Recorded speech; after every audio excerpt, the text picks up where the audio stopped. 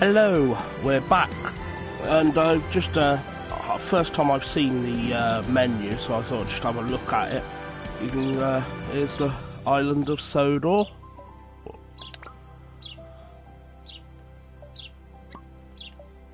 Oh.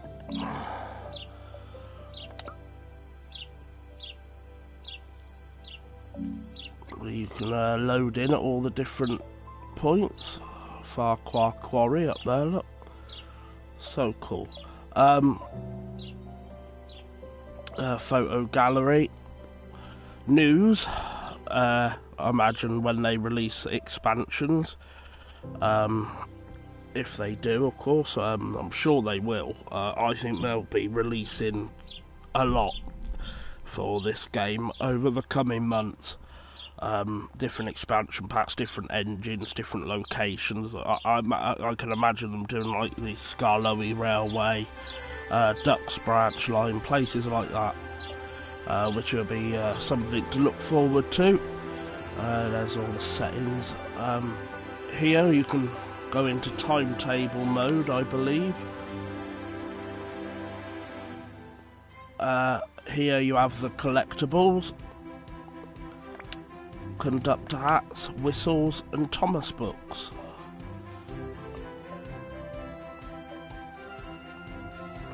And if you go over here, you get challenges to do. I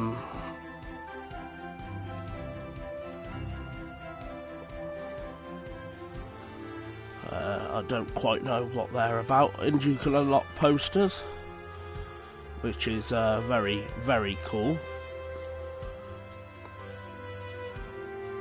That is cool. There's quite a few to unlock, of course. And tiles. This is things you can put down in the game so that you can like have the fairground. Don't know how you unlock them or anything. But yeah. Let's jump back in. And we were on Gordon's and the Troublesome Trucks. So, shall we start that then?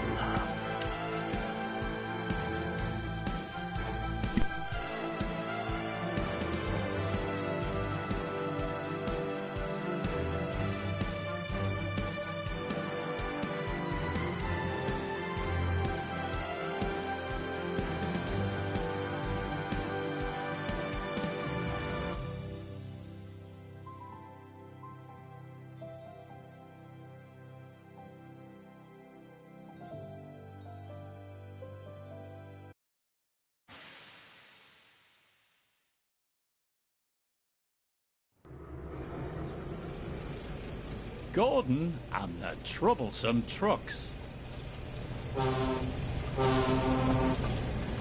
Maintenance is an important part of keeping a railway running safely. Tracks need to be fixed and points must be mended to ensure the safety of people and engines. Early one morning, Sir Topham Hatt arrived at Tidmouth Sheds to make an important announcement. Some maintenance work is being done on a section of the main line between Marron and Kelsthorpe Road. So I've decided it will be safer for all of you if we close that part of the line until the work is complete. This means that many of you will have to do different jobs, so we can keep things running smoothly. But I'm sure you will all manage. Thomas and Emily, please look after the passengers and make sure they can still reach their destinations without confusion or delay. Yes, sir, replied the engines. Percy, I need you to run Thomas's branch line. Yes, sir, he replied. Then Sir Topham Hatt turned to Gordon. And I have an important job for you too, Gordon, he said. The workmen need some supplies delivered to the work site. So whilst the other engines are busy, I will need you to deliver them. But, sir, what about the express? Unfortunately, we've had to cancel all express trains whilst the work is being carried out. We can't have high-speed trains passing through an area that's being repaired. It's just not safe. Cancelled? But, sir, you can't cancel the express. It's the most important service on the island, and far more important than delivering some trucks. Now, Gordon, I know how much the express means to you, but it's far more important right now that we get the line repaired as soon as we can. You can go back to pulling the express once the work has been completed. Oh, if I must. And with that, Sir Topham Hatt turned and headed off to attend to other things.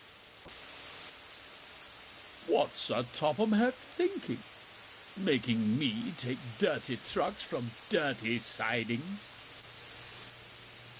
He's just trying to make sure that the railway keeps running smoothly and that all of the passengers can reach their destinations on time, said Emily. We all need to make the most of this time while repairs are being carried out. And besides, Sir Topham Hatt has given you an important job. I thought an important engine like you would appreciate that. Goods trains are just not suitable for a grand engine like me, Gordon went on. It wouldn't be dignified. That's enough, Gordon, said his fireman. Come on now.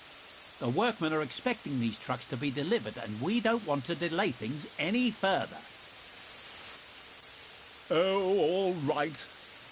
The sooner we get this job over with, the sooner I can be back pulling the express.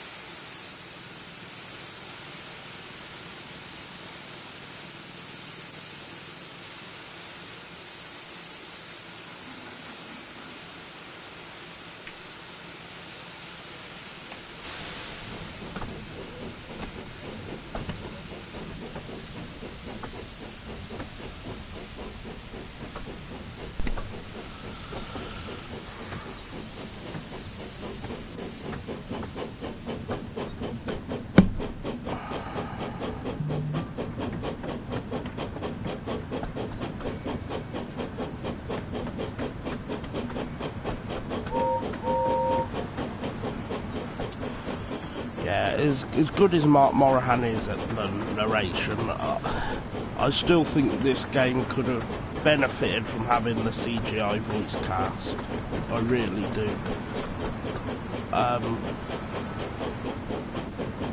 Mark's brilliant, and I'd love for him to narrate like the Railway series books and that, but I don't know, just the feel of the game, it feels very CGI based, and I do think it does. I wouldn't say it needs the voice actors, but I think it kind of does, to be honest.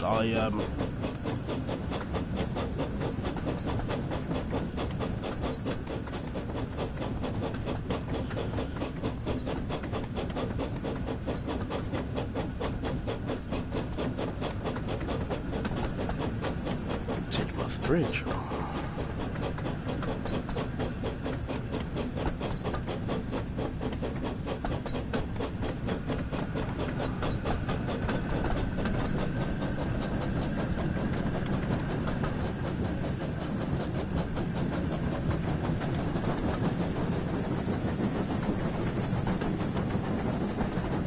Oh, Tidworth Station.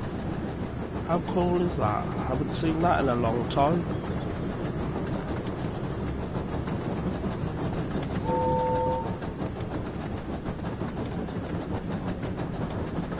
Oh, it's diesel, look. There's the church. Remember that? Oh, wow. How cool is this?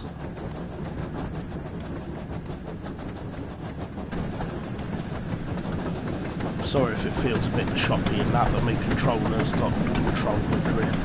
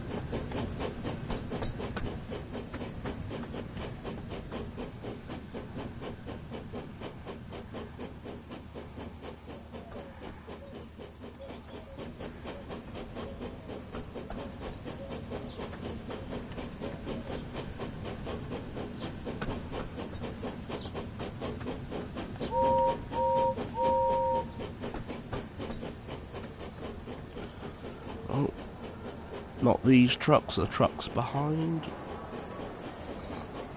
Here he comes.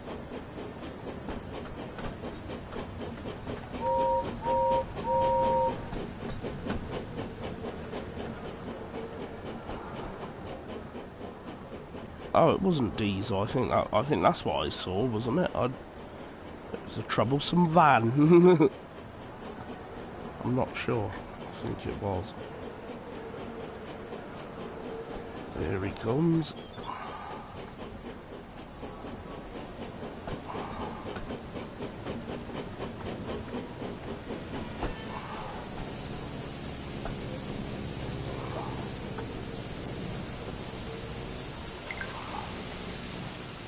Gordon was still sulking when he arrived at the yard. The trucks eyed him with interest. What's this great blue galloping sausage doing in our yard? They shrieked. We want a proper engine like Henry or Edward. Stop that, called Gordon. You have got me today the fastest engine on Sodor, and I'll have no nonsense from you. We'll give him nonsense. They chuckled to each other. But Gordon didn't hear them.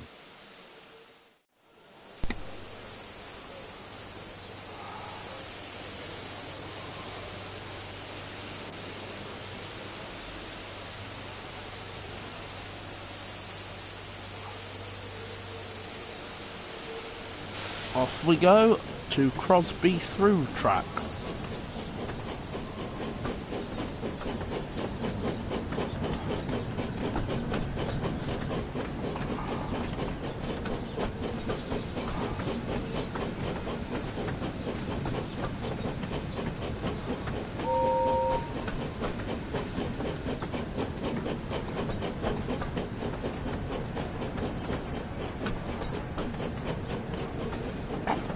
Oh dear.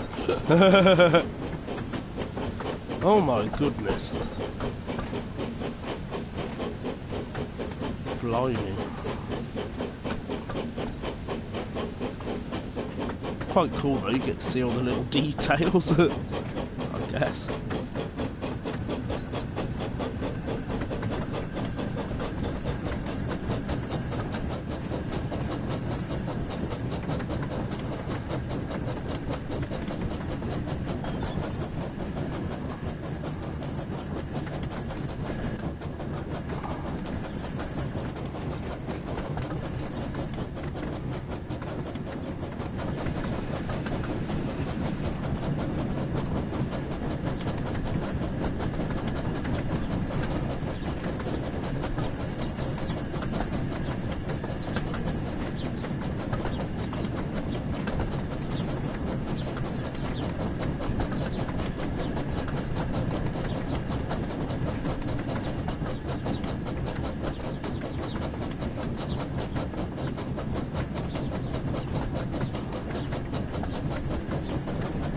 Knackford Harbour. We went there earlier. Very cool.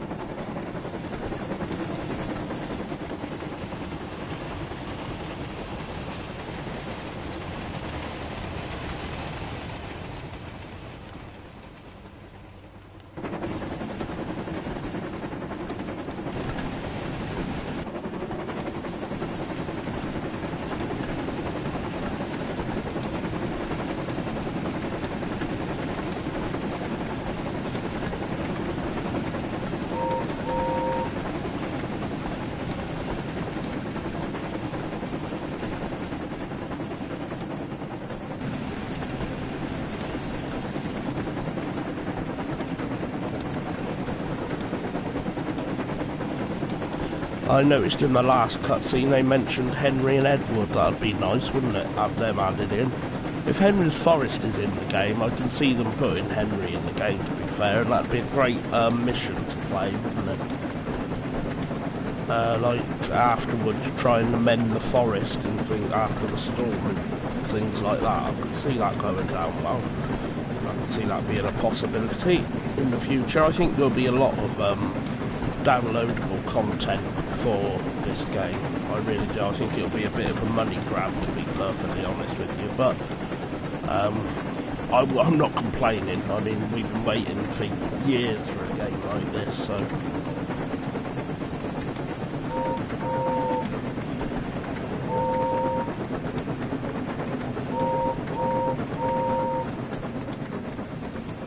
Oh, Crosby.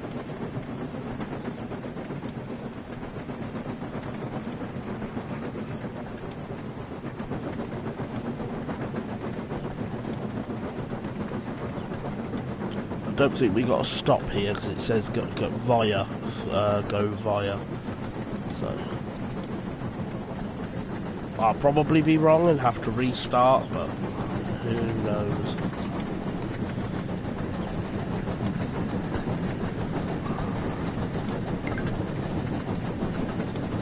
Yeah, I didn't have to stop probably. Yeah, remember that from the episode by George. Gordon thundering through Crosby and hitting the truck. Do you remember that?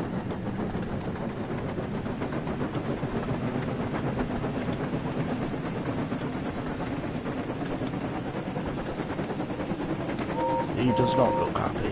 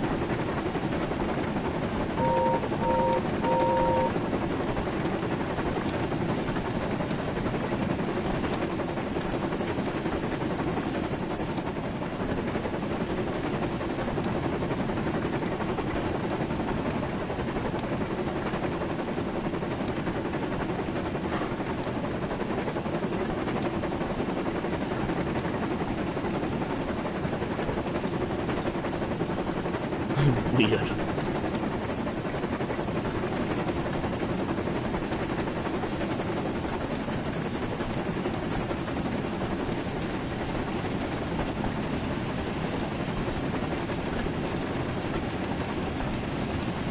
Gordon's body's not solid, but his tender is.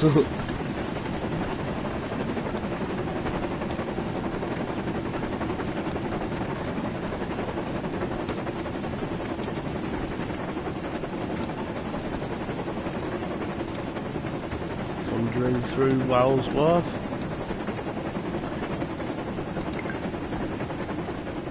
Soon Gordon reached the bottom of the hill.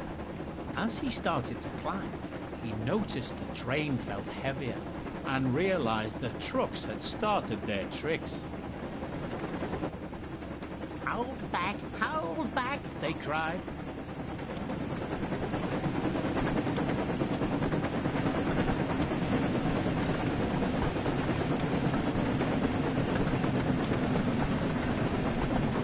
Going up Gordon's Hill, I don't think we've seen this yet.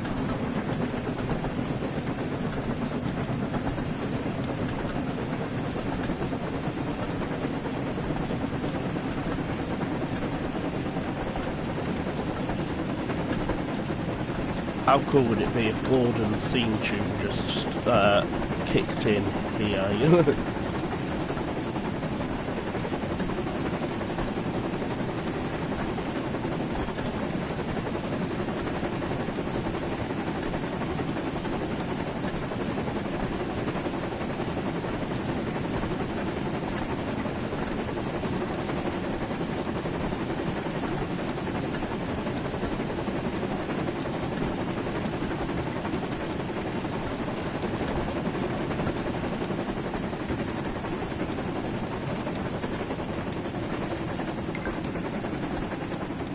Gordon struggled on, finally managed to reach the top of the hill. On, faster, faster, cried the trucks, and they surged forward, pushing Gordon down the hill. Whoa! Please stop! Cried Gordon in alarm.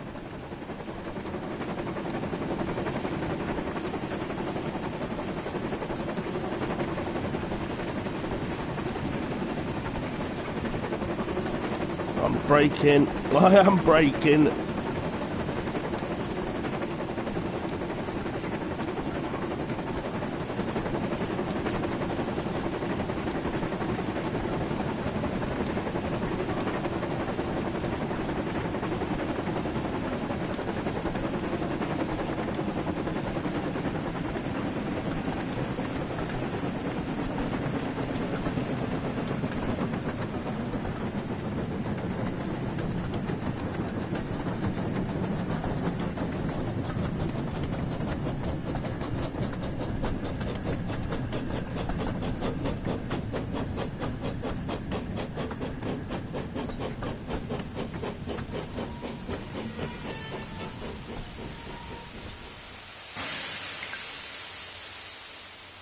Well done, driver.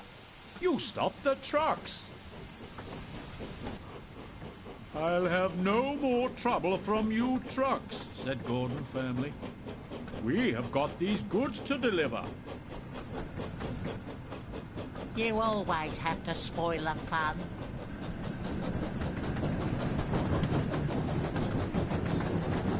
I'm still the best Gordon voice.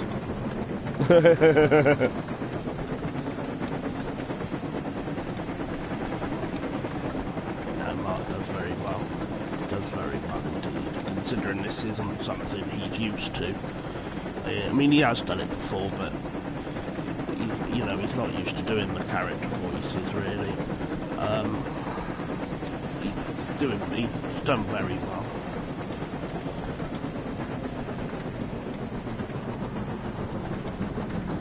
Marin Station. It's straight. I thought Marin Station was curved a bit more. Or is that something that they've corrected to be more railway series accurate? Probably. But in the TV show it's always been curved, I think.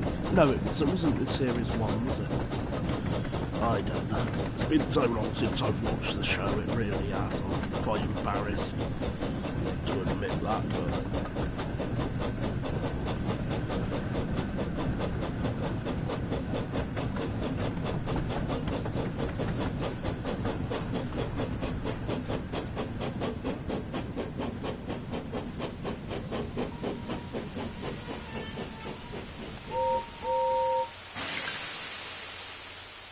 Gordon soon arrived at the worksite, and the workmen were pleased to see him. "Thank you for bringing these supplies, Gordon," said a workman. "Now we can finish up these repairs." "You're most welcome," puffed Gordon proudly. And with that, Gordon headed back to the sheds to tell the other engines about his truck-filled day.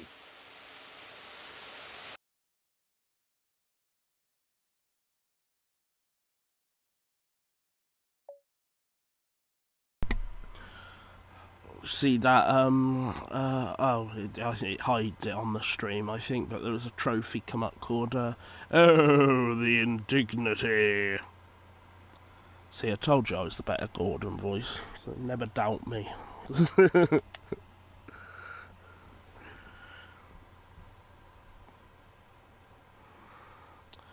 forgot what this one was called now, but Emily is the focus, I believe. I'll see you after the cutscene.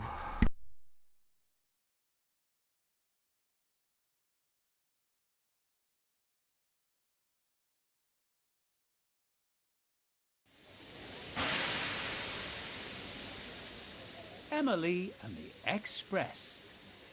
Meanwhile at Kelsthorpe, Emily was pulling a goods train and had to stop at a signal when the station master walked up. "Gordon has broken down," he told her. "Can you leave your trucks here, then go and find him and pull the express?" "Me pull the express? Yes, sir," she said excitedly. And with that, Emily went off to uncouple her trucks before setting off to find Gordon.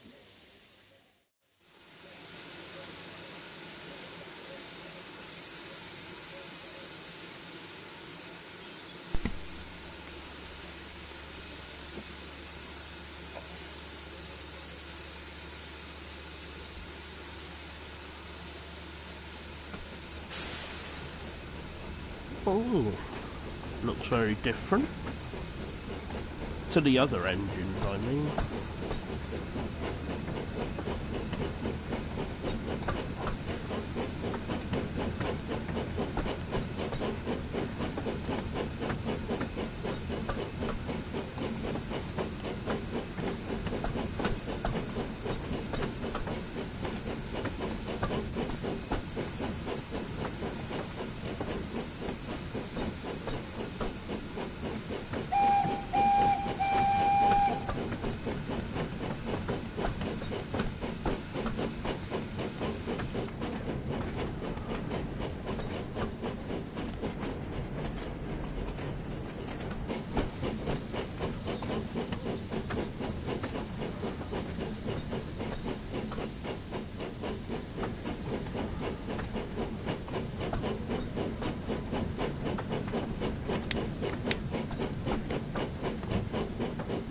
I heard in the trailer videos, didn't Emily have James's whistle?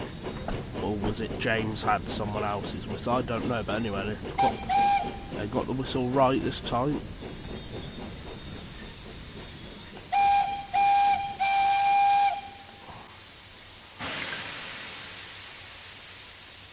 Right, and into reverse, and back we go. Yeah, nice to see Emily's got her number. Which is always nice.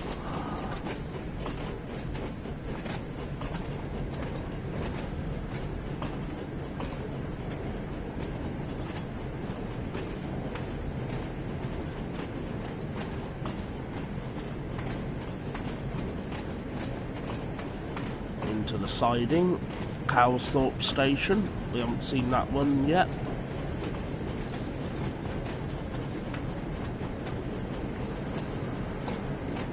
Always quite like the look of Cowsthorpe Station, and they've captured it pretty well, I think. Well, almost perfect, I think, really. Amazing.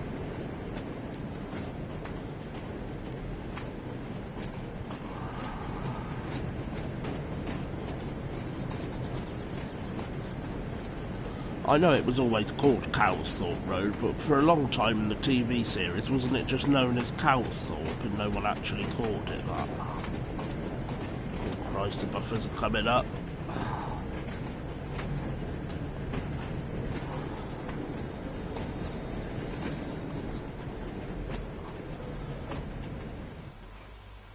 There we go. No, I'm going to go and uncouple manually. Can I? Am I allowed to?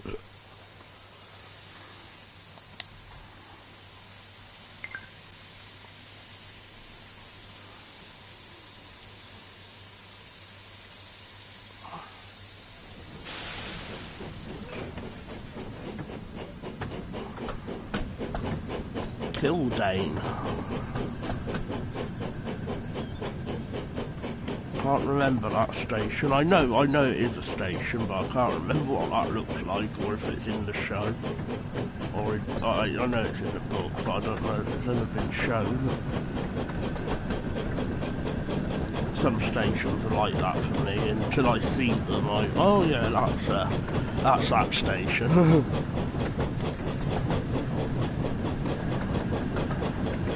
I like Emily. I like her design.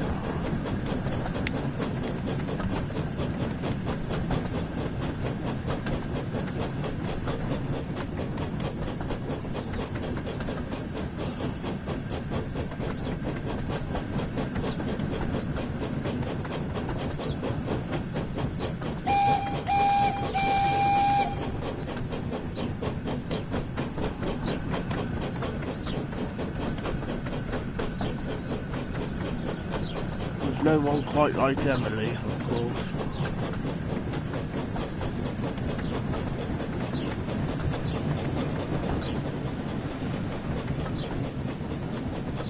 Muddy field.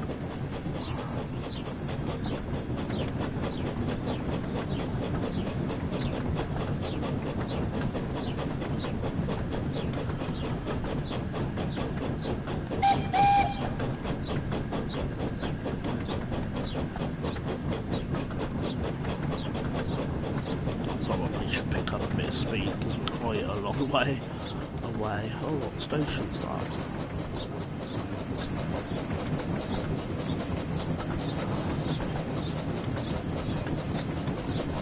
Oh, Whispering Woods Halt.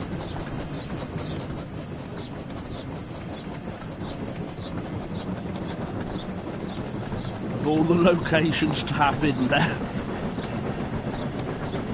probably one of the worst episodes ever.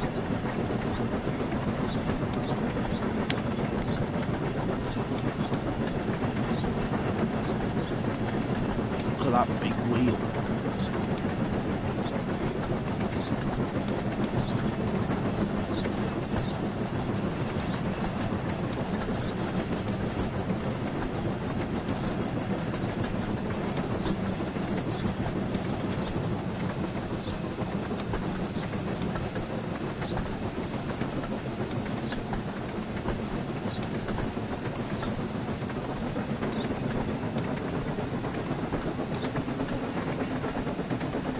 See how fast we can go.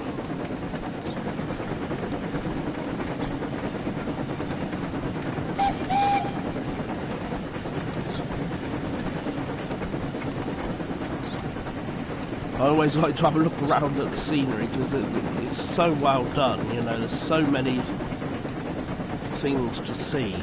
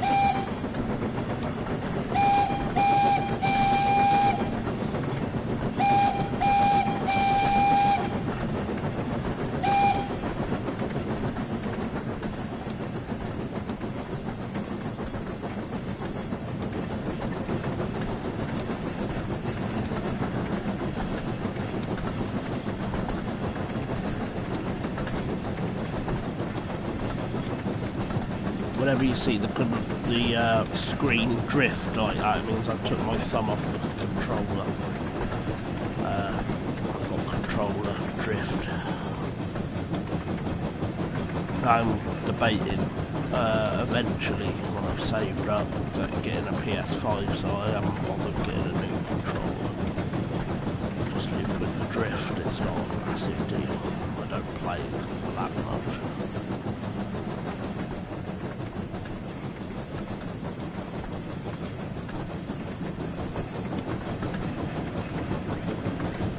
I think the PlayStation, I think all controllers for all games machines are programmed to malfunction after so long because they want you to buy a new one to replace it with all the bloody time. I think that's how they get you. Because I mean, I was looking on Amazon for a PlayStation 4 controller not that long ago, and they still wanted for an official one I think it was about 50 quid. I mean, that's insane. When the PS5's been out as long as it has, that they're still charging that for a PS4 controller. It's just ludicrous to me, but that's how they get you. No, Emily looks lovely though, doesn't she? I mean, that's probably the best looking of all the engines. She's always had a really unique design. I've always quite liked the design of Emily.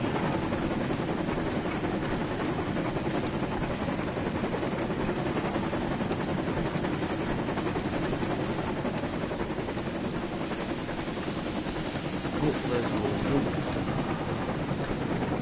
Let's start slowing down.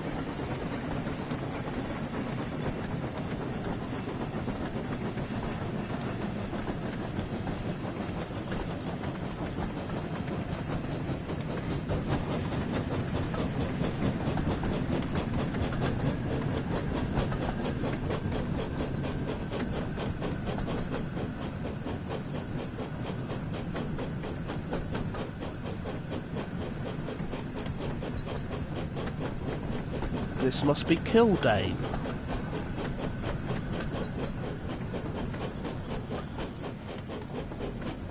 No, I don't recognise this station.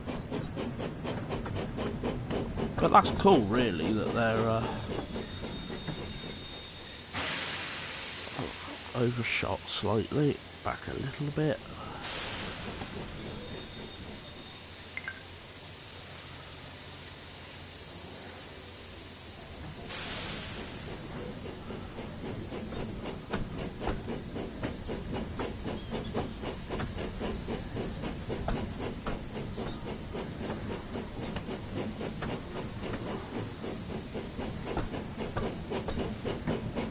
Proceed at a restricted speed. Well, what is the speed for what's a restricted speed?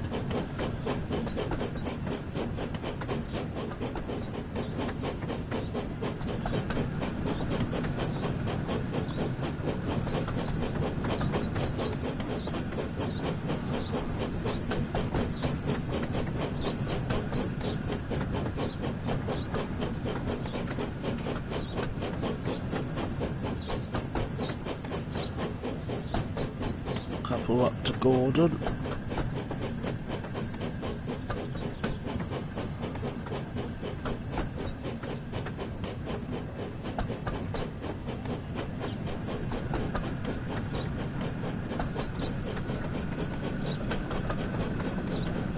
Under the bridge.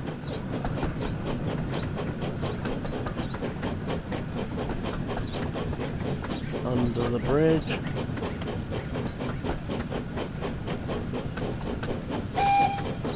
Let him know we're coming.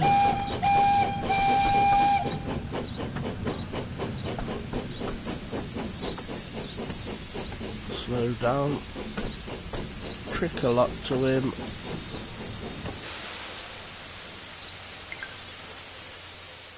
Hello, Gordon, peeped Emily. What's happened here? Are you being the best express in the world? I am surprised. But we must get these passengers home. Gordon just looked at his buffers and didn't say a word. as Emily went to shunt him out of the way. "Right then," said Emily. "Here we go."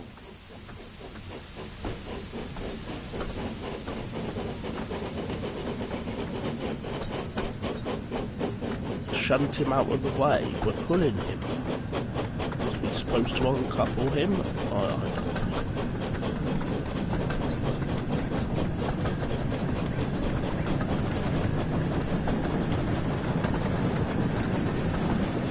Where's Gordon's driver? I don't know. Perhaps he lives at Kildare. Just walked home.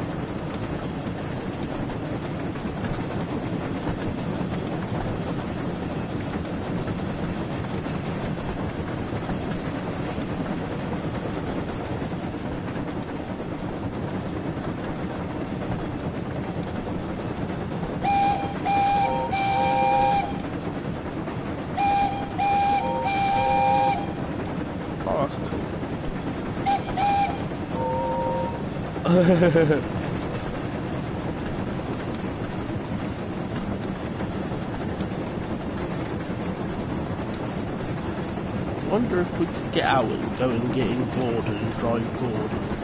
I know he's meant to be broken down, but I wonder if the game people thought of that. Look at that church, that's a nice church. Oh, she caught me. Caught me having a look.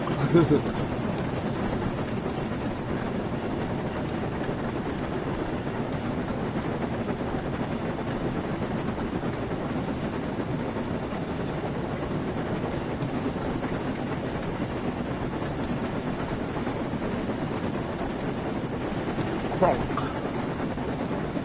I remember that. I remember Kronk Station.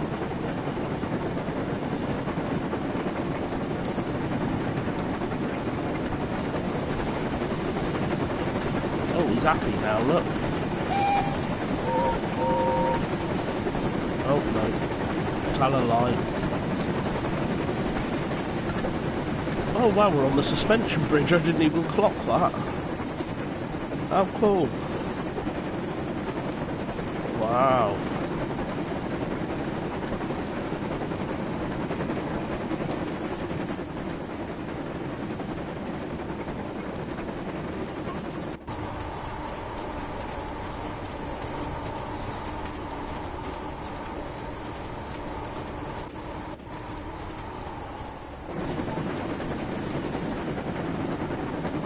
Fired up.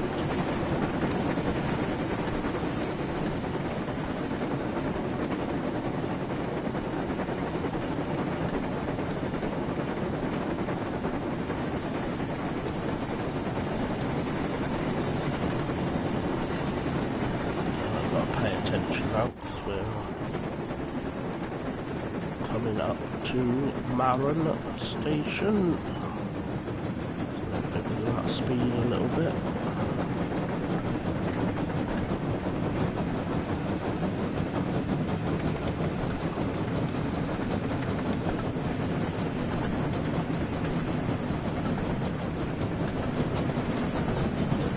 Slow down to approach the station, don't want to overrun it again.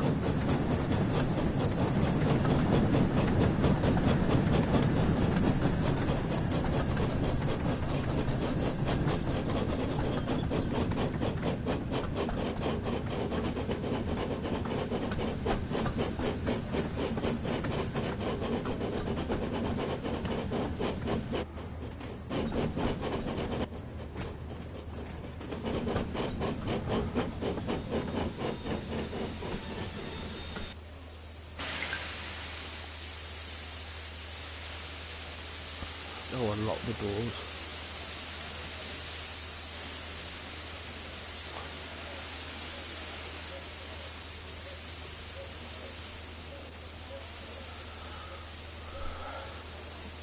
Anyone getting in? Oh yes, there's a bloke getting in there, look. Oh no, look at that.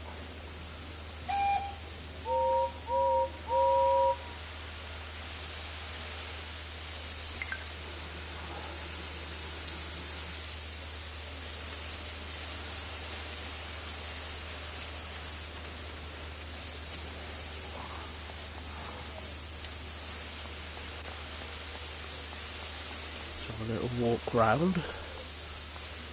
Climb up the station ramp. My engine. Oh.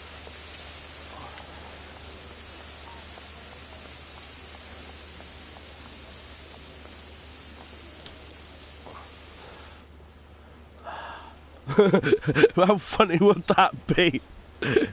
They're looking at you, you better be driving. Off we go then.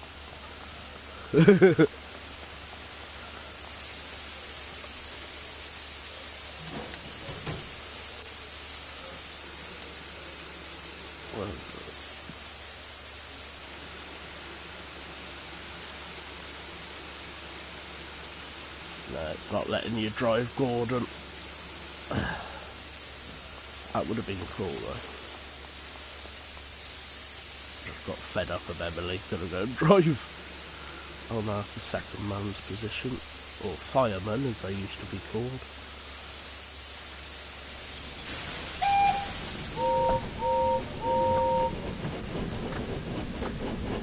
Off we go.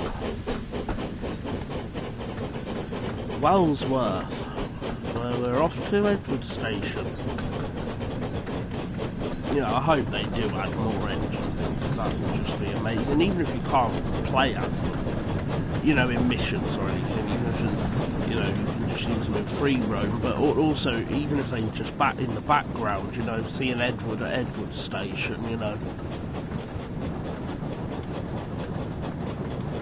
You know, it sounds ungrateful, really, because, you know, we've been waiting for a game like this for, well, I've been waiting for it since I was a child. Playing the old Railway Adventures game. Do you remember that was the thing that you put on the keyboard, control panel?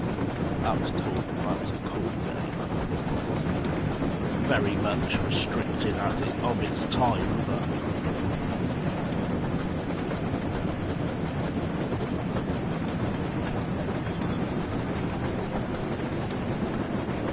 keep driving under the speed limit. No one told me what the speed limit was, but I say, when I was learning to drive, my driving instructor was always moaning because I was going over the bloody speed limit, and now on this game I'm under it all the time.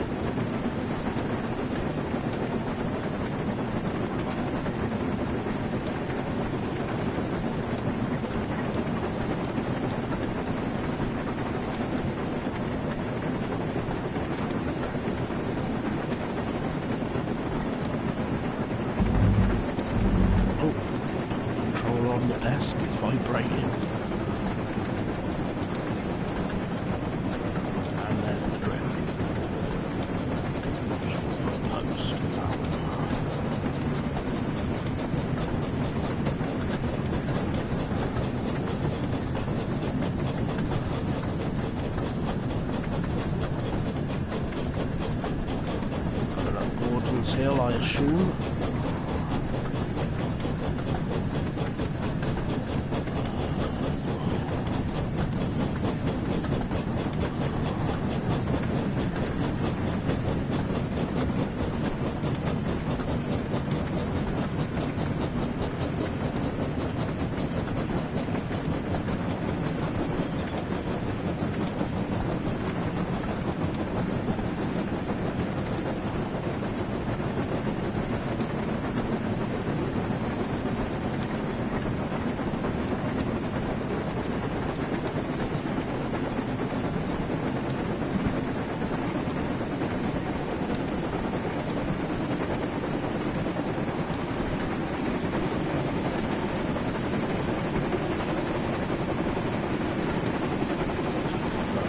Bit too fast. No bad signal changes.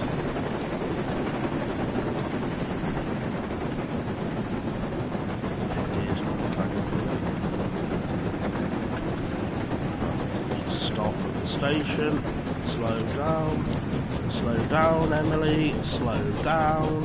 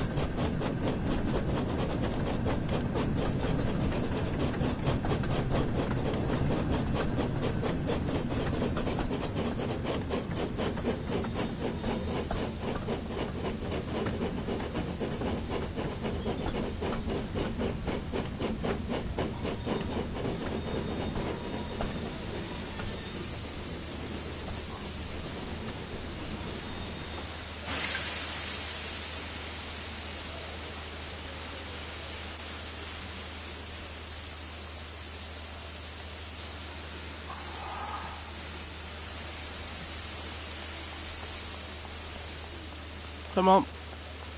Should just shove them on. Get in.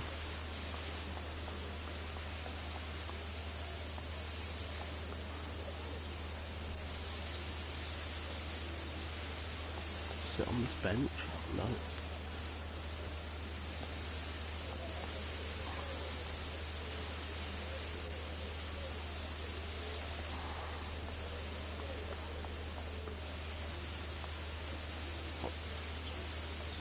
Trust me to fall in the gap. Mind the gap. We go in the ticket offer now. Go in the waiting room.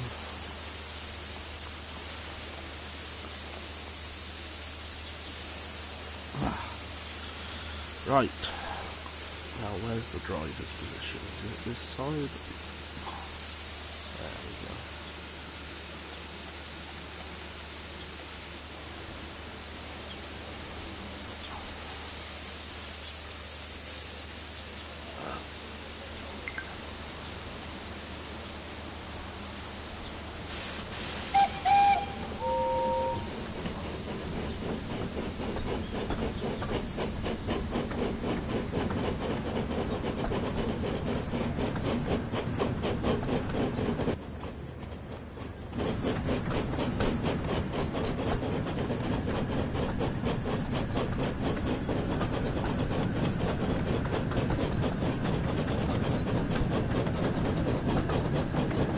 Back to Lapford, I imagine that's probably the end of the journey.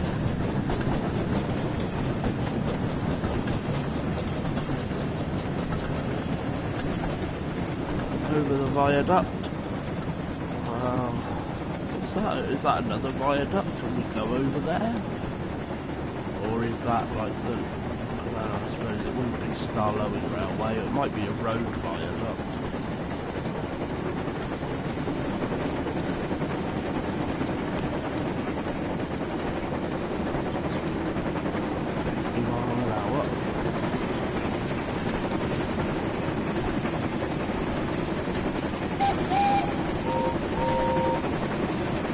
Still miserable. Look, he cheered up at one point and got him smiling.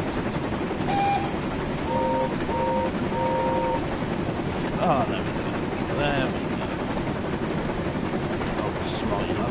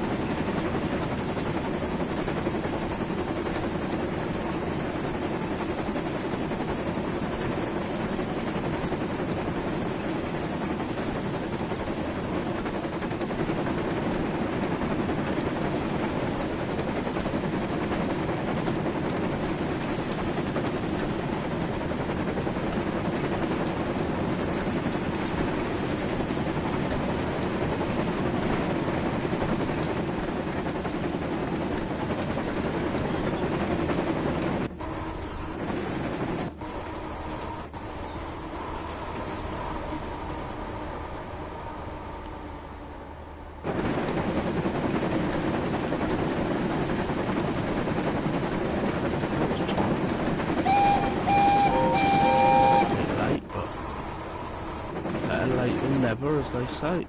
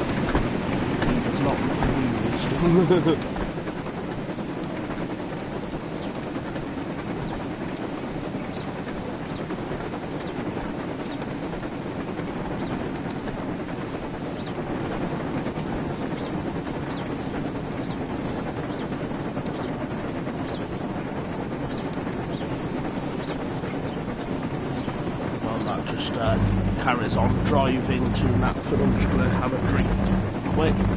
Sorry, it's rumbling.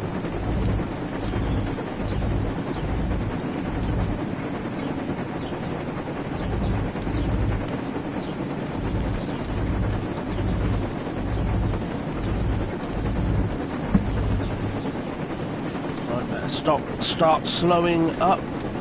We arrive near the station, because there's Knapford Harbour.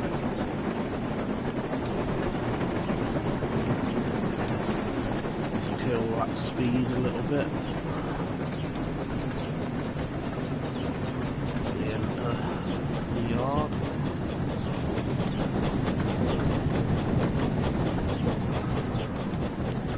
And make our way towards the platform.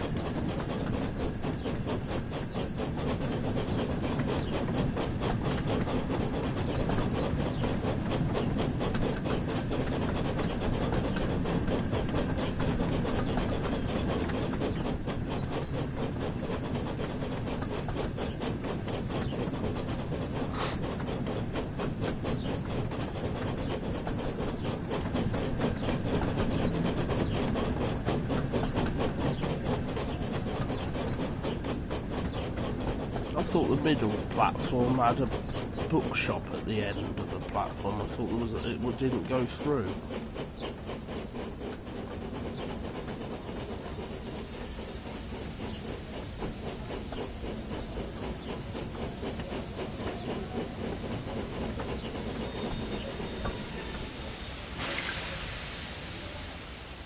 Emily arrived at the end of the line, and she'd made good time.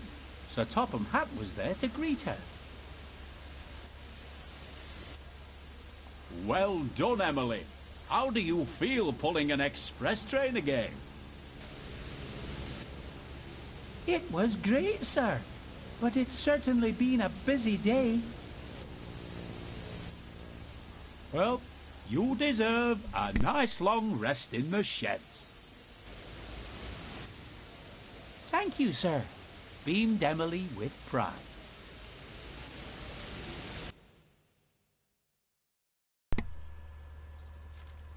Excellent express engine trophy for that. Branching out. Ooh.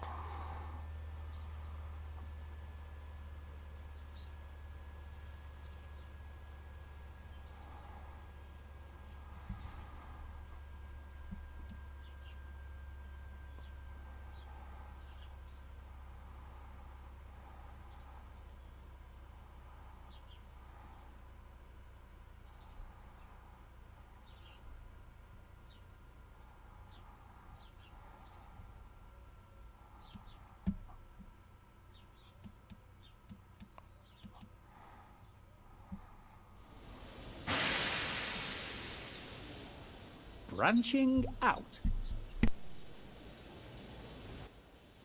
It was a busy time on the railway, and all of the engines were working hard. Except poor Thomas. He was feeling unwell. You should go to the steamworks for a while, said Sir Topham Hatt. They'll have you fixed up and feeling better in no time. As Emily came and took Thomas away to be repaired, Sir Topham Hatt wondered who else he could get to take Thomas's passengers.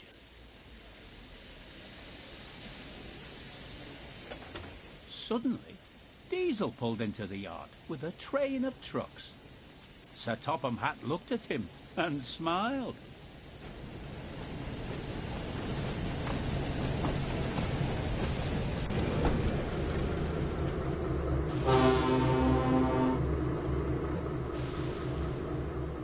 Ah, Diesel, just the engine I wanted to see.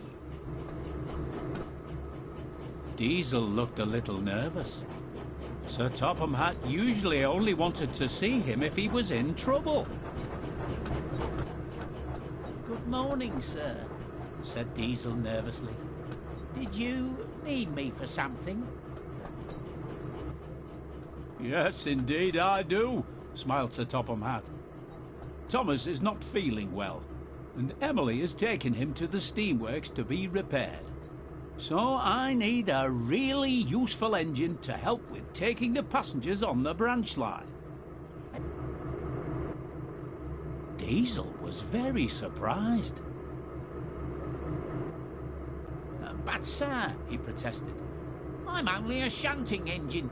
I've never really pulled passengers before. Don't worry, Diesel, Sir Topham Hatt reassured him. I'm confident you'll manage just fine, and I'm sure that Annie and Clarabel will be glad to show you what to do. Just remember, you need to be on your best behaviour today. I don't want to hear from the passengers that you've been causing trouble. But, sir, I can't take Annie and Clarabel. They're Thomas's coaches, and they don't like me, and... Diesel, you'll be fine, smiled Sir Topham Hatt. Now run along and collect Annie and Clarabel.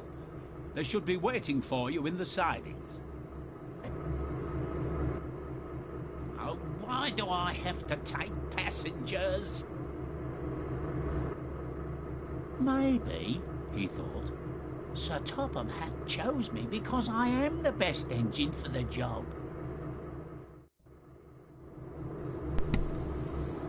Telling him where to go and find Annie and Clarabel. They was right there. They're right next to him.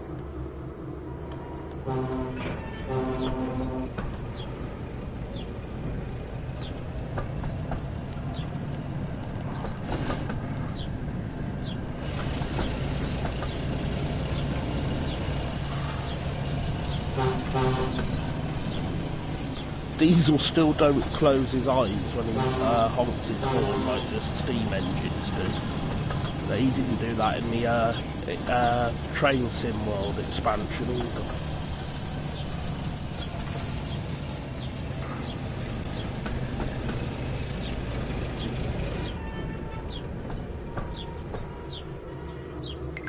The inside looks the same. Right,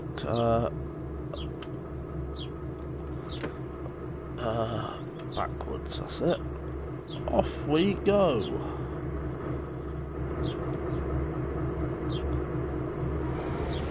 Slow driver.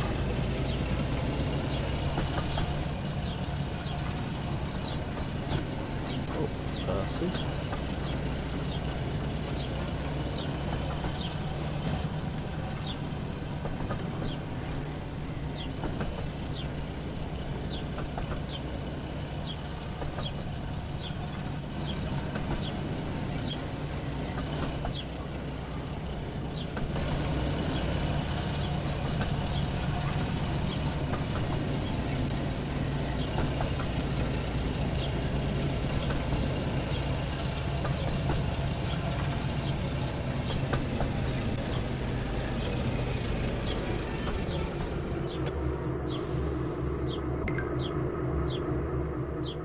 Ladies.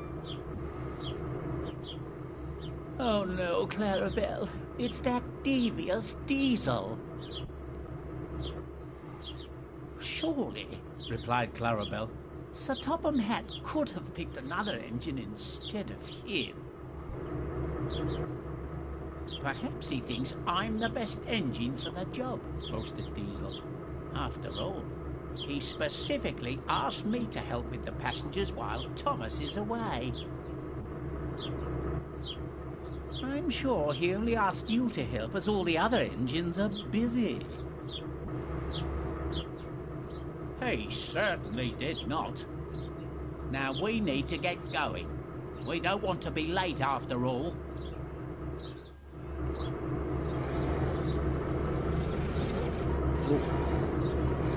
Backwards.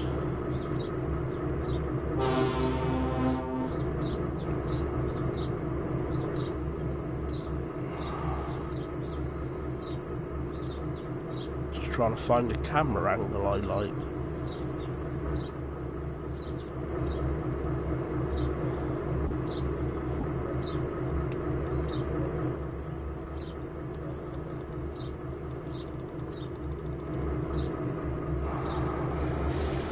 I'm backwards again, no, forwards. Change into forwards, there we go. Oh, I've opened the carriage doors.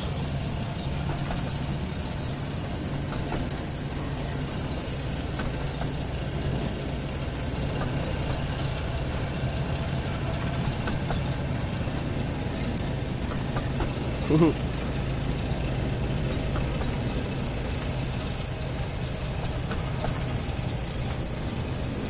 did I manage to do that?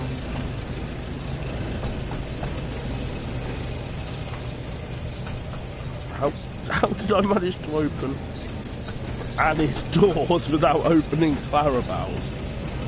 Only I could do that.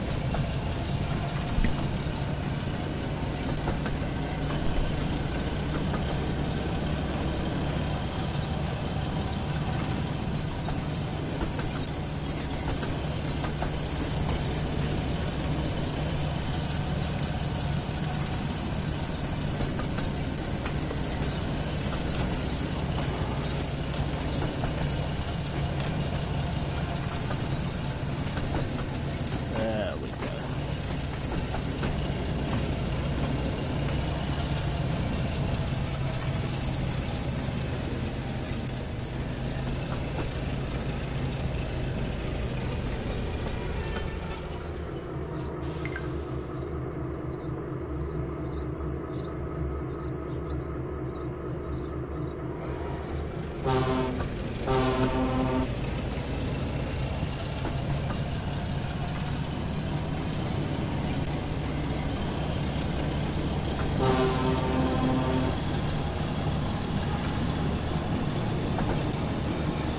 Go too fast, but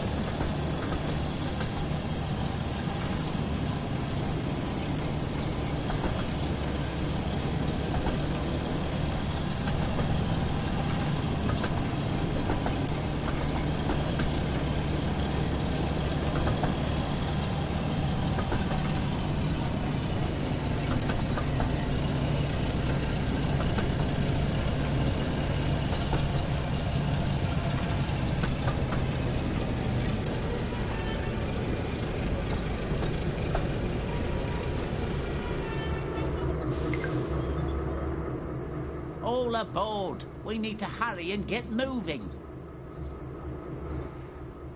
There's no need to rush, Diesel, said Annie. We still have plenty of time.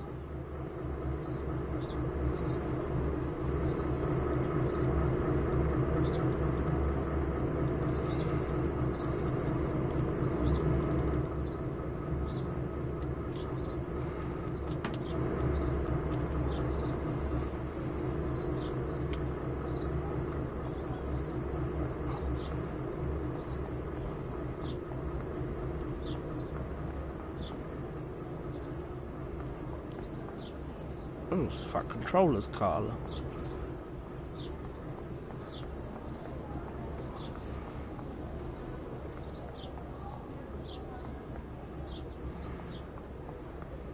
Hello.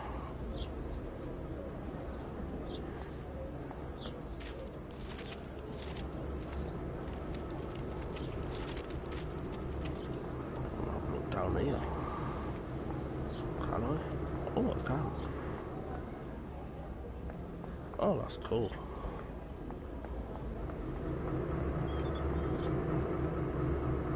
Good evening.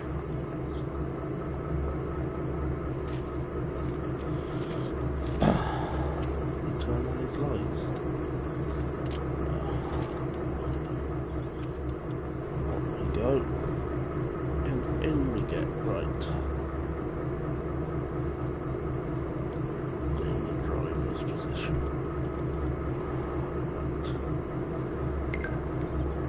Off we... Right, let's get going. Remember, said Clarabelle, you need to pull away gently as to not startle the passengers.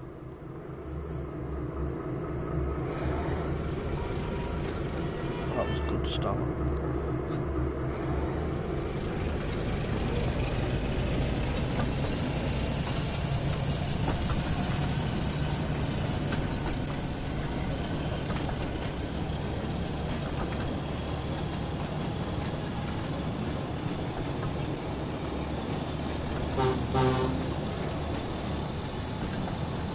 Look, the ball made us smile. That sounded worse than it needed to, didn't it?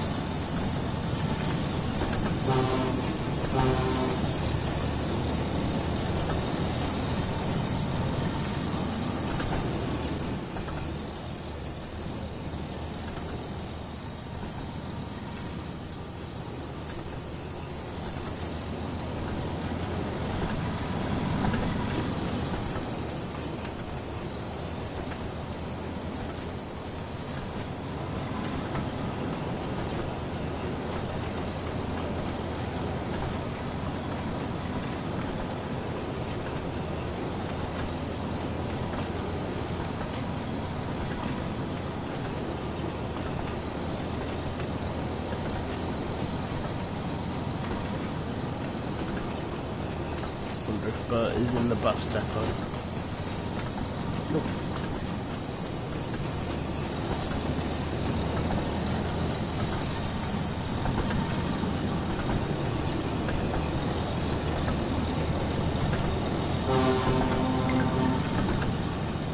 Diesel, you'll need to remember to slow down as you approach the station.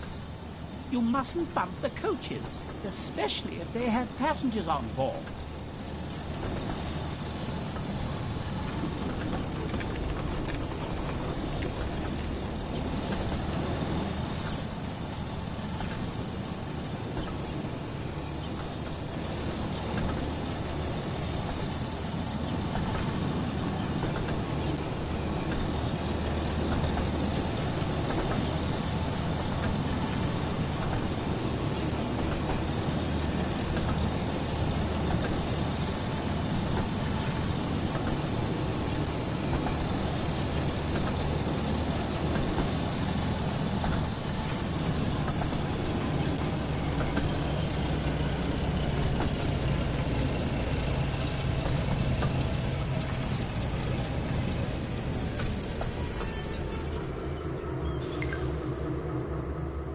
All aboard.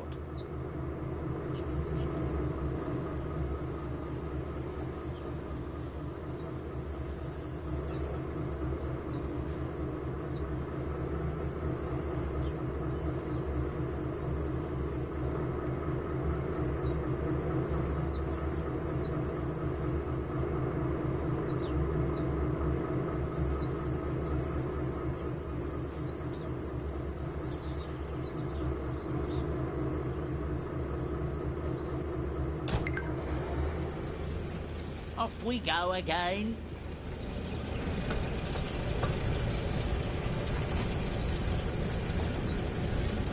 Off we go to the sports field.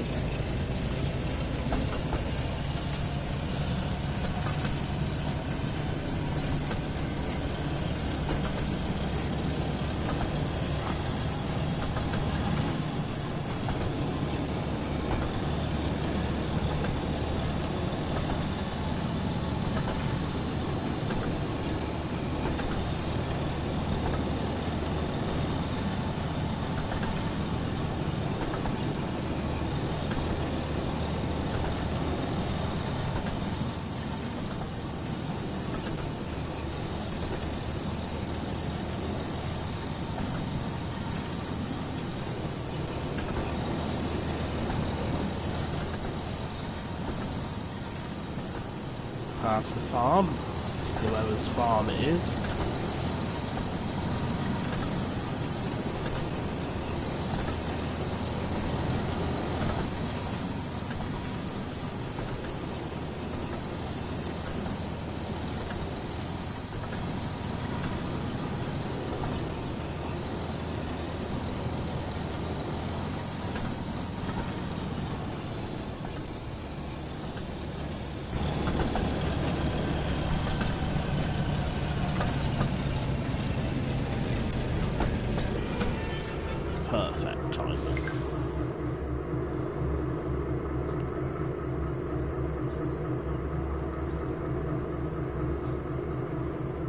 Everyone got up as if they was going to get on board, and then nobody did.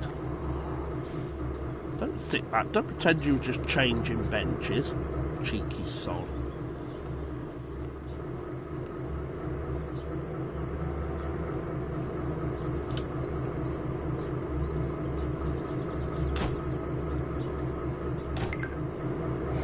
Sod you then. Yeah, that's right, Diesel. His face, not happy.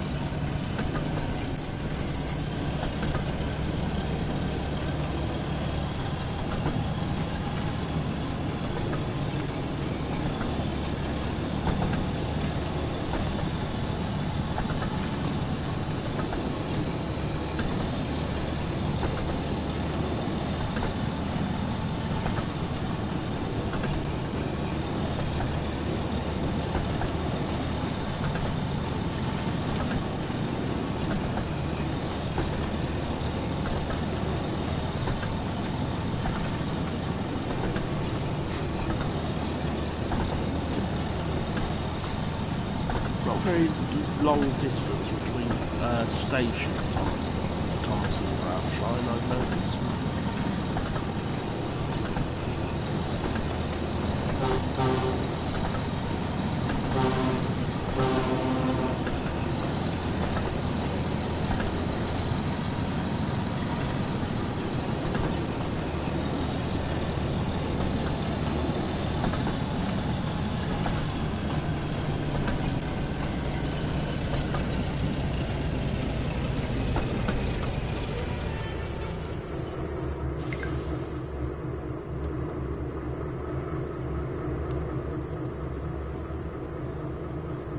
Let them all rush over on the footbridge.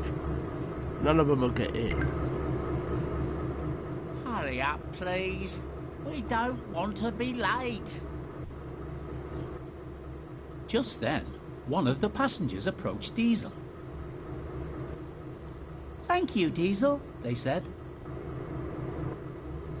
Diesel looked surprised. He wasn't sure what to say. You're very welcome. Wow, Someone was grateful for my help. You see, said Annie, passengers appreciate an engine who looks after them and pulls their train well. Diesel thought about this. Maybe you're right, he said. Maybe I can pull passengers after all.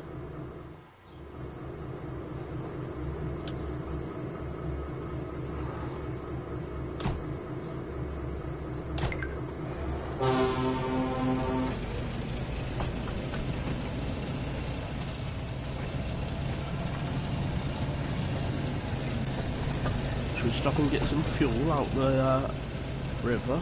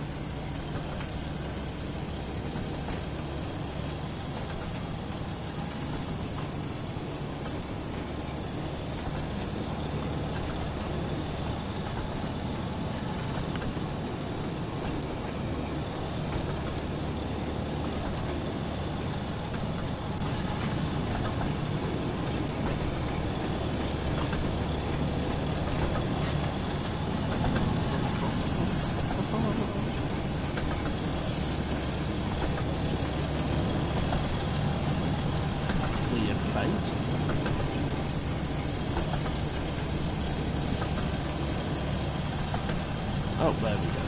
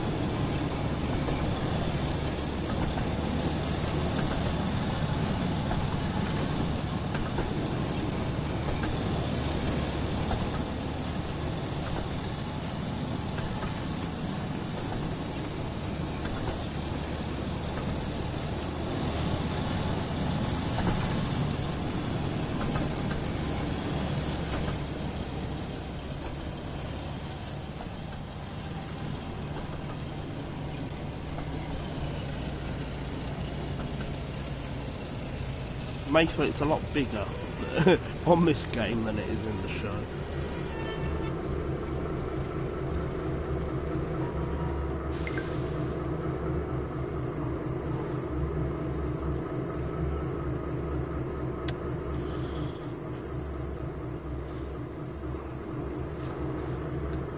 No one trusts Diesel.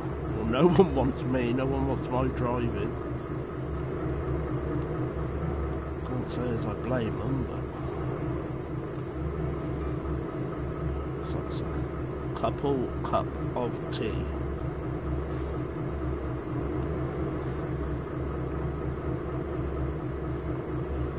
Gold.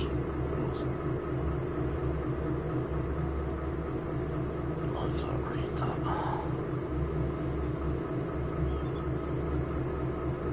Denim.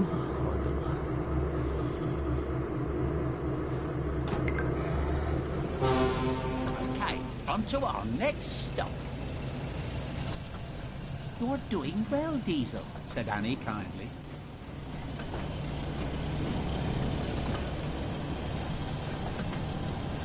Clarabelle's having none of it.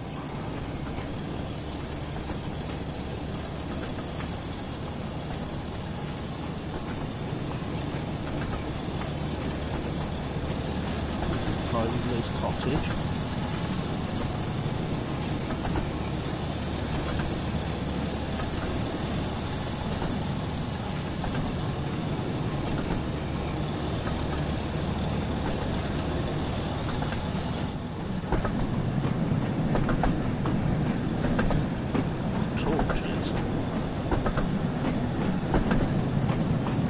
Time I managed to find it, though, I'll be able to.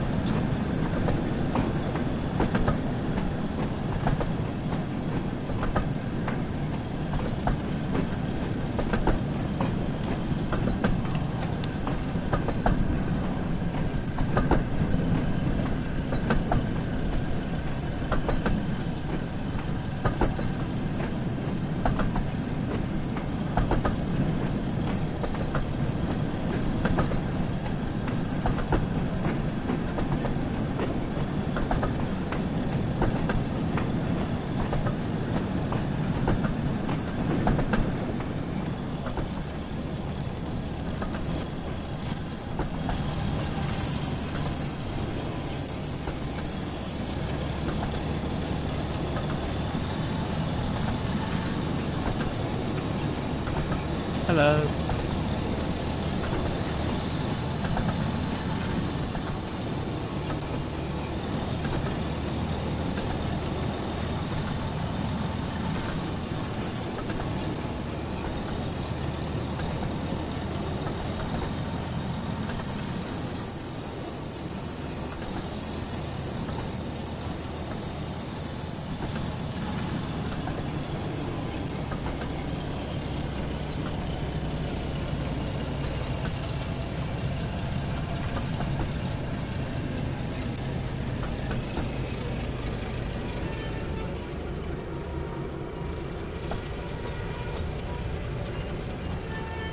Stop.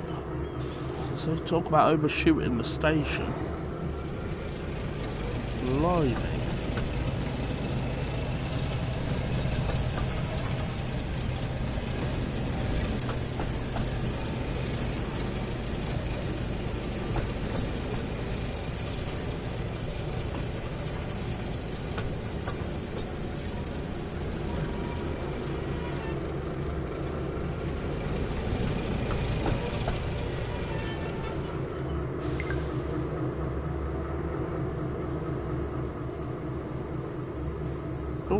2 people got in. 3! Oh my god. I'll have to record this.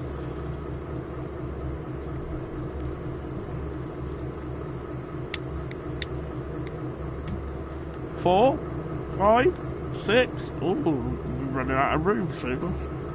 That's lucky, they get in and they disappear.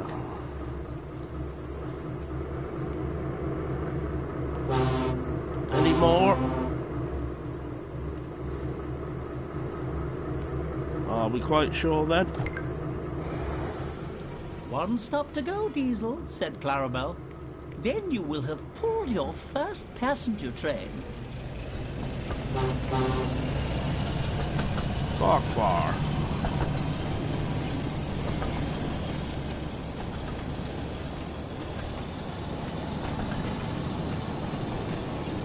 Wish she'd cheer up a bit.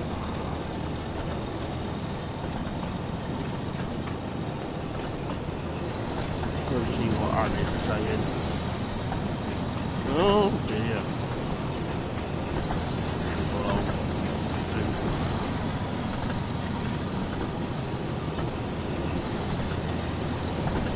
About 6 different cats just walked past my shed door, all one at a time, just leisurely strolling past. Perhaps it must be a cat pride parade or something.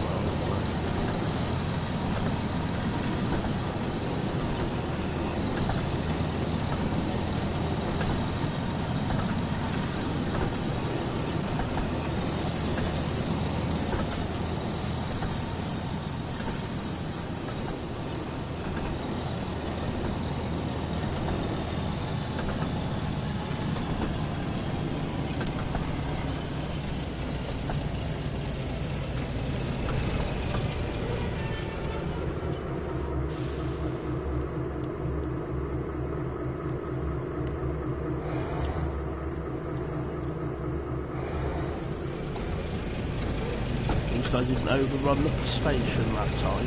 I'm getting better. I got cocky since I stopped so well at one of them. Diesel soon reached Farquhar, the top station of Thomas's branch line. He felt rather pleased with himself. Suddenly, he noticed Sir Topham Hatt walking towards him. I hope he's not here to tell me off, he thought. Maybe one of the passengers complained about me. But Sir Topham Hatt wasn't cross. He was smiling. Could have fooled me. Well done, Diesel, he said proudly. I've heard from some of your passengers that you did a good job today. Thank you, sir, said Diesel. But I did have some help. Thomas is still being repaired, so I'll need you to stay and help out for a few more days, explained Sir Topham Hatt. Do you mind? Not at all, sir, said Diesel happily. I'm sure that the 3 of us can run the branch line just fine. Annie and Clarabelle smiled. Perhaps they thought Diesel wasn't so devious after all.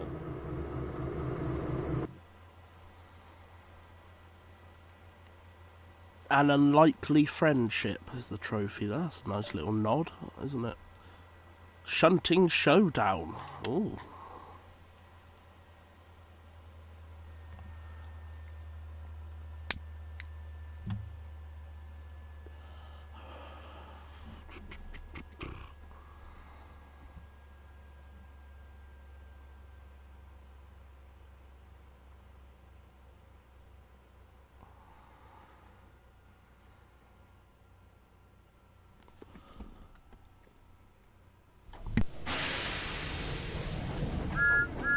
Shunting showdown. One morning, Thomas was shunting trucks in the yard when Diesel arrived. Oh, look, it's that little blue tank engine getting in the way. You really need to learn how to shunt trucks properly, Thomas. And I doubt you are as good at shunting as me. the best shanter on Sodor. Not only am I as good as you, huffed Thomas, I'm better. No, you're not. Yes, I am. Not. Am. Just then, Emily arrived with some trucks and overheard the two engines arguing. What's going on here? Diesel was being rude and was claiming he was the best shanter on Sodor, said Thomas. But I am the best shanter, interrupted Diesel. Tell you what, if you want to see who's truly the best, then perhaps we should have a competition to see which engine is the better shanter. That sounds like a great idea. What do you think, Thomas? OK, Diesel, said Thomas. What are the rules? The first engine to get their line of trucks shunted into the correct order will be the winner. Sounds good to me. Let's get started. I can't see me getting this on the first Is everyone ready attempt. to begin? 3, 2, 1, go! Getting gear, that would help.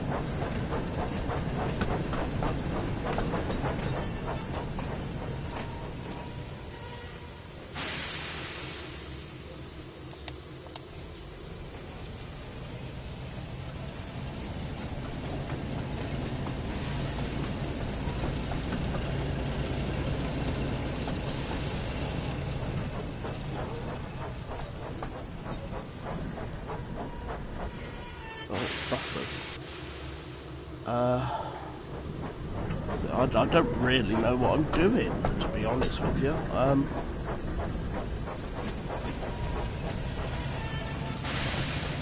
think what's the best? Can I?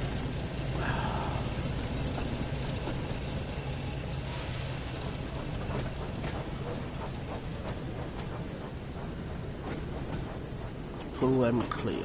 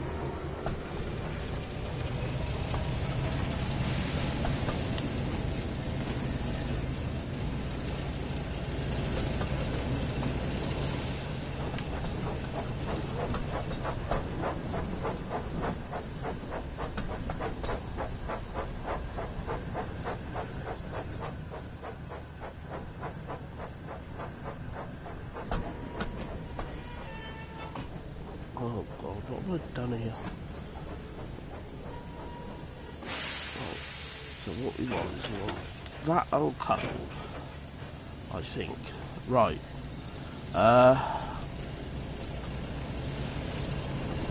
Cool. That one, now we need to put number 2 there.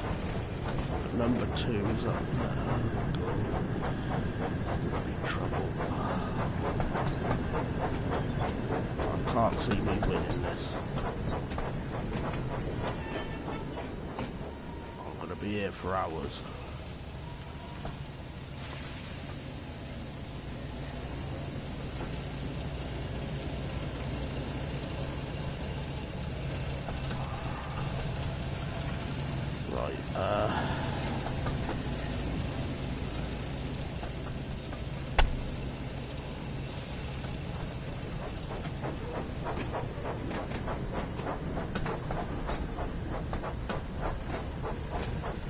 I just changed those points, didn't I? Bloody hell.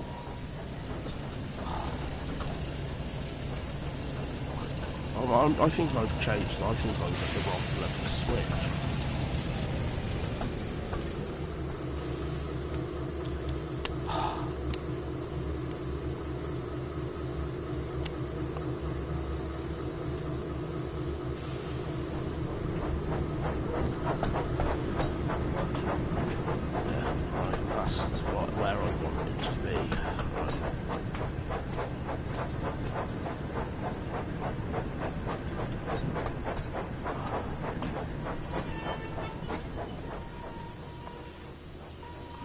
A bit further. Clear of the points, really. Right. Right. Now, back up.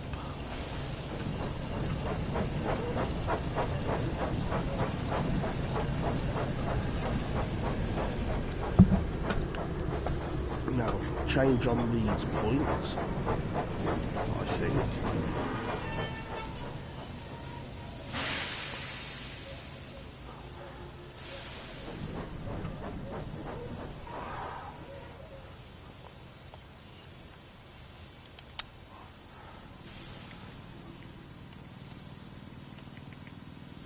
Forwards.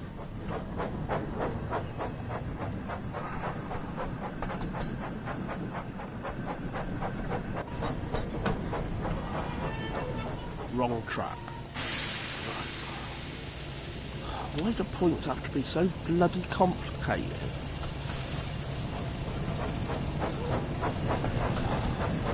No good at this sort of thing.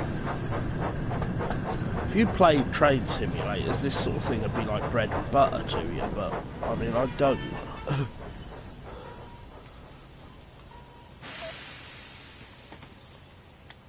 Right, okay, now. I mean, I don't know what 2 levers there. Which way does one go? Oh, well, I've gone the right way this time. Right. Well, I think I have. Right, slow down because I'm going to have to... No. On the wrong bloody line again. I'm making a complete ash of this. Diesel have finished shunting them and had them delivered by the time I've done this.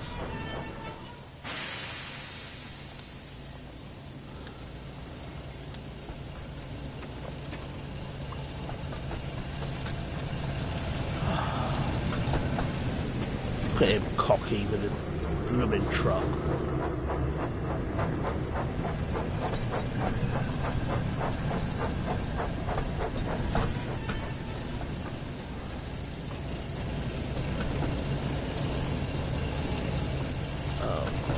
What I'm going to do, I'm going to restart this. Because I've made a complete ash of that. No point carrying on there.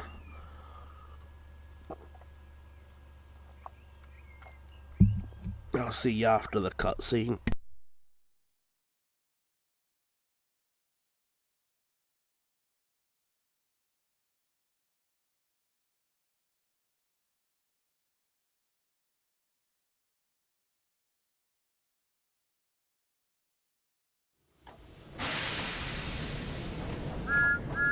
Shunting Showdown. One morning, Thomas was shunting trucks in the yard when Diesel arrived. Oh, look, it's that little blue tank engine getting in the way. You really need to learn how to shunt tracks properly, Thomas. And I doubt you are as good at shunting as me, the best shunter on Sodor. Not only am I as good as you, huffed Thomas, I'm better.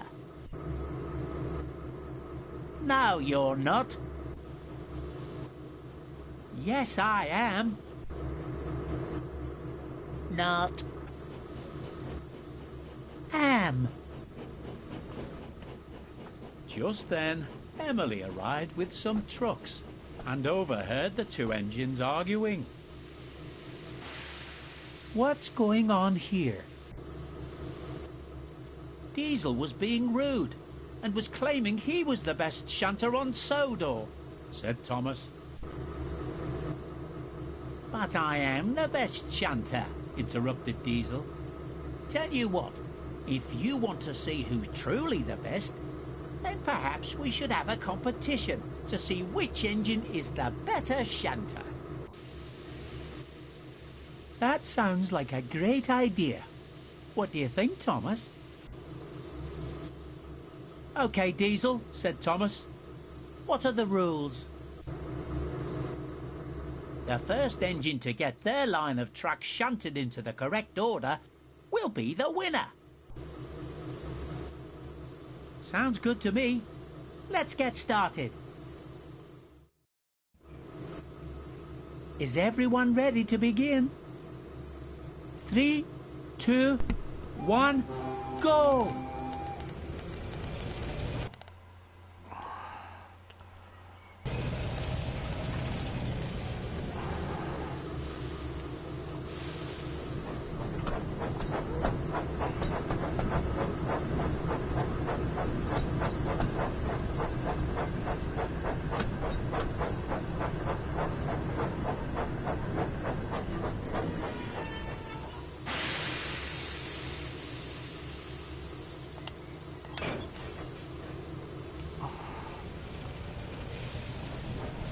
This is truck number 5, so.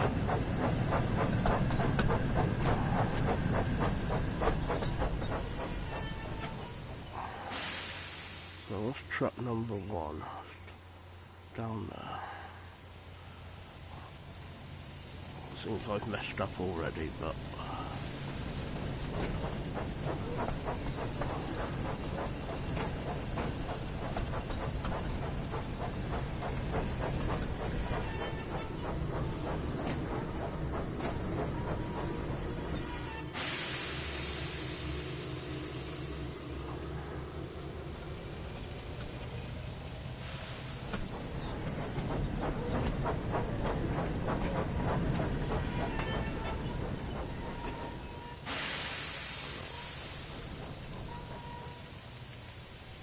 I need to change the points.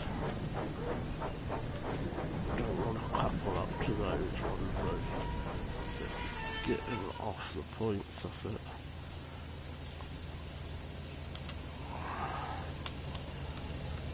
Okay, now we go backwards. Should. What?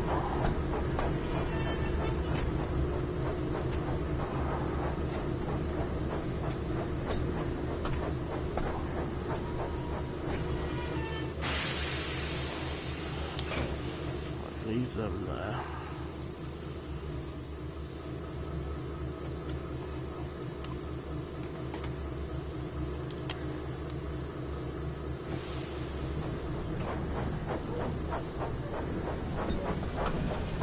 No, I want to go on the other track. Bloody hell. Forward. Yes, I know how you feel, Thomas.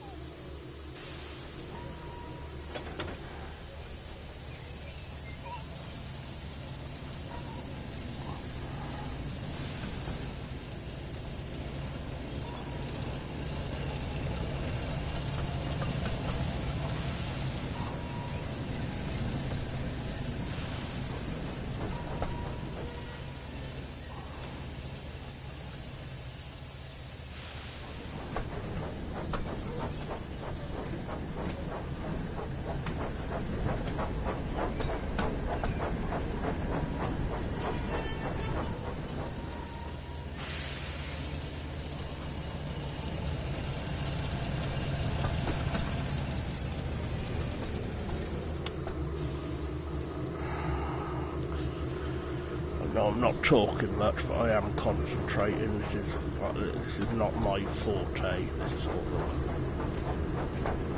gameplay.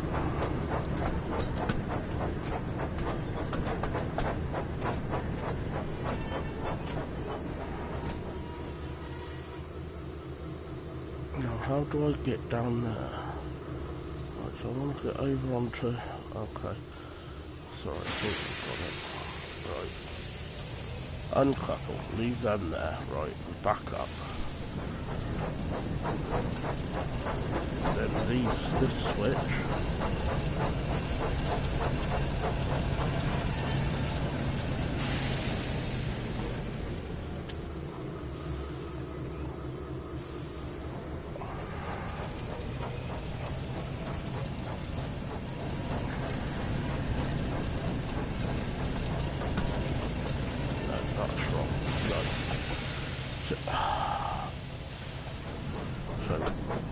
Probably want to take the truck down this end place.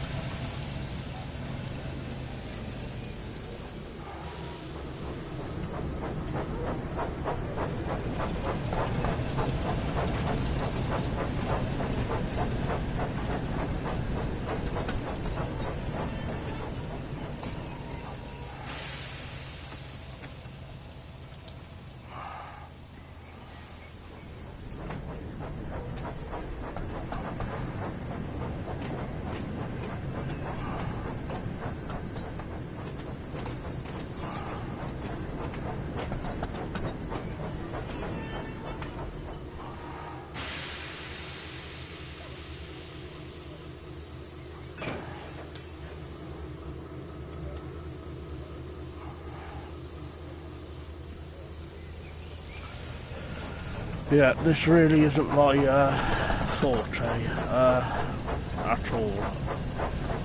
This I'm going to struggle. I am going to struggle big time.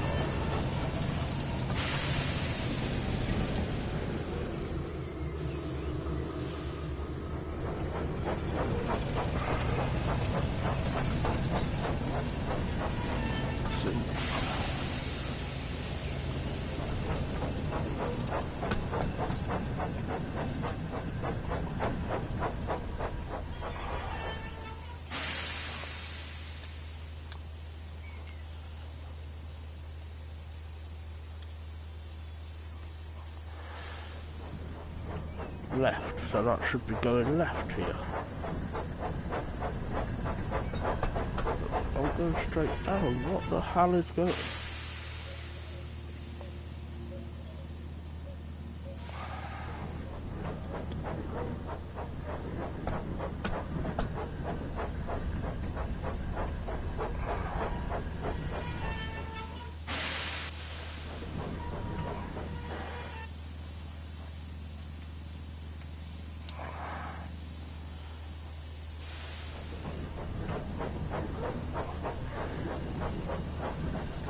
What the hell is this about? I mean, I'm trying to get back onto this track here.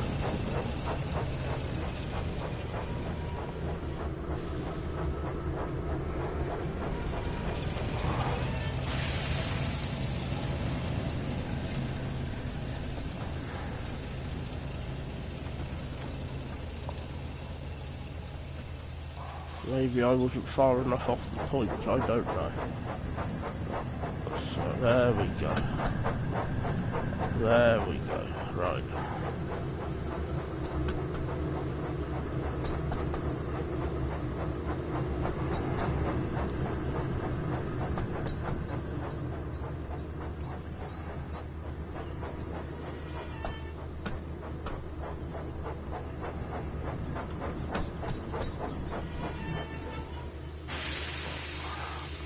Now we want the brake and uncoupled. Right. all this pissing about, but I mean, don't put the camera strap on.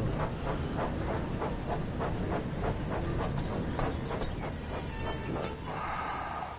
That one was my fault. I say that it's all been my fault, but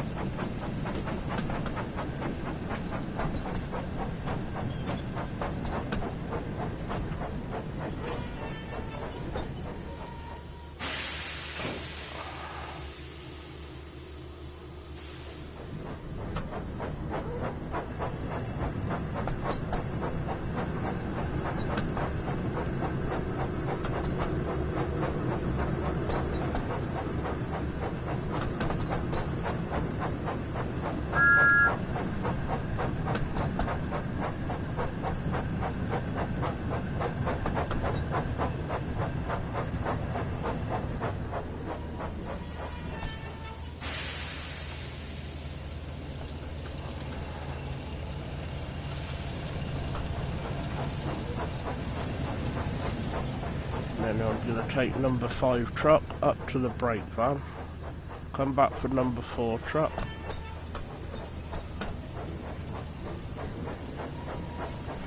This is probably the most stupid way of doing this, but it's the one that makes the most sense to me, and that's why I'm doing it this way. But no, this really isn't my cup of tea, this game. I'm no good with this sort of thing.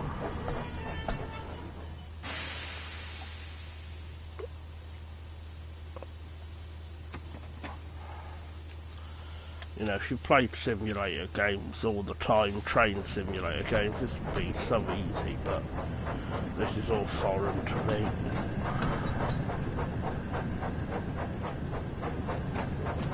Now I need to watch which track I'm going down, because no, that's right, that's right, keep going.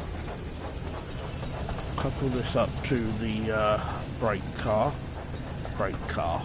I turned American, I'm in such a fucking muddle.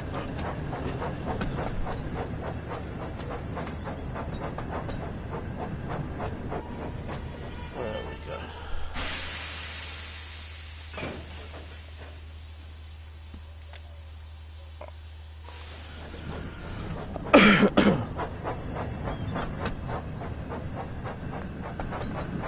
Now truck 4.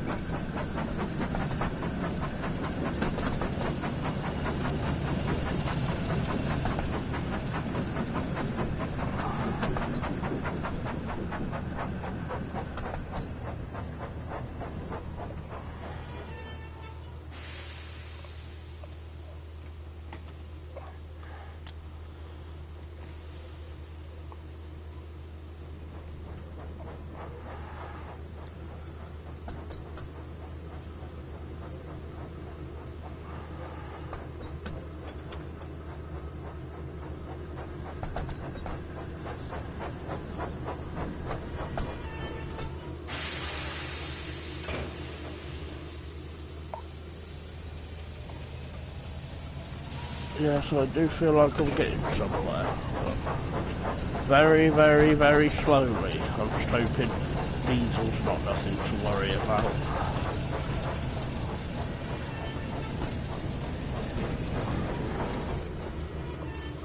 Oh, which way? Where's the switch? Oh. I may be too close to me. I'm too close to the junction. So back it away. Back away. Oh, that's it. Right.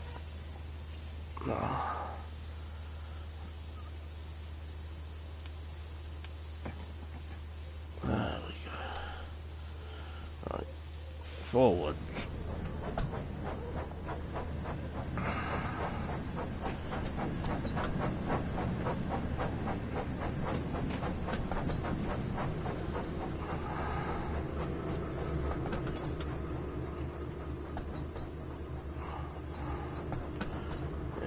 I got this now, unless Diesel is programmed, you know, to present a challenge here. Then I've got this because the other next two are in order. Okay. And brother, now we go and get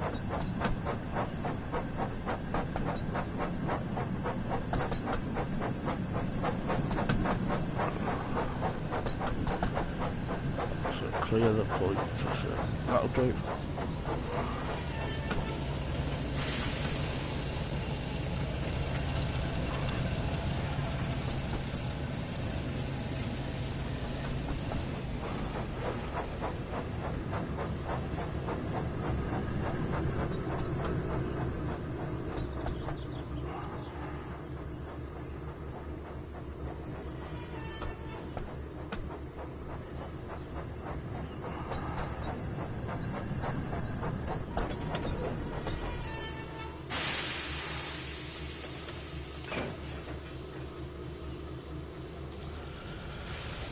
I'll tell you what though, when I've done this I should be quite proud of myself. And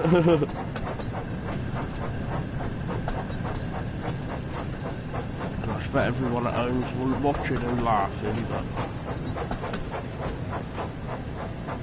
for me this is not an easy job.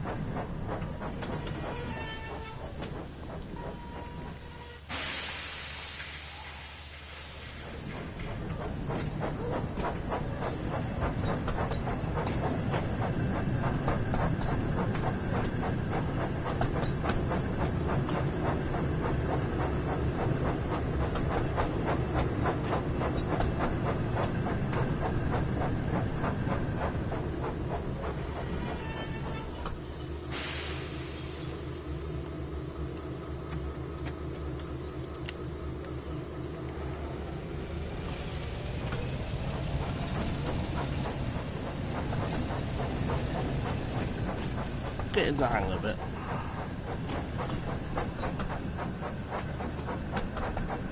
Slowly but surely.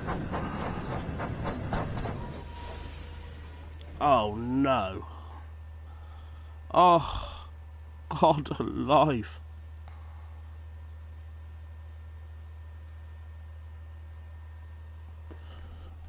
Oh, Christ.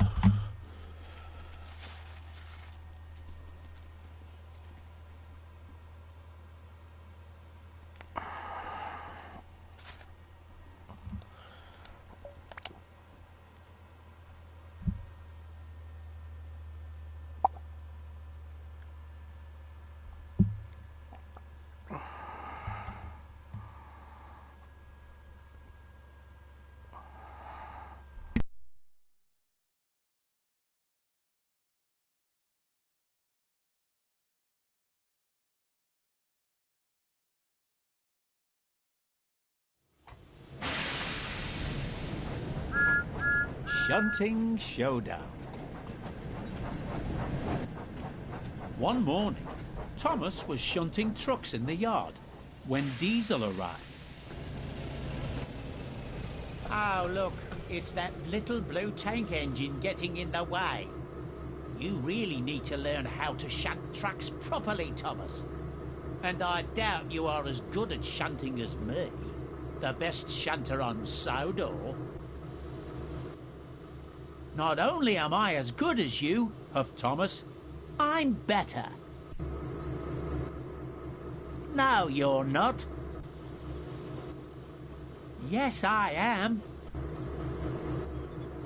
Not. Am. Just then, Emily arrived with some trucks and overheard the two engines arguing. What's going on here?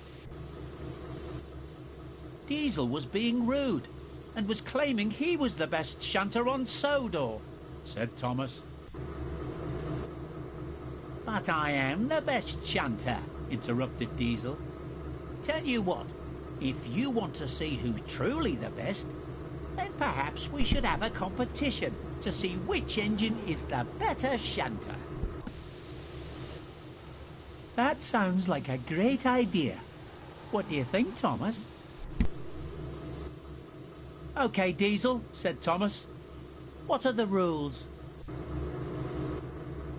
The first engine to get their line of trucks shunted into the correct order will be the winner.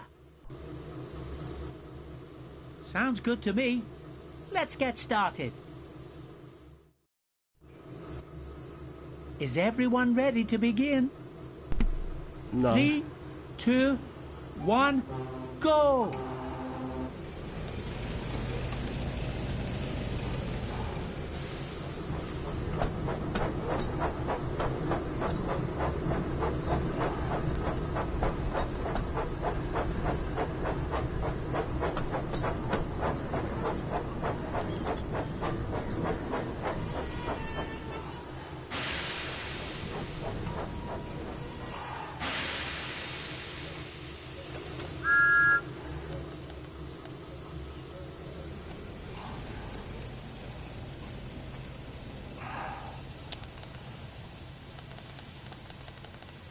I want the...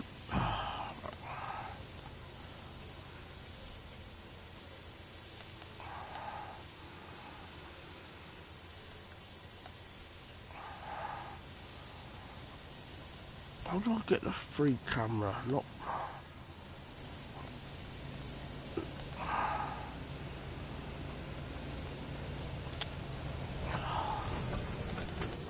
Bloody...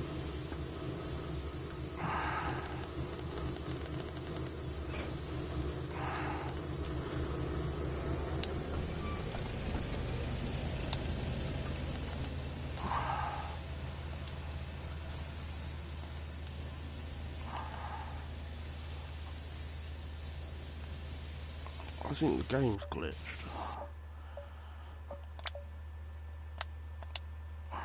Goodness sake.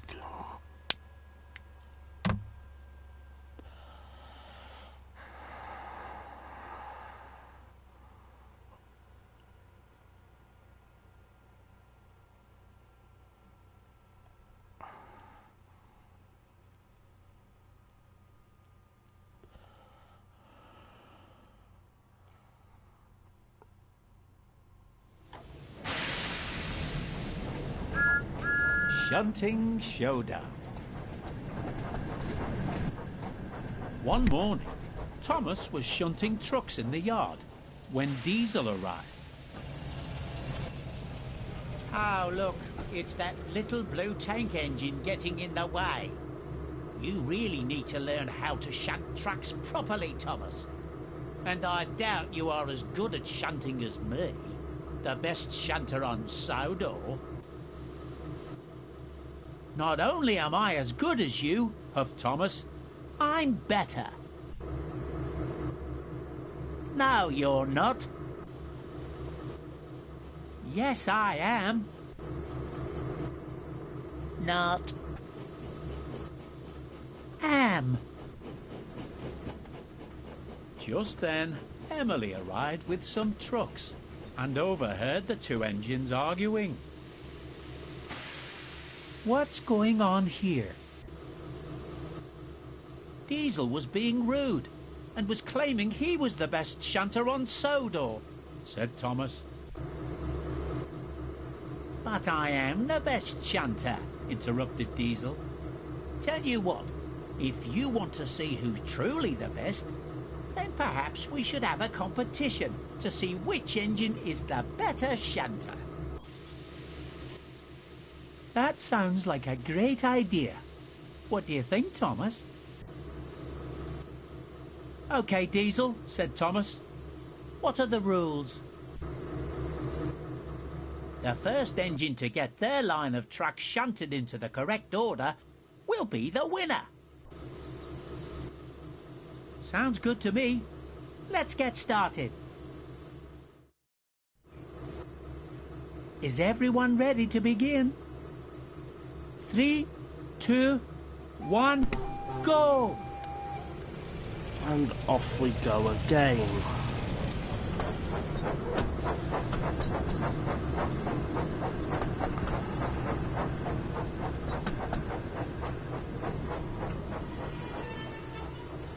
This is the fifth time I've tried this now. It's doing my head in this mission. I'm not...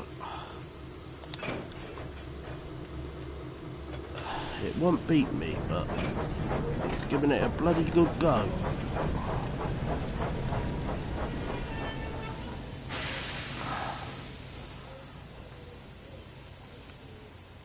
Hold on, let me think.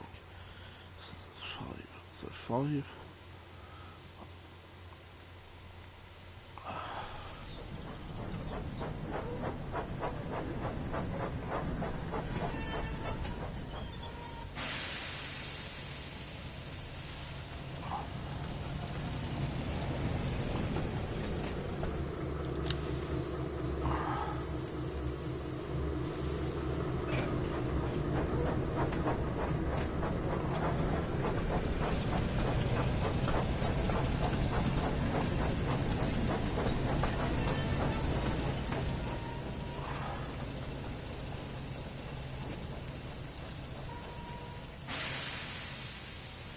Not where I wanted to go.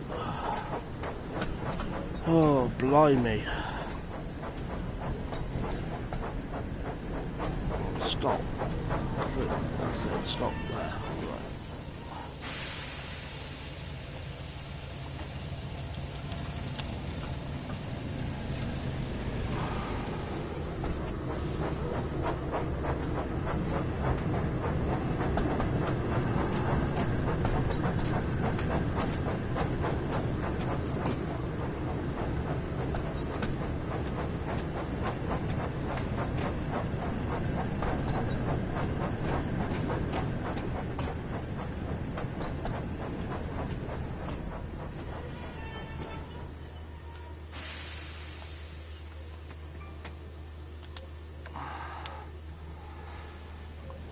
Getting the hang of it, but there's got to be an easier way. I'm making this difficult, I think, for myself, but if there is another way to do it, I haven't found it yet.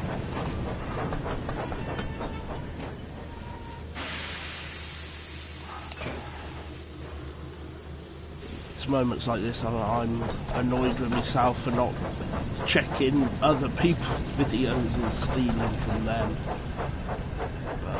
I wanted to go into this blind.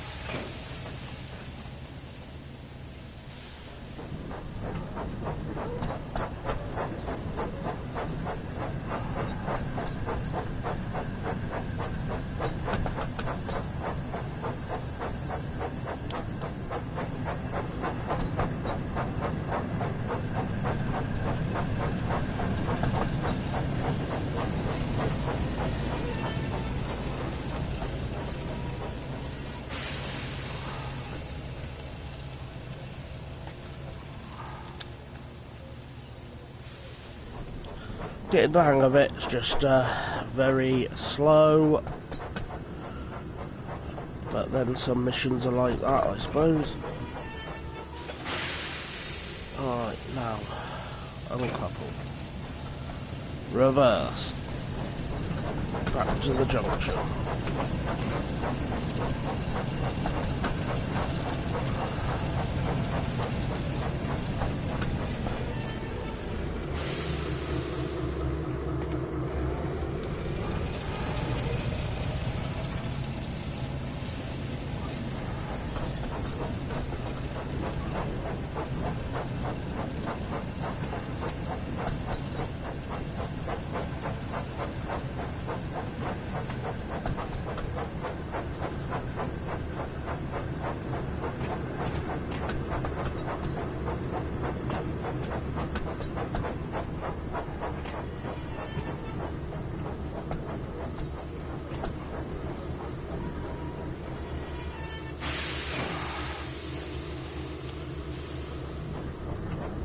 I'll be able to do this in my sleep now. Just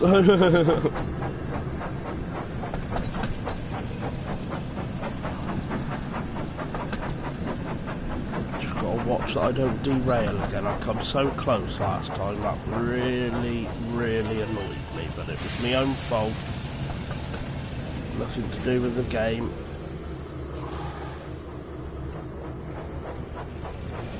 Just trying to speed things up too much.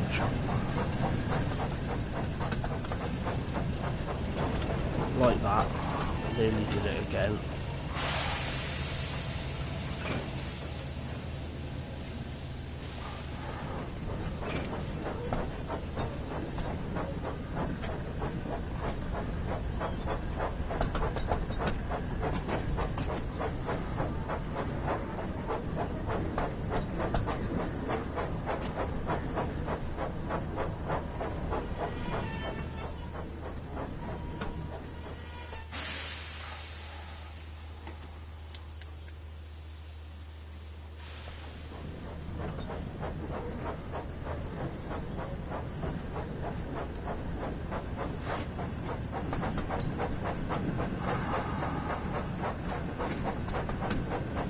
Slow down. Don't hit into them that hard.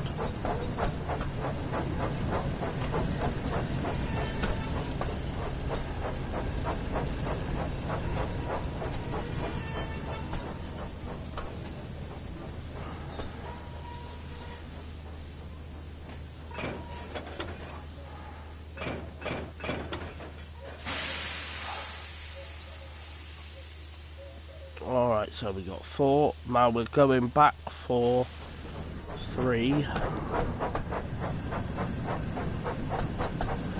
Which is down this track. We'll go a bit more than that, Thomas. Like that. Excellent. Let's do this.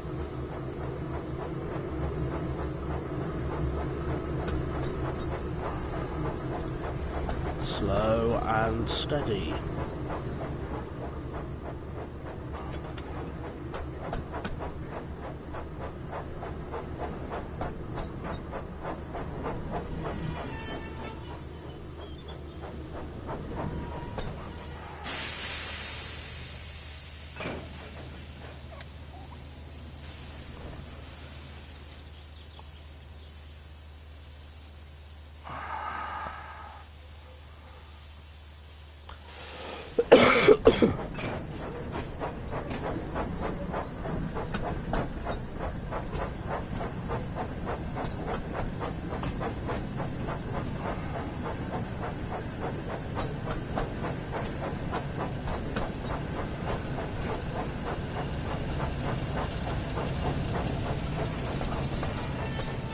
Will be interesting to see if anyone picks this game up to speed run it. That'd be an interesting thing.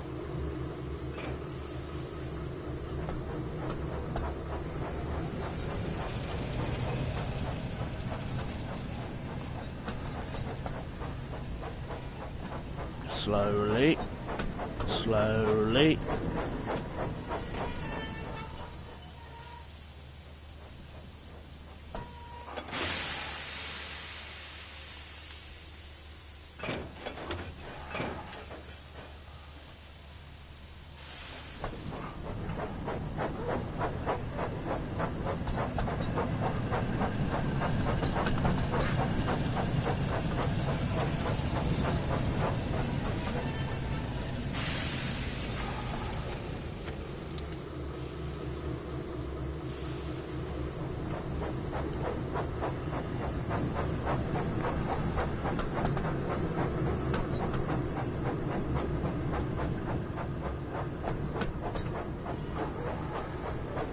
Don't know what he's looking so smug about. I still ain't sure I got this.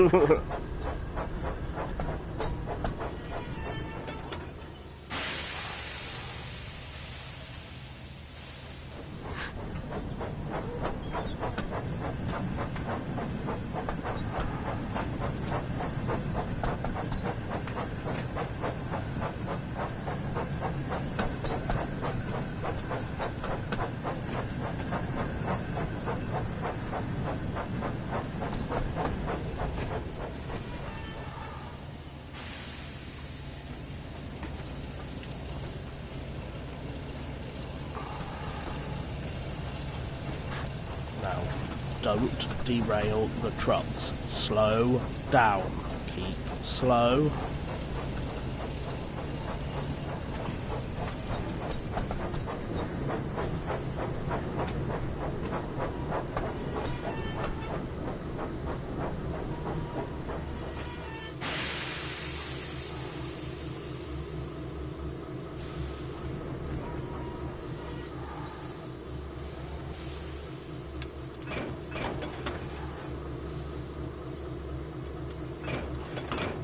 My button's sticking, that's why it's doing that.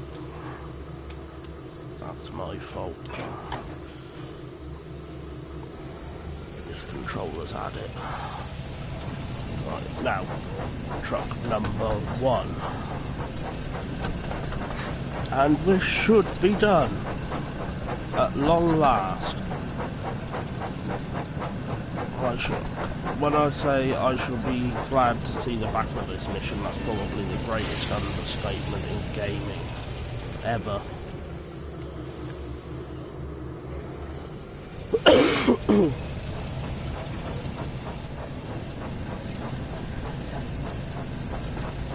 You know, I'm not saying they shouldn't put a mission like this in, because it's all me being silly, because I'm just not that good at these missions. It's good to get some variety in that, and you don't want missions that are just, you know, you want some grinding missions. And that's probably the best way you can describe this. It's a grind. And I don't find this particular style of mission fun at all, but is what it is.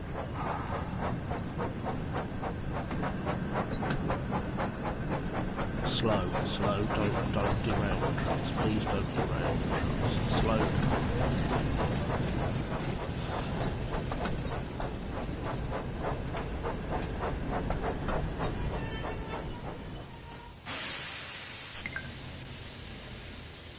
And the winner is Thomas. Congratulations. Hooray, we did it. See, Diesel? Steam engines are the best at shunting. How did you beat me?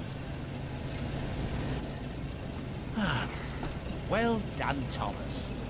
I suppose you won this time. Next time, you won't be so lucky.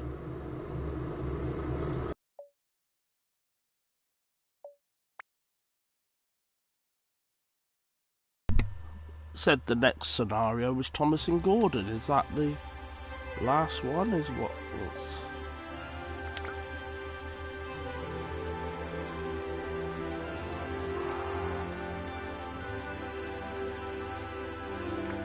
Oh, we're on to James's expansion now, are we?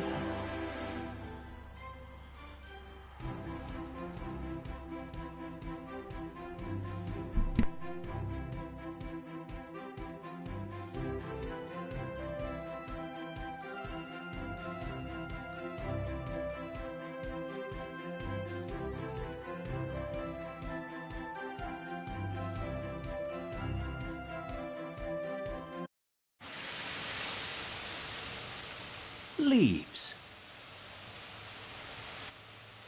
One morning, two men were cleaning Gordon after he had acted rather foolishly and ended up rolling off the turntable and into a muddy ditch. "Mind my eyes," grumbled Gordon. Have you ever seen so much mud? Said one of the cleaners. "No, I haven't," said the other. "You ought to be ashamed, Gordon, letting yourself get so dirty."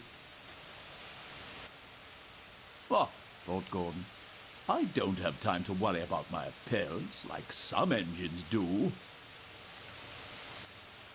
The hosing and scrubbing suddenly stopped. Gordon opened his eyes, but quickly closed them again when he saw who was standing in front of him. "Wake up, Gordon," said Sir Topham Hatt, "and listen to me. Given your recent behaviour, I've decided that you will pull no more coaches until you prove to me that you can be a really useful engine. Perhaps pulling trucks for a while will teach you a lesson." "Yes, sir," said Gordon quietly. So Gordon had to spend his time pulling and pushing trucks.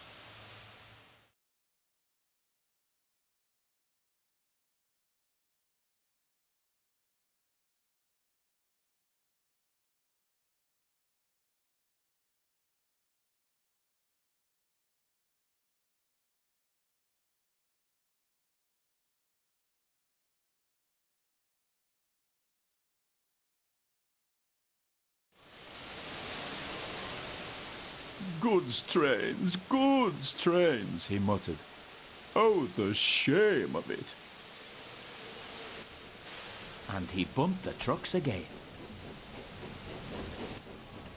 Oh, Cried the trucks as he shunted them around the yard.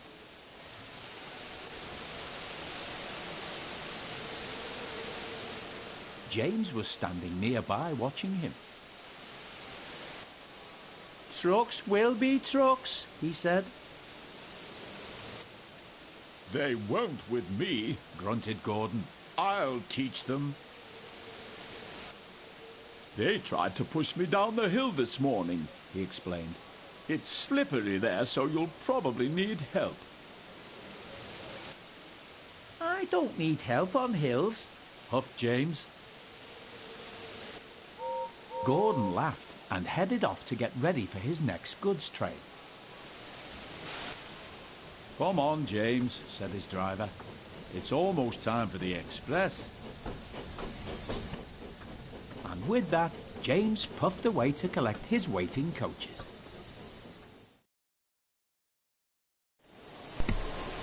Oh, The guard soon blew his whistle and James puffed away. Come on, he puffed to the coaches.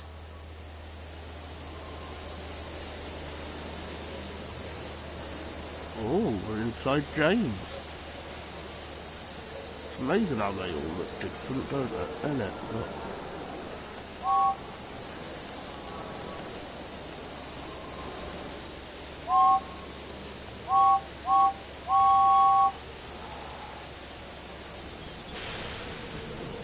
I think his whistle jammed.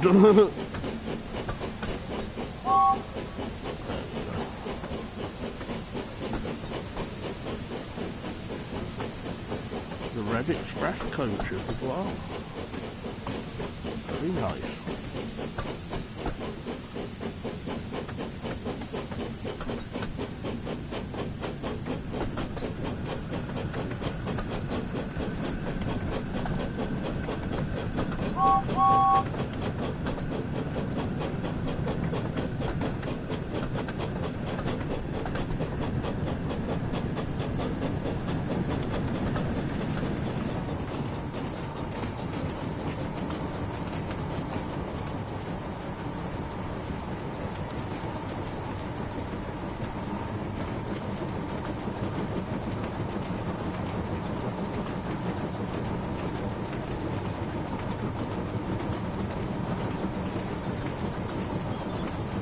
That weather soon turned, didn't it?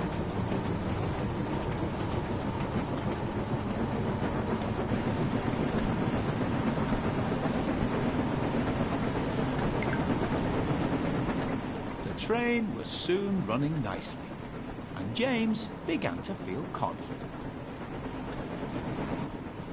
Slippery hills indeed. I don't need help, he puffed.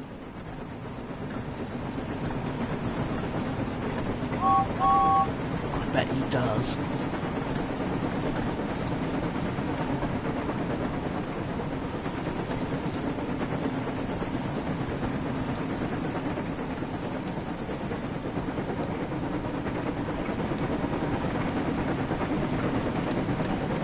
You know, imagine they add more characters into this, like they've added James, and each with their own set of, say, even 2, 3 stories, missions each. I mean, I can't see that particularly happening, but not regularly anyway, because they weren't going to keep getting marked into the rating, but they'll do them in batches, I expect. But wouldn't that be cool? Wouldn't that really be cool? To, you know, say next month, Ducks come into the game and you play 3 of his stories, you know, like Close Shave, and where you have to catch the trucks and stop the trucks and smash into the barber shop, and you know, Dirty Work, or even like the Thomas Way, which was a Duck episode.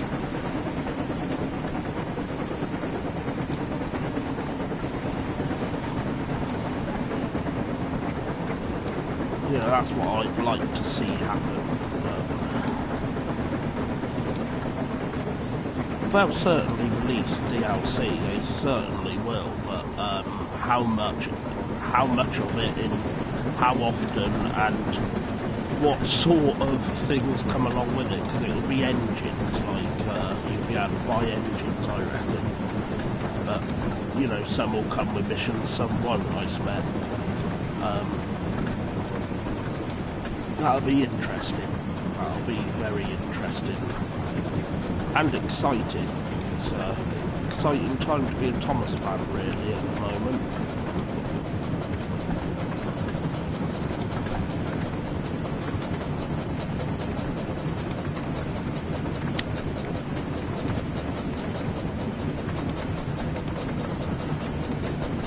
I didn't realise it was so far to Bellsworth, it's still 2 miles away.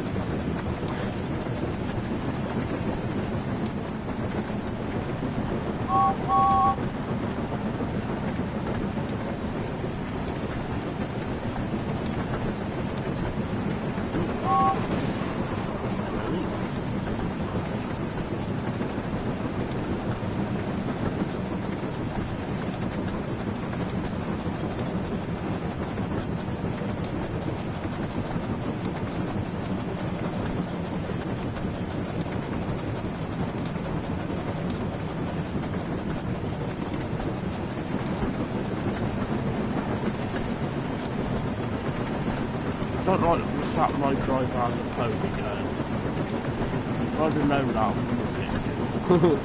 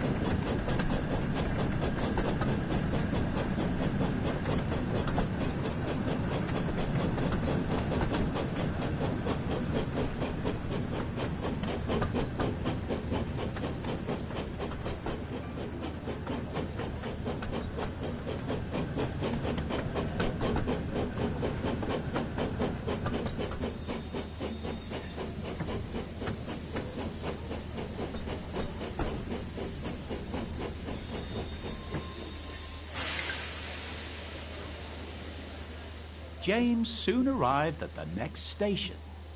He was feeling very pleased with himself, but he kept thinking about what Gordon had said. "I'll show Gordon who needs help on hills," he said to himself.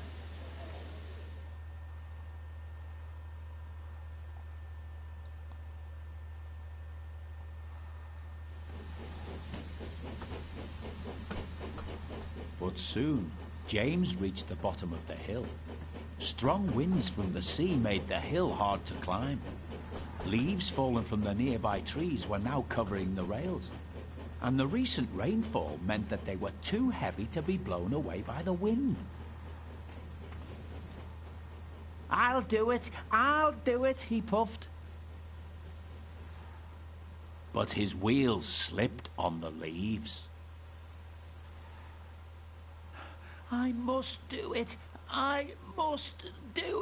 he panted.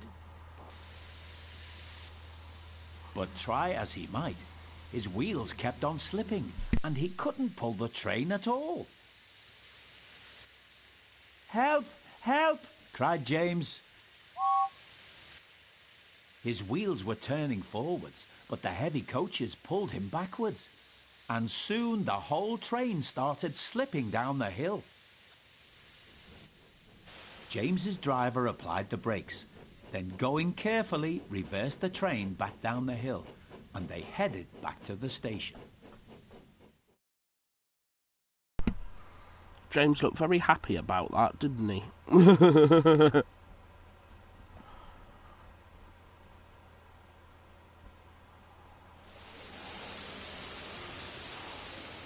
When they arrived, they found Gordon waiting, who had seen everything. I thought you said you could climb hills, He chuckled. James didn't answer. He had no steam left to say anything. Ah, well, we live and learn, said Gordon. Never mind, little James. I'm going to push from behind. Whistle when you're ready.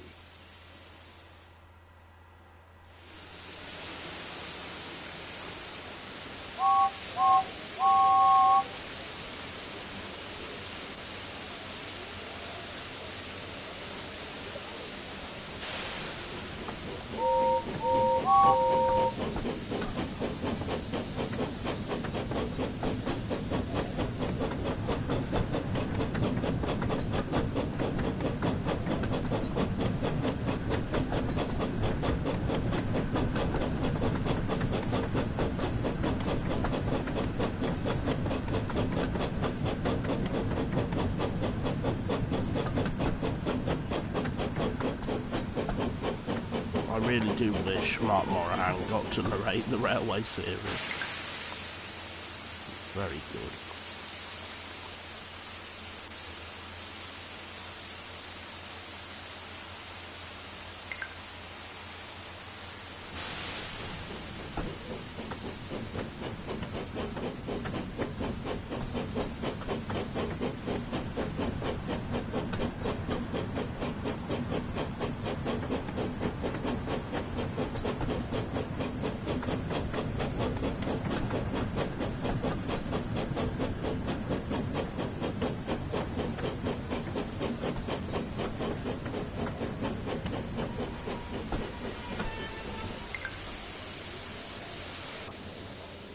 I'm ready, called James. So am I, Replied Gordon. Pull hard. We'll do it, puffed James.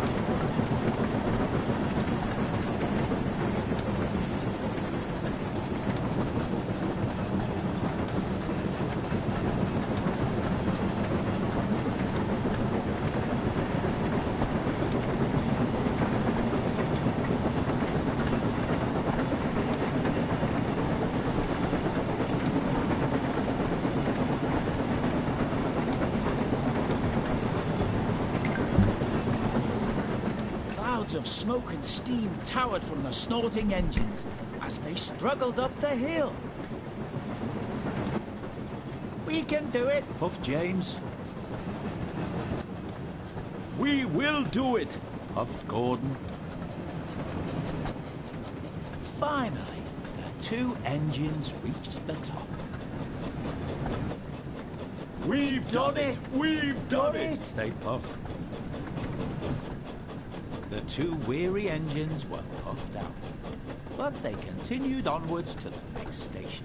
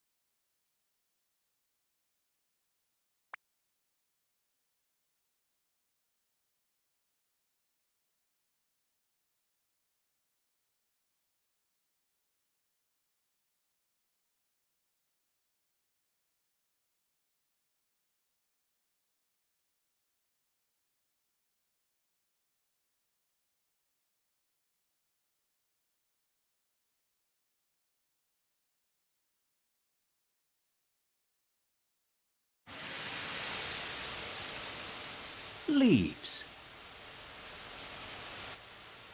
One morning, two men were cleaning Gordon after he had acted rather foolishly and ended up rolling off the turntable and into a muddy ditch. Mind my eyes, grumbled Gordon. "Have you ever seen so much mud?" said one of the cleaners. No, I haven't, said the other. You ought to be ashamed, Gordon, letting yourself get so dirty.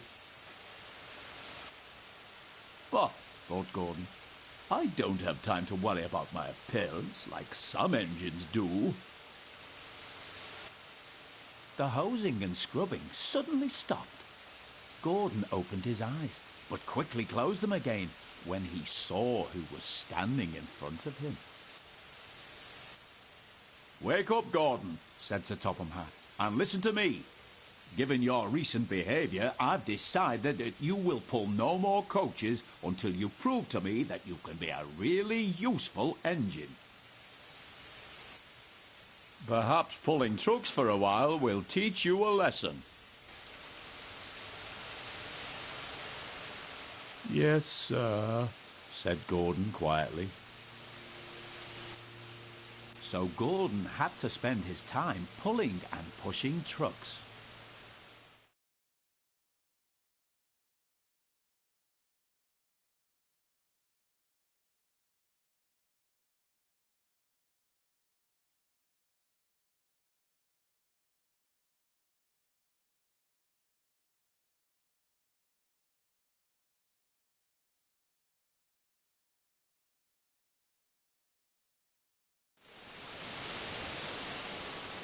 Goods trains, he muttered. Oh, the shame of it. and he bumped the trucks again. Oh, oh, oh. Cried the trucks as he shunted them around the yard.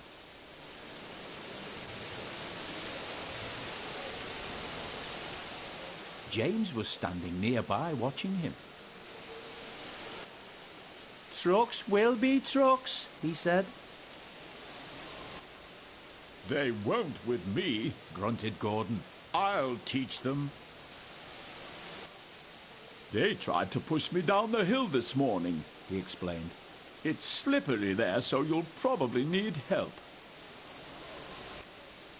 "I don't need help on hills," huffed James. Gordon laughed and headed off to get ready for his next goods train. Come on, James, said his driver. It's almost time for the express. And with that, James puffed away to collect his waiting coaches.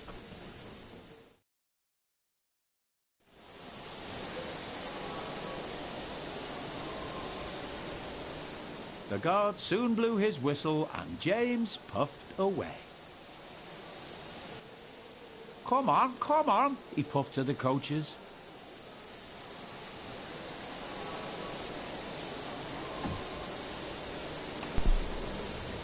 Off we go again. No, what happened last time is I was going about 80 miles an hour, and I thought, well, the next station's miles away, there's no need to think. Because I turned the microphone on to mute because my mother had come in and with a drink, and I was chatting to her about my niece and that, and completely, by the time I saw the station, I tried braking, but of course going 90 mile an hour or so in the rain, I didn't stand a chance. If you're watching this as a video later on, I'm sure I'll show you what happened.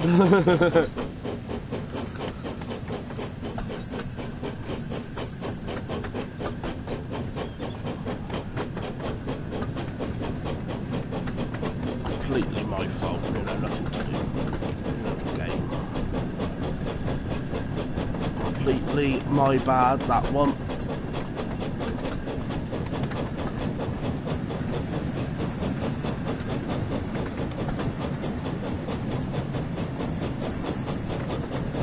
Watch, the weather's gonna turn in a minute as we enter onto this viaduct. It's not a viaduct, it's a bridge. Oh, look at that! That come out of nowhere, quite literally.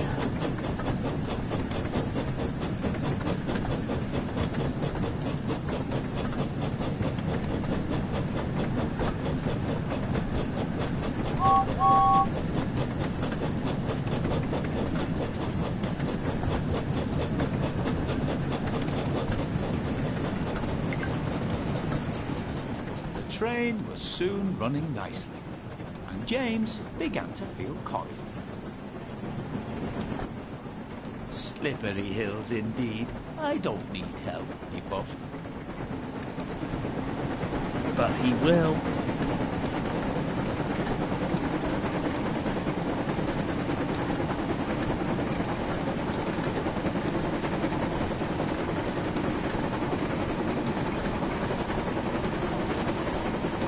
Probably going a little bit too fast, given the weather, but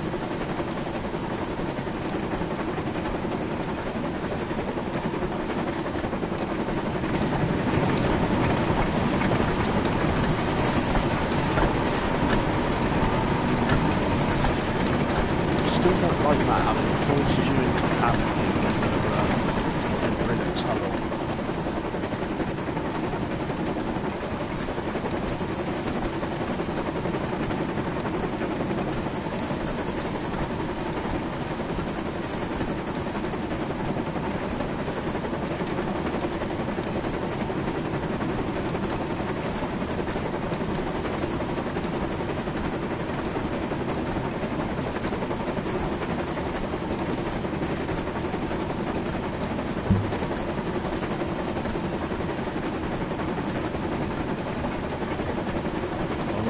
This time because I've got some posts to do. I'll make sure I catch the post.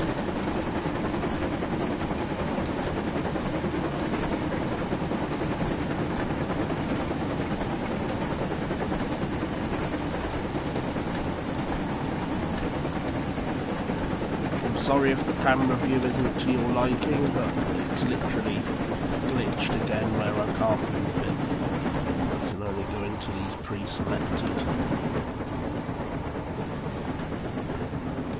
which is not how I like to view it myself, but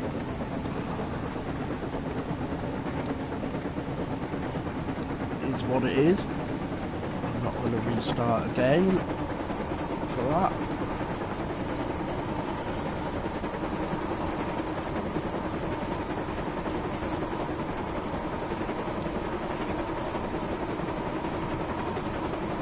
I thought that was the station I meant to stop at, but no, luckily. Just let everyone know that I'm not stopping.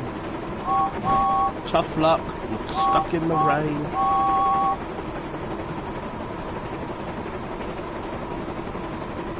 Oh, here comes Emily. Hello, Emily.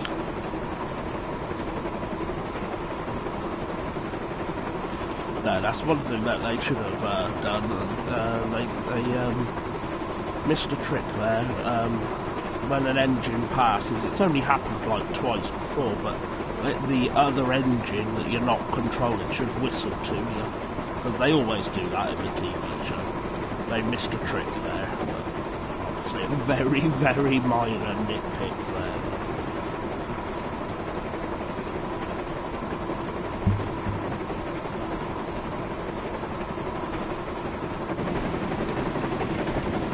Under the speed limit before about 10 miles an hour.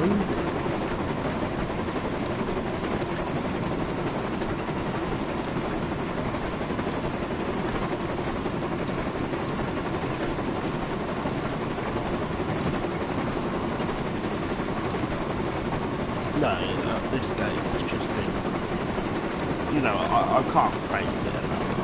I really can't. I was on when Dovetail Games came into my channel here, and, you know, I hope I got my point across to them. You know, this is all a Thomas fan could ask for, an older Thomas fan, and kids as well. You know, it's a good one for the kids too. And I need to stop.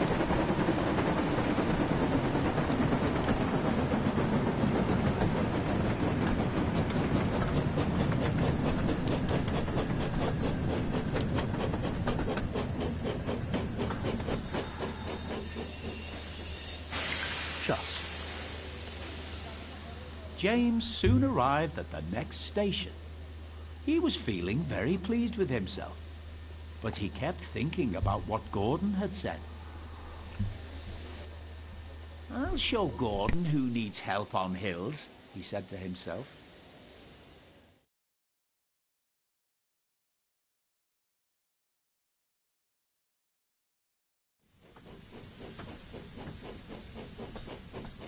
But soon, James reached the bottom of the hill. Strong winds from the sea made the hill hard to climb. Leaves fallen from the nearby trees were now covering the rails, and the recent rainfall meant that they were too heavy to be blown away by the wind.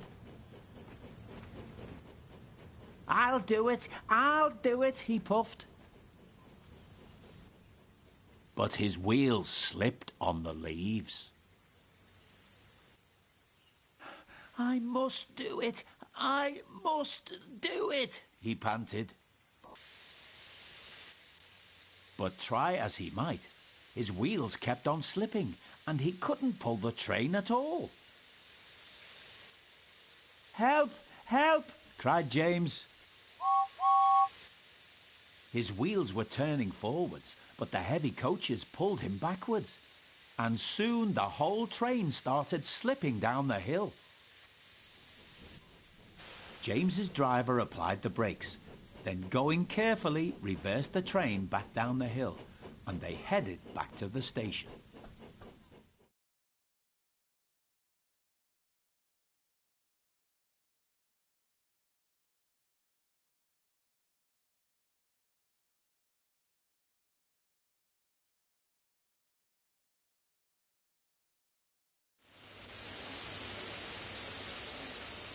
When they arrived, they found Gordon waiting, who had seen everything. "I thought you said you could climb hills," he chuckled. James didn't answer. He had no steam left to say anything. "Ah, well, we live and learn," said Gordon. "Never mind, little James. I'm going to push from behind. Whistle when you're ready."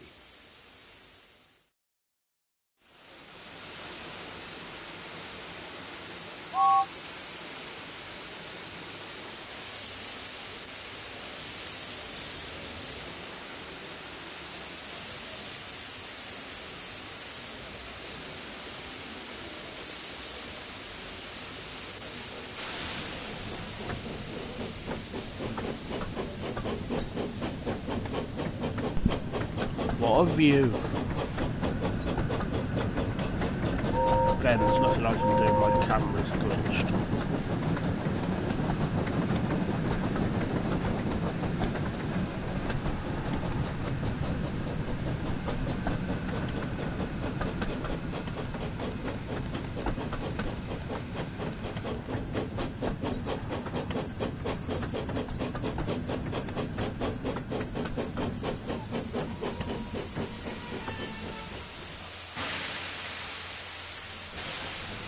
I went into train, that was my bad. I went into train sim controls there. I forgot you have to change the throttle on this game. Better way of doing it, it's just not what I'm used to. I spent the last couple of weeks playing the Thomas add-on for the train sim world games.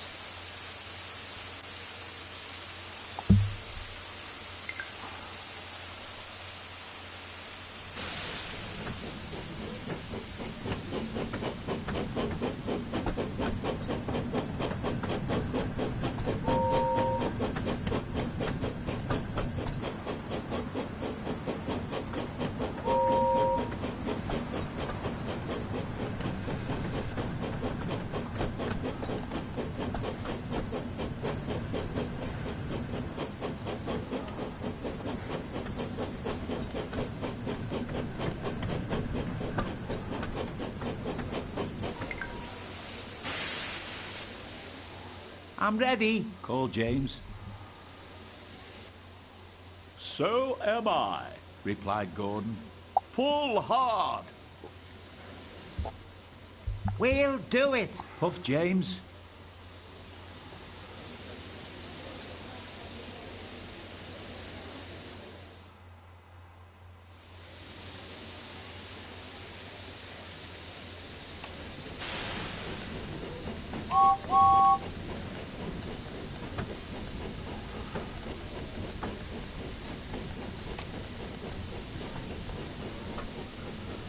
You know, I was thinking when they said James was going to be added into the game, I was thinking, I thought the mission for James would have been Thomas and the Breakdown Train. It may be something like this, Leaves, but apparently Jack Frost is in the game, the episode Jack Frost, which is pretty cool, pretty unexpected. Weird how they gone from a Railway series story up to series 6, but not complaining. Good episode from what I can remember. Wasn't Elizabeth in that though? I wonder if she'll be in this. Doubt it'll just be a standard lorry. If they use any vehicle at all, they'll just ride around it. Right now, it's all very well getting this speed up, but the next station soon catches you, as I found out. So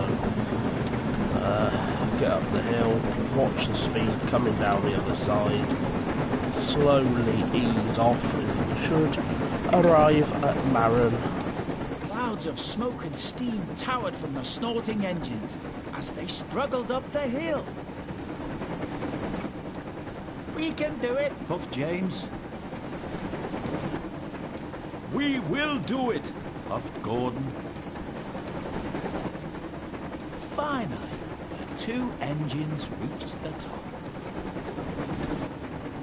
We've done it! We've done it! They puffed. The two weary engines were puffed out, but they continued onwards to the next station. Wonder if the voice director got that double tracking from me. I'm the only one that I know that's done that. I would hardly think so, but I've never seen that done before. Where you put two voices over each other like that. Not in a I've seen it obviously done before, but not in a Thomas sense officially.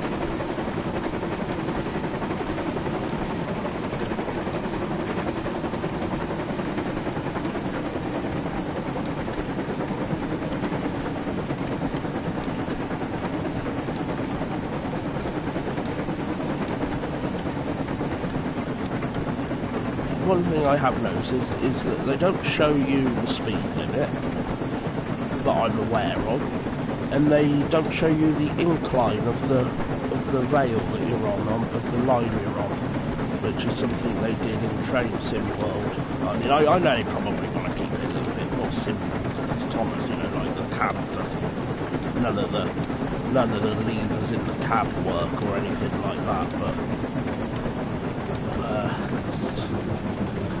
Still, it is a bit strange, but then, like I said, it's because of me coming from Train Sim World.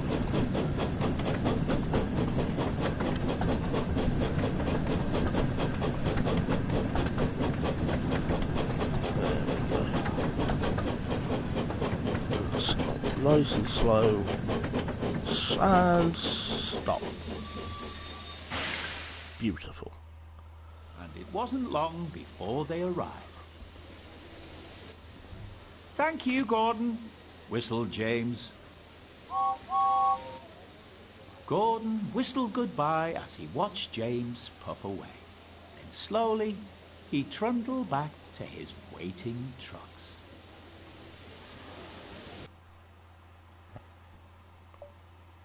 Jack Frost. So I told you.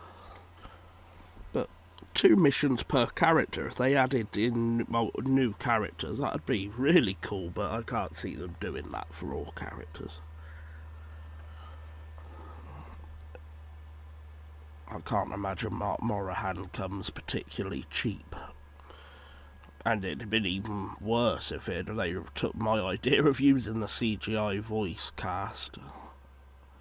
Still think they should have, though it would have really suited this game. Jack Frost. One evening, Sir Topham Hatt came to the sheds. There's a big freeze coming tonight, he said. James and Percy, I need you to deliver extra coal to the stations. "Yes, sir," they said eagerly, and Sir Topham Hatt walked away. "You better hurry," teased Thomas, "or Scary Jack Frost might get you." "Who's Jack Frost?" Percy said nervously. "Don't be silly," sniffed James. "Jack Frost is not scary." "Yes, he is," teased Thomas. "He's all white with a big spiky face." "Rubbish," said James. James knew Jack Frost wasn't scary, but poor Percy wasn't so sure.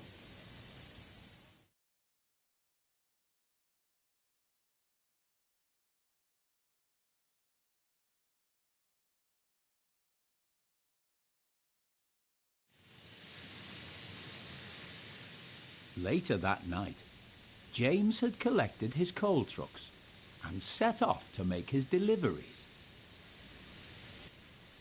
"Silly Percy," he thought. "All steamed up over Jack Frost. The sooner we get this coal delivered, the sooner I can get back to my nice warm shed."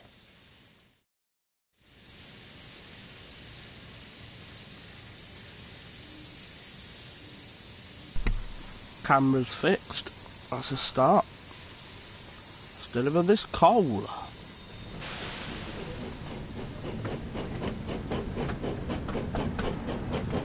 Another little nitpick is they never seem to have firemen. They mention firemen, but only ever the driver stood in there with his little hipster ponytail.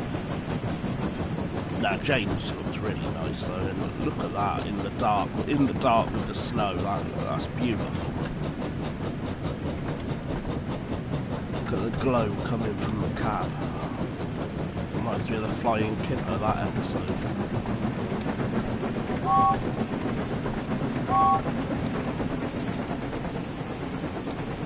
Oh, Vicarstown, we ain't been here yet. Oh, and we're going to Ballyhoo. Vicarstown, I forgot that was even in the game, to be fair. Wow, that's a lot of attention to detail. Wow, that is amazing. That is the best station yet. Wow.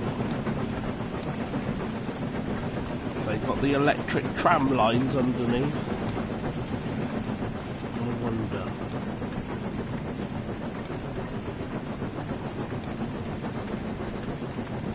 No, this is lovely. Look, so nice seeing the snow like this.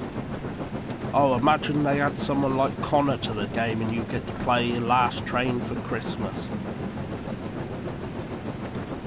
You know, just a bit getting silly now because obviously, you know, it takes time and it sounds ungrateful and things like that, but I just don't know, it's just exciting to me. Just to think of the possibilities, what could become of this game. But in all likelihood, knowing Mattel and that soon obviously they have to run everything through. You'll be watching this on my YouTube channel as a video in 2 years' time after the game's released, and there'll have been no updates at all, I expect, knowing how Mattel is, but I don't know. It's a good time to be a Thomas fan. They seem to be pushing the classic material more, and you know, we got this game and the possibilities for the future. You know, a sequel game maybe eventually. Who knows? Yeah. You know, my thoughts on this game, because obviously I imagine this is damn near the last mission, if not it is the last mission. My thoughts on the game are absolutely incredible. You know, I can imagine someone who plays trains in that, you know, the Thomas stuff, like, in it.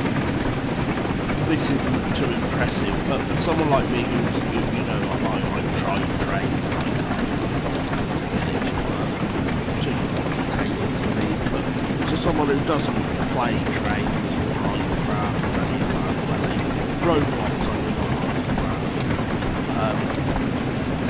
this is just amazing. This is,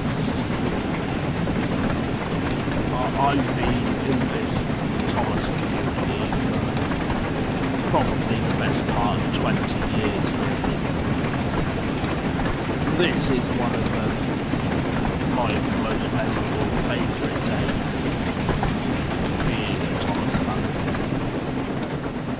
Honestly.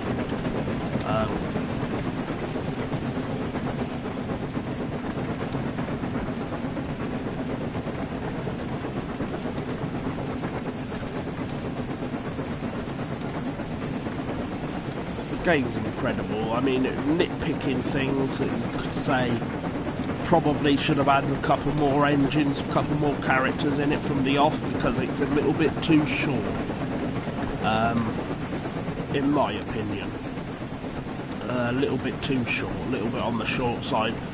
2 more engines, say Toby and Edward, and then you get 2 stories each with them, like with James, and it'd be absolutely perfect. But like I said, who knows what's around the corner, who knows what's coming, I certainly don't. But yeah, it's just phenomenal. Absolutely amazing to have a game like this.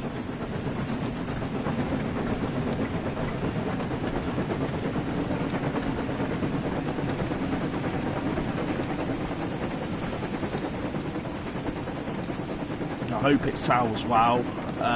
I think it will. I mean, I've avoided Twitter, but I've popped on a couple of times to promote my stream, this stream. And, you know, everyone seems to be playing it, as you'd expect, but I just see that the official Sony PlayStation Twitter account is promoted it. No, you know, I think it'll do well, and I think it'll be justified, and hopefully they'll build on it. And here we are at Ballyhoo. This is the station from the start of Thomas and the Magic Railroad, isn't it? Where Diesel 10 first whooshes through. Looks like it. I thought it was Sudbury in Jack Frost, the episode. Lower Tidmouth. We've reached our first stop. Let's drop off some of the coal trucks.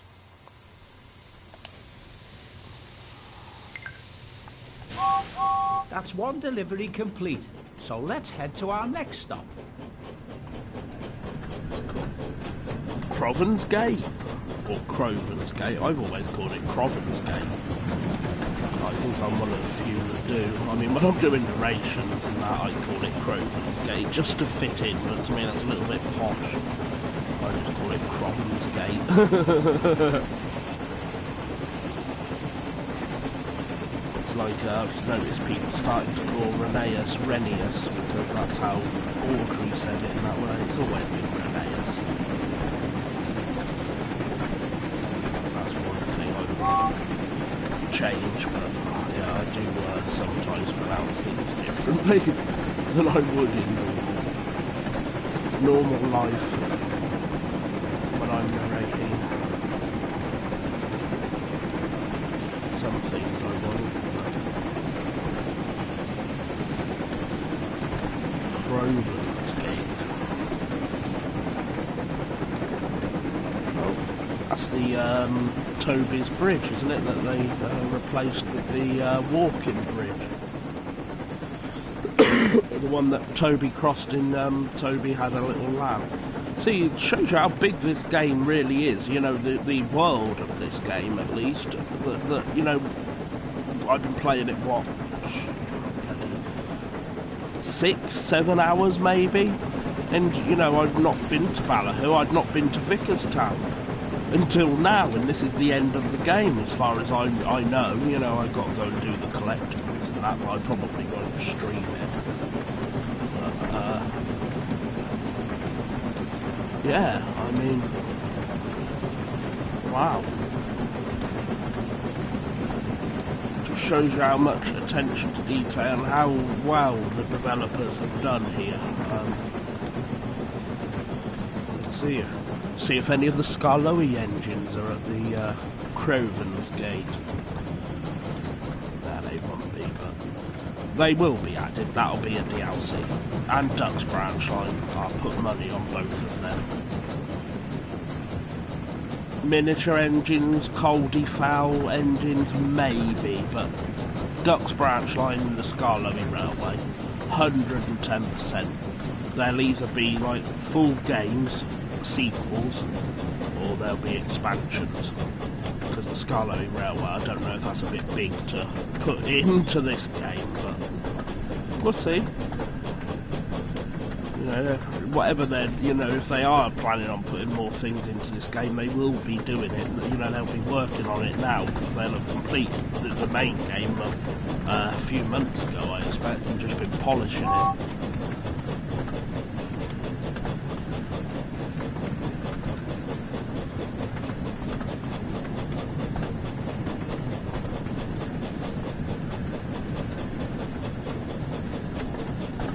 Wow, I remember that.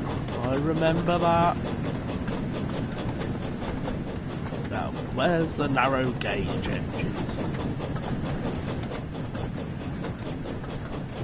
Have they got the narrow tracks?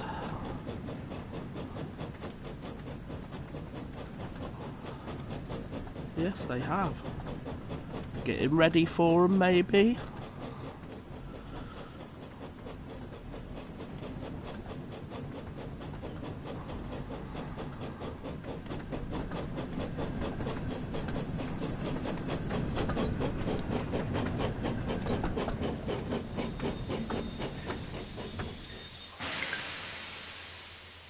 Here's our next station.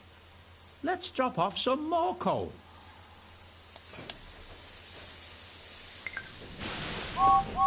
That's another delivery complete. Hopefully, all this coal is enough to keep the passengers nice and warm during this cold weather. I'm just glad that I have my firebox to keep me from getting too cold.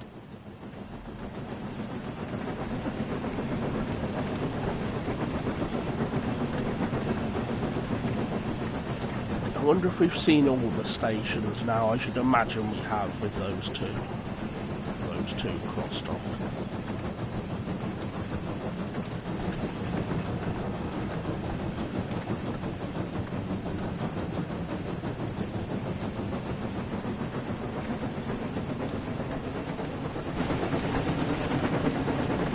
You'd have thought they'd have put a snowplow on, James, wouldn't you? There you are, there's another little nitpick for you. Should have a snowplow. Yeah, that's what James thinks of that. No, this looks beautiful though, you know, the night sky with the snow on the ground. It really does look beautiful.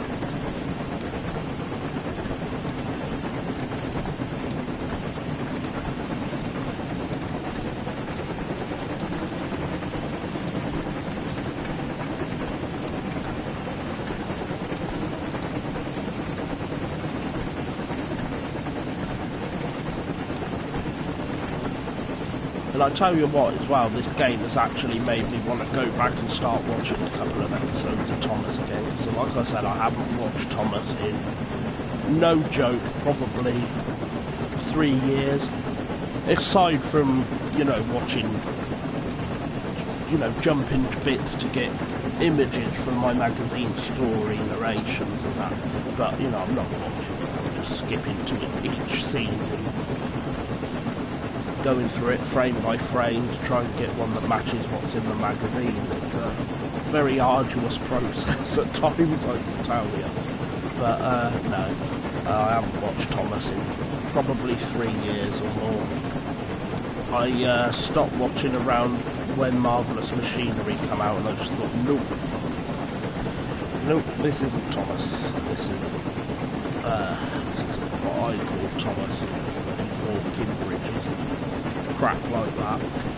And then of course All Engines Go come along, and that was that. And no, I haven't watched it since, but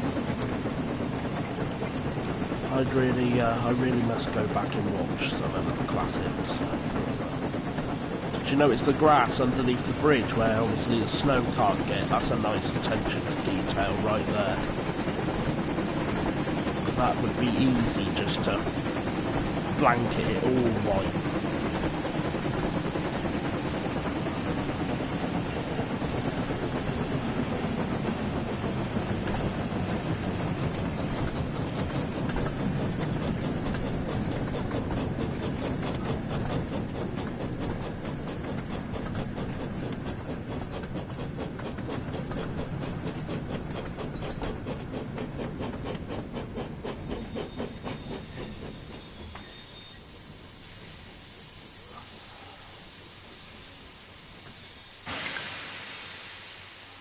We finally reached our last delivery, so let's drop off all the remaining trucks.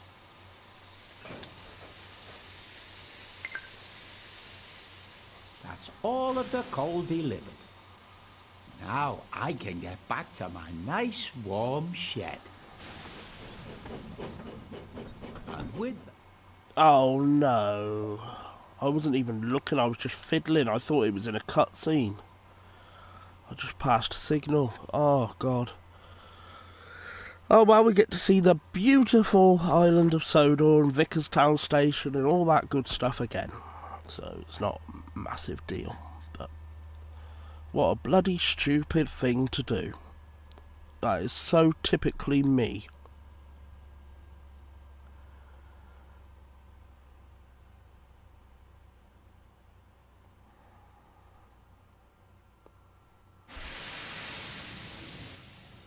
Jack Frost. One evening, Sir Topham Hatt came to the sheds. "There's a big freeze coming tonight," he said. "James and Percy, I need you to deliver extra coal to the stations." Yes, sir, they said eagerly, and Sir Topham Hatt walked away. You better hurry, teased Thomas, or Scary Jack Frost might get you. Who's Jack Frost? Percy said nervously. Don't be silly, sniffed James. Jack Frost is not scary. Yes, he is, teased Thomas. He's all white with a big spiky face. Rubbish, said James. James knew Jack Frost wasn't scary, but poor Percy wasn't so sure.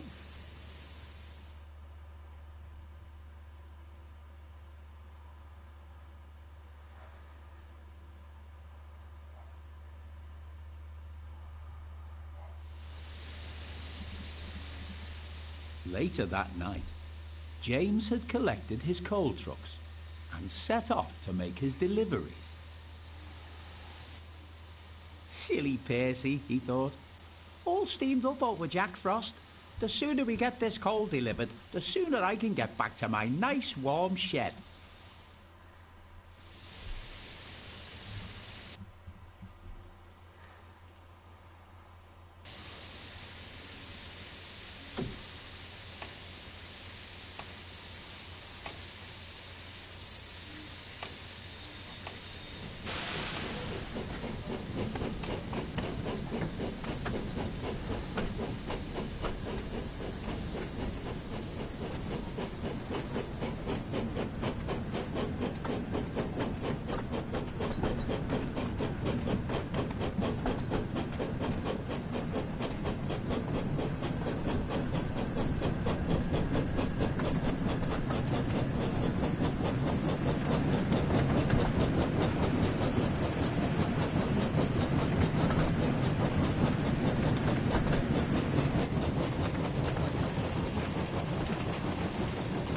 Into Vicarstown. I'll go a little bit slower this time, I really want to take it in.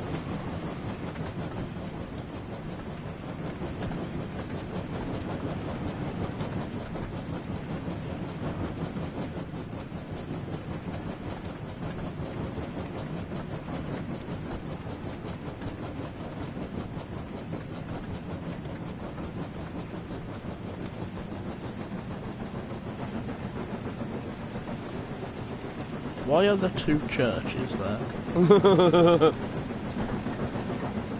No, there's no tram lines. Oh dear.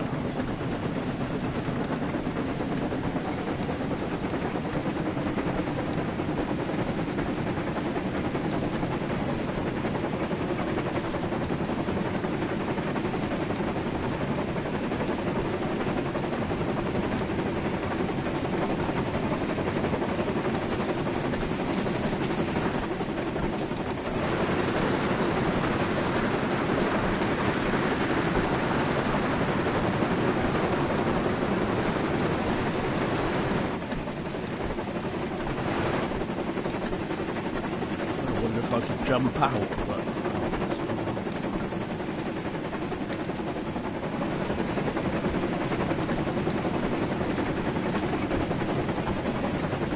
I'm hoping this is the last mission. I don't know for sure, but like I said, I've got posts to go and do.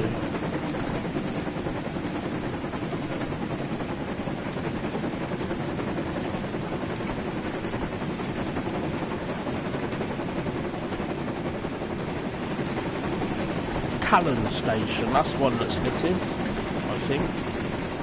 Coaling plant. Is Callan in this game? It might well be.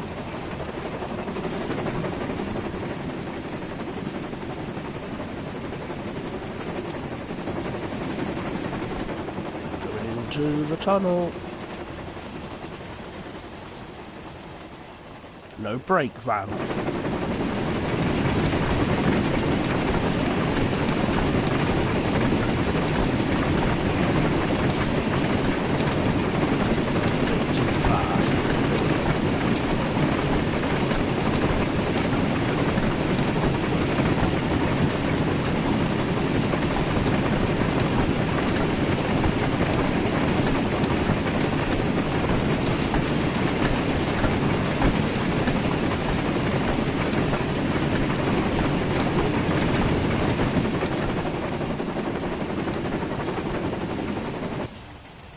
Yeah. Knew that was too fast. Knew that was too fast.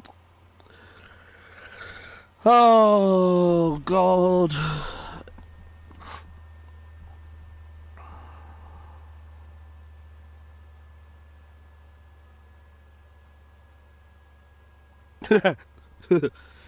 Oh, dear, dear me. Would the train have derailed in real life, though, like that? I don't know, but too fast.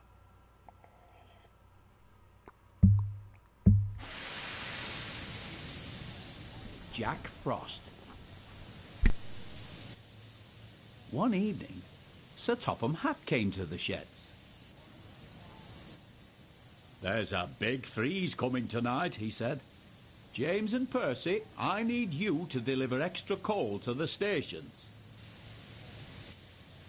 Yes, sir, they said eagerly, and Sir Topham Hatt walked away. You better hurry, teased Thomas, or Scary Jack Frost might get you. Who's Jack Frost? Percy said nervously. Don't be silly, sniffed James. Jack Frost is not scary. Yes, he is, teased Thomas. He's all white with a big spiky face. Rubbish, said James. James knew Jack Frost wasn't scary, but poor Percy wasn't so sure.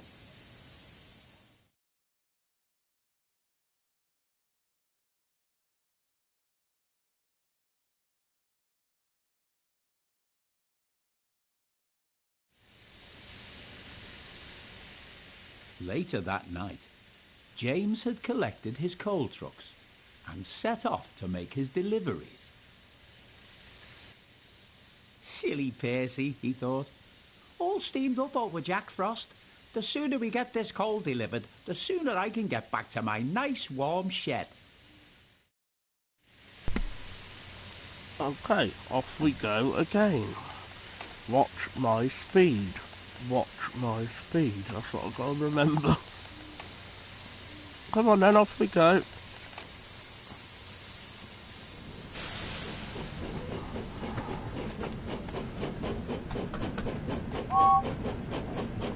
This must be Vicar's Town Yard. Oh, this is where we was doing the shunting challenge. I had no idea that was Vicar's Town.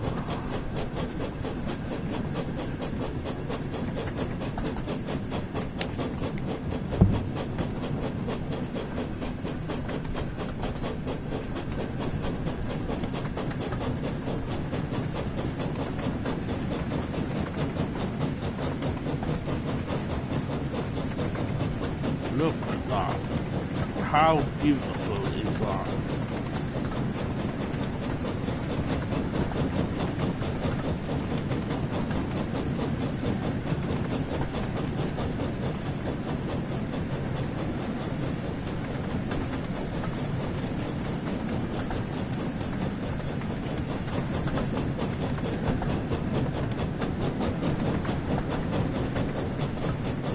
Wow.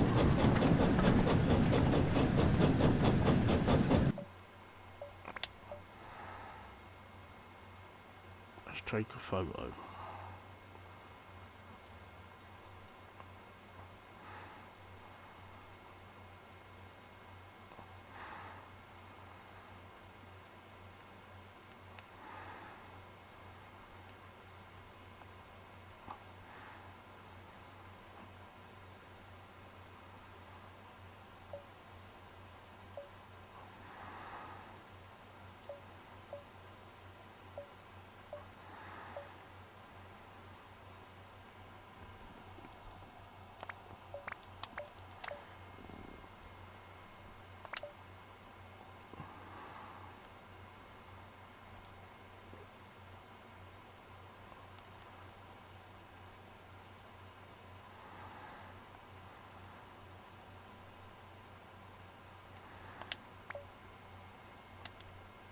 beautiful.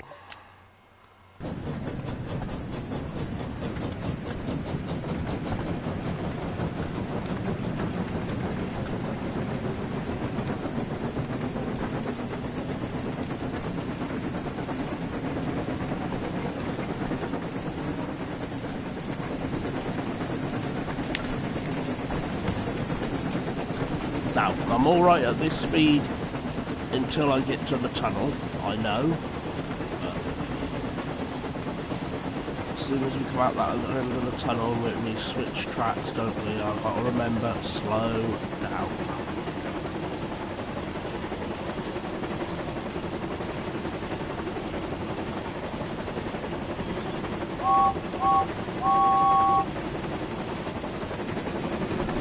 No, but seriously, the snow though on this is just wow. It makes everything look so pretty.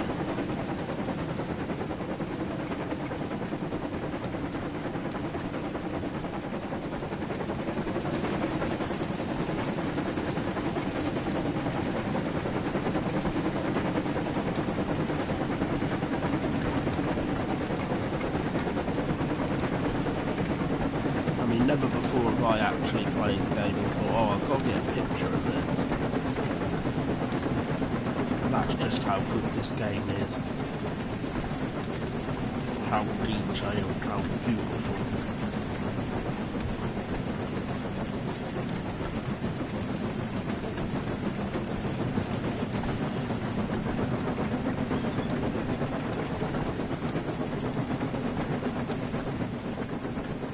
There's the tunnel.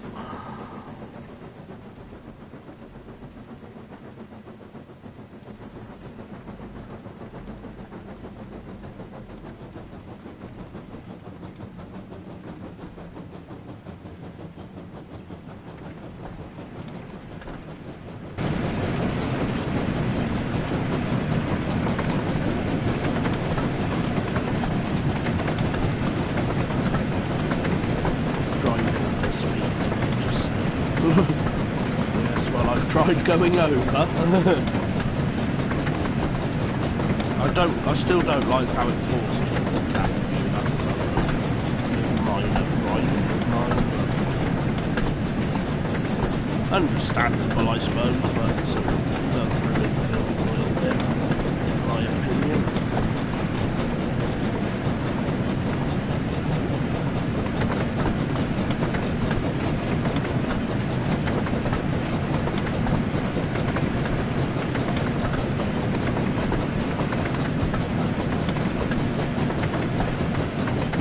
Very big tunnel, very long tunnel.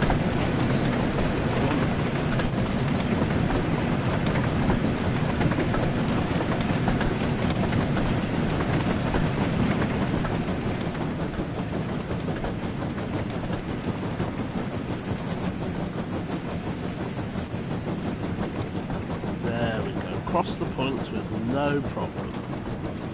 Look at that scenery.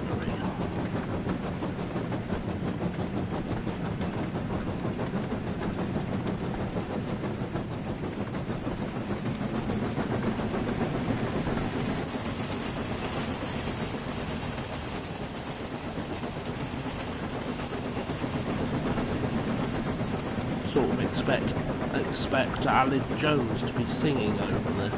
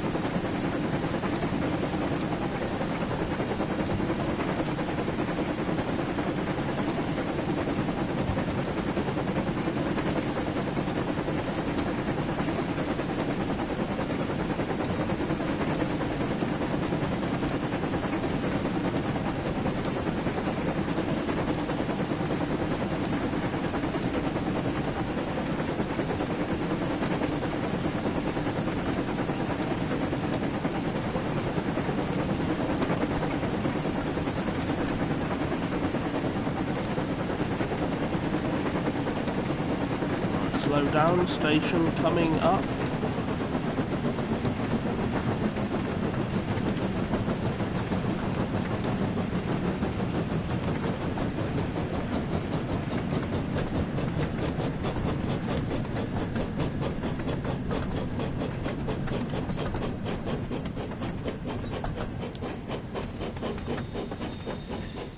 Didn't slow down in time.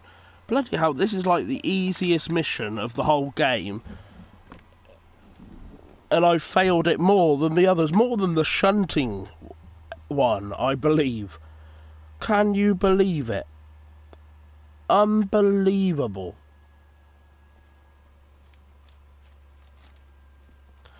Absolute madness.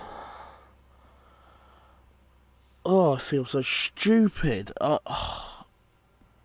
I'm probably sort of psychologically rushing. Jack Frost. One evening, Sir Topham Hatt came to the sheds. "There's a big freeze coming tonight," he said. "James and Percy, I need you to deliver extra coal to the stations." Yes, sir, they said eagerly, and Sir Topham Hatt walked away. You better hurry, teased Thomas, or Scary Jack Frost might get you. Who's Jack Frost? Percy said nervously. "Don't be silly," sniffed James. "Jack Frost is not scary." Yes, he is, teased Thomas.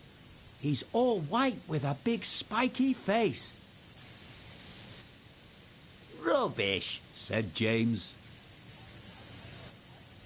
James knew Jack Frost wasn't scary, but poor Percy wasn't so sure.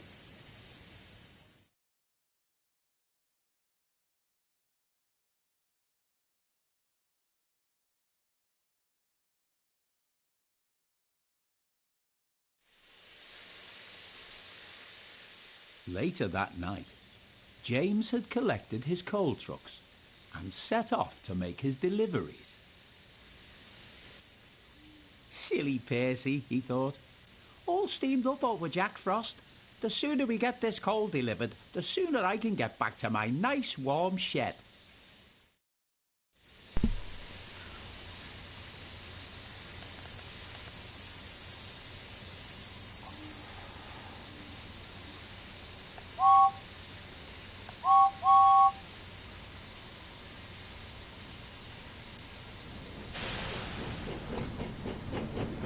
I'm not going to mess up this time.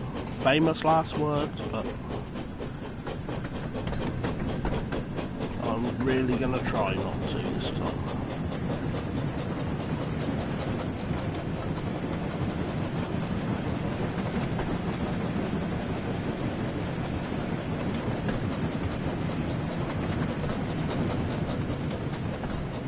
Oh, look at the pretty scenery. For the 5th time.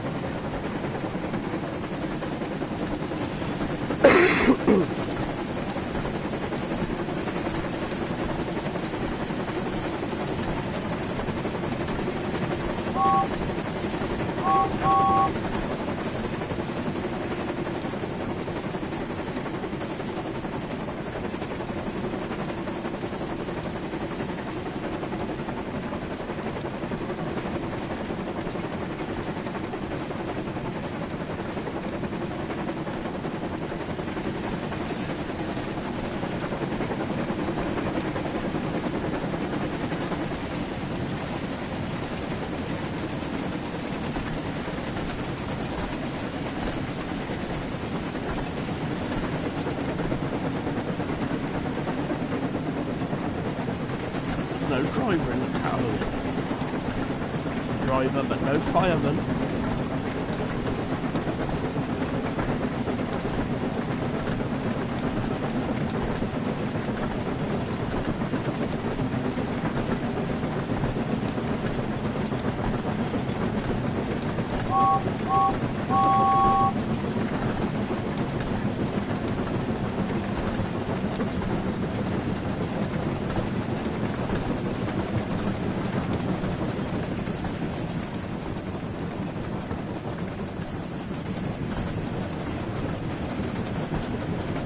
I know I'm not talking much, but I've said it all, so I don't really know what to say.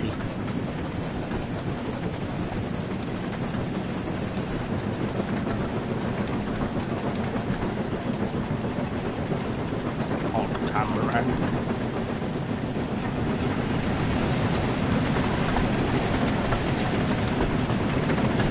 Tunnel which never seems to end. Can't even whistle.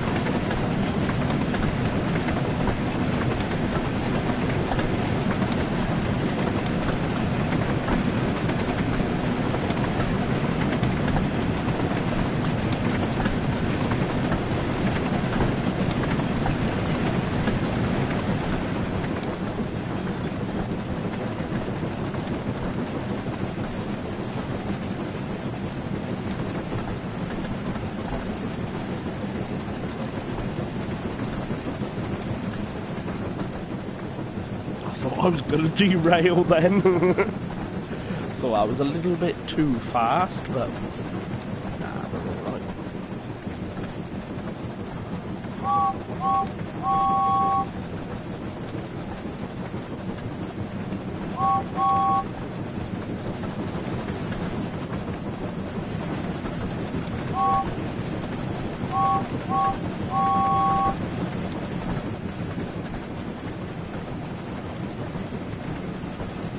One mile to Ballyhoo.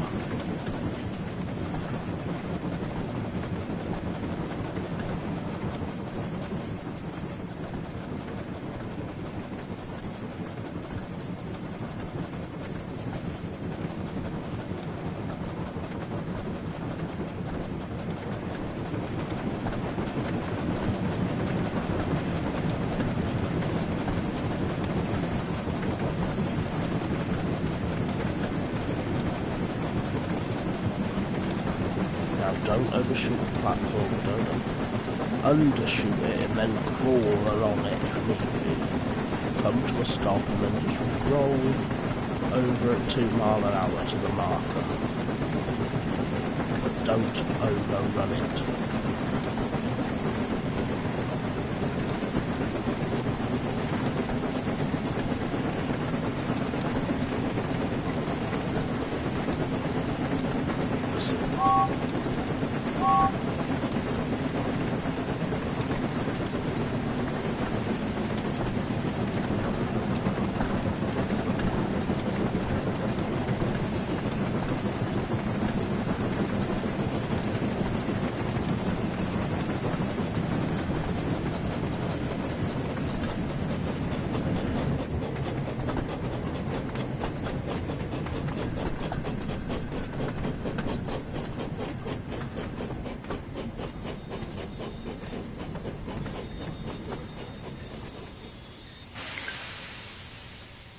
We've reached our first stop. Let's drop off some of the coal trucks.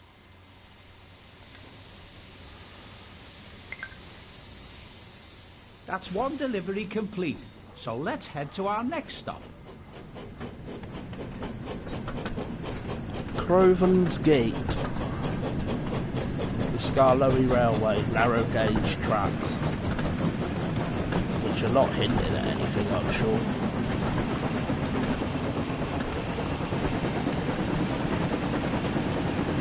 was going to say, please don't take... Oh, I nearly come off the rails then. I thought I'd gone again. Blimey. 2 miles. I don't know what that's meant to be.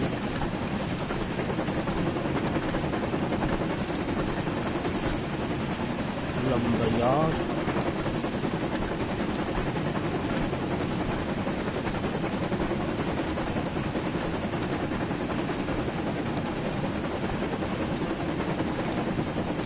Across the bridge, the old bridge.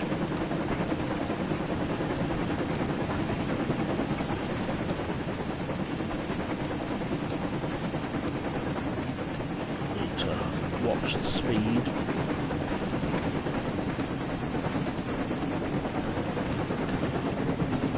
Slow down a little bit. Feel like I'm going downhill at the minute, but could be wrong.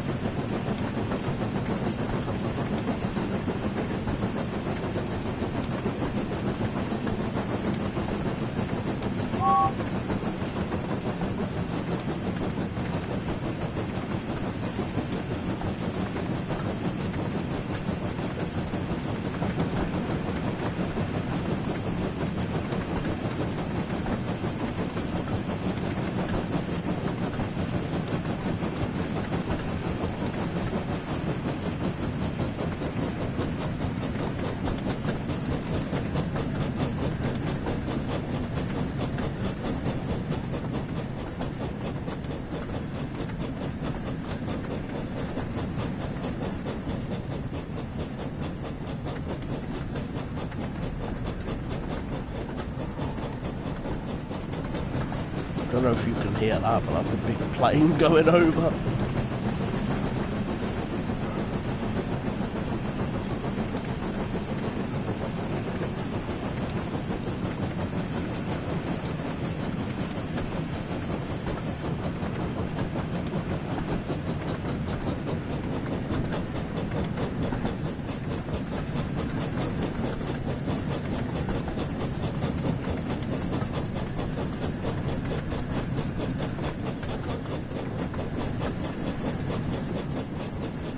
Oh, I remember this.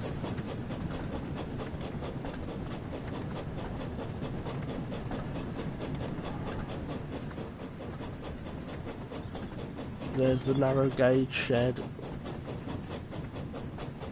No smudger.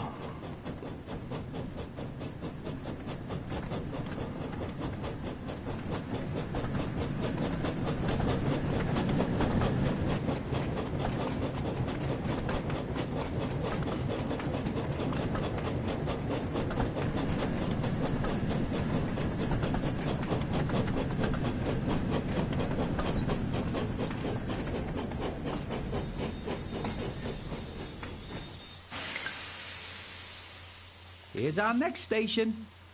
Let's drop off some more coal.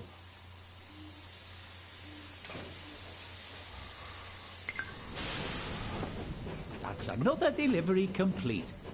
Hopefully, all this coal is enough to keep the passengers nice and warm during this cold weather.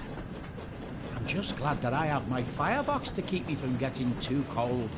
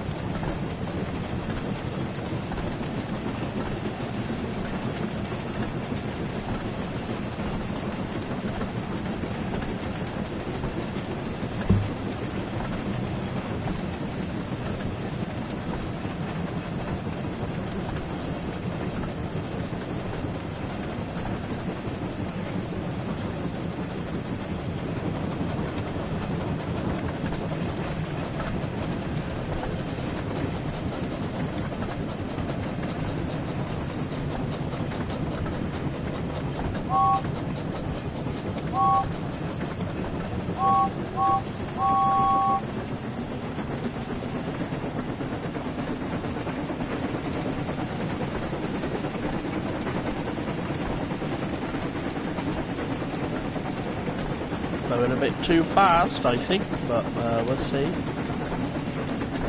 We'll see.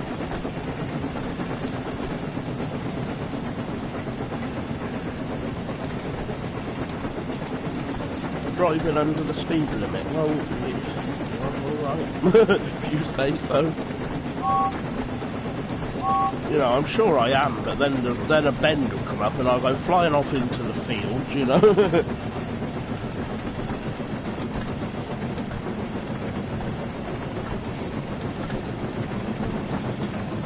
40 mile an hour is probably a good speed.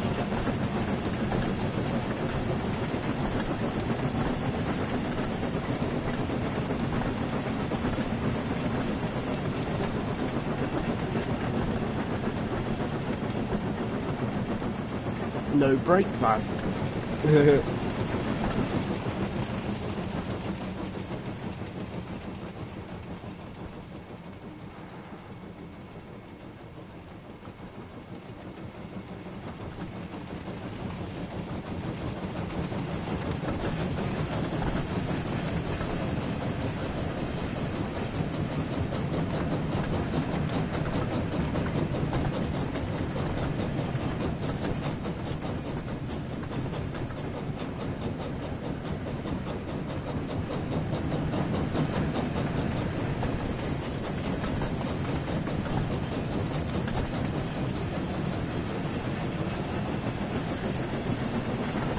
A mile away.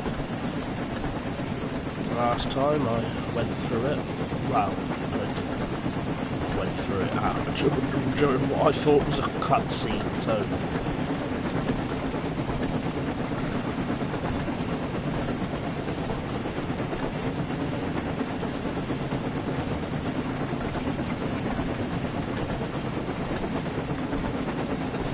still need to be wary, know the station's coming up. And watch the speed.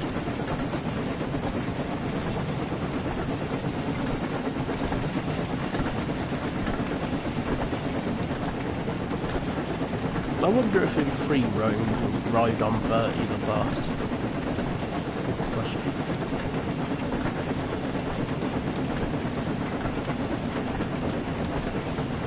Caught to drive it. I think I said that earlier.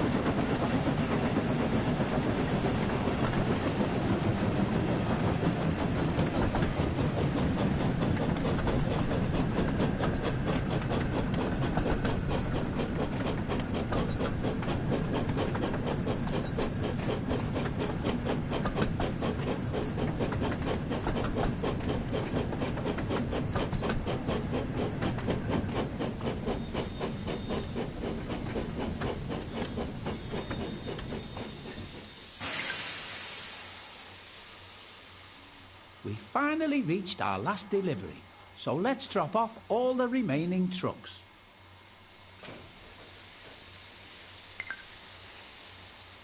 That's all of the coal delivered. Now I can get back to my nice warm shed. And with that, James puffed back towards Tidmouth Sheds.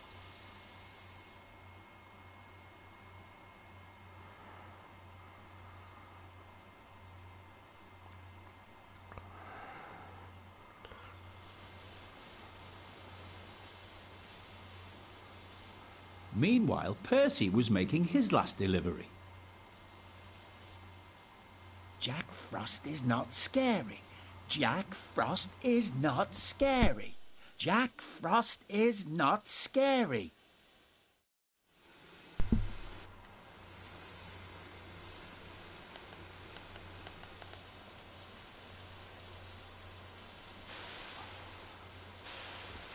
Right, now we're playing as Percy.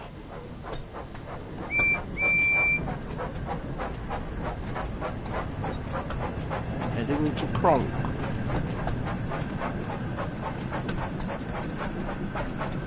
He's got a lot of trucks for Kronk. He's got this same, it's about the same number of trucks as James started out with.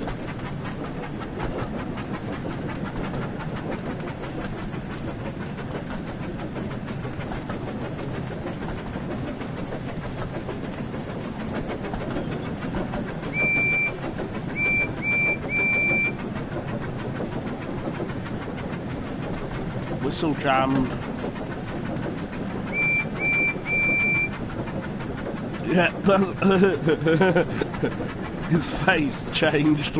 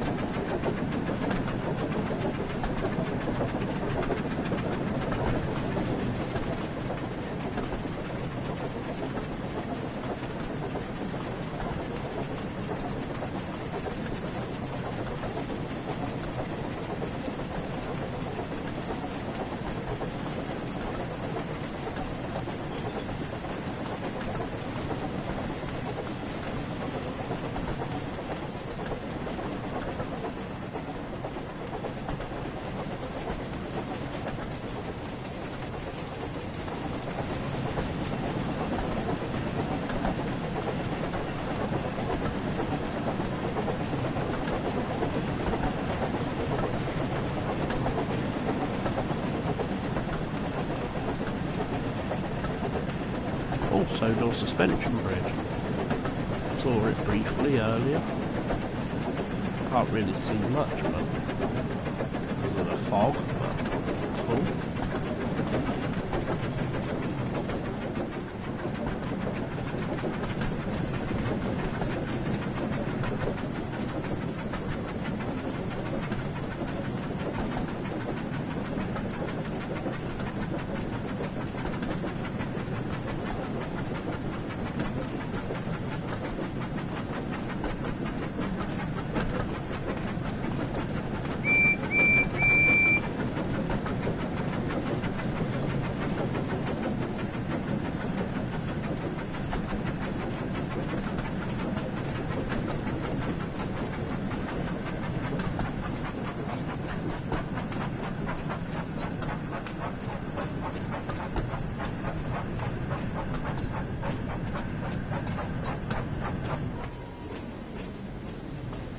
Back to sliding wheels.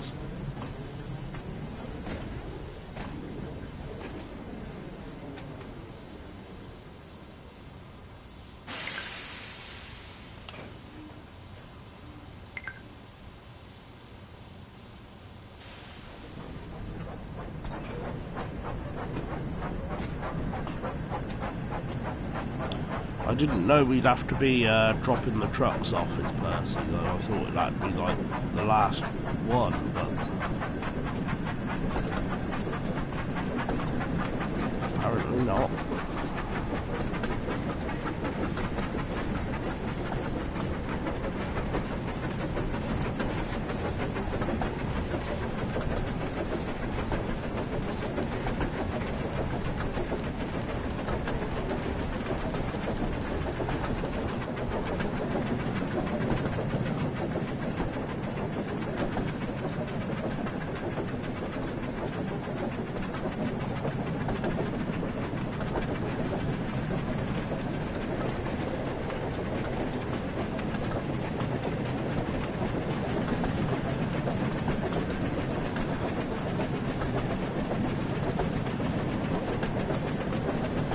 God, that signal changed. I don't think I'd have been stopping in time.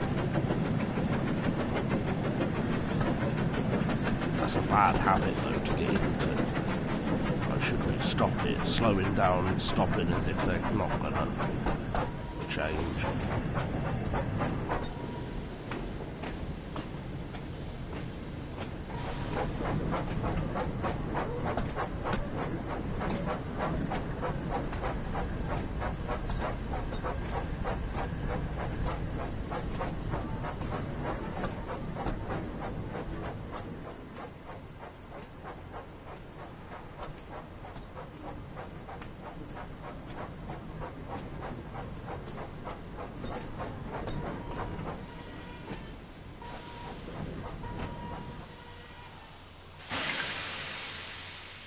Percy soon made his last delivery.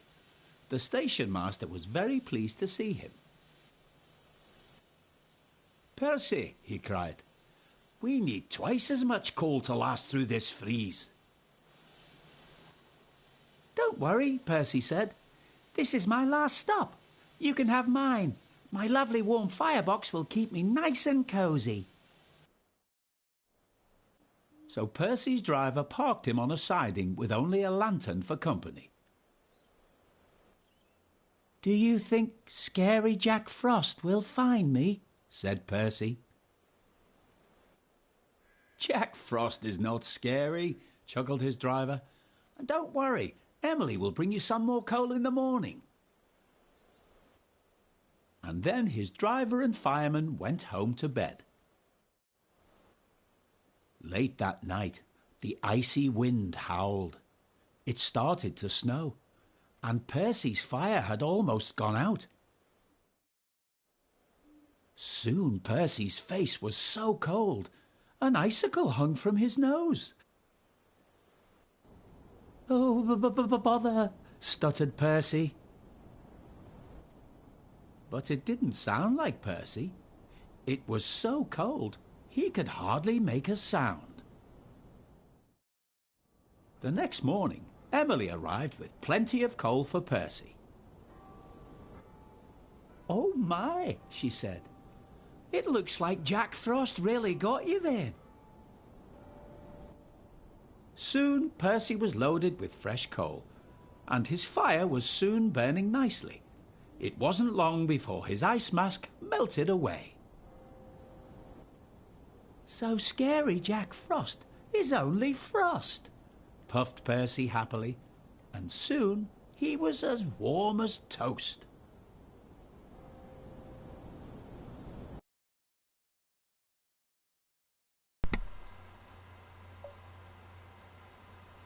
Oh, there's another mission.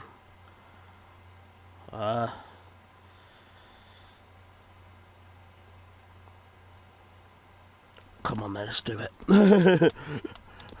I didn't realise there was 3, I thought there was only 2.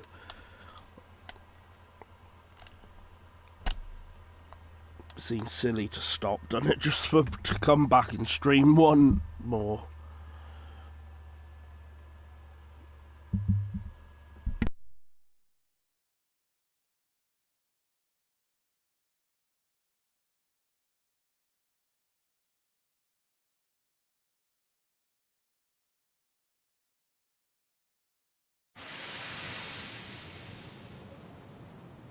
James and the van. It was a frosty morning on the island of Sodor, and James was bringing a goods train from the Little Western.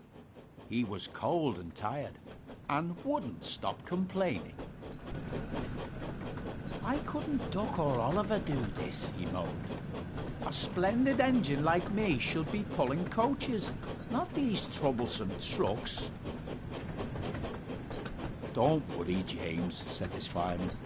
We've nearly reached the yard now, so you can have a drink and a rest before your next train.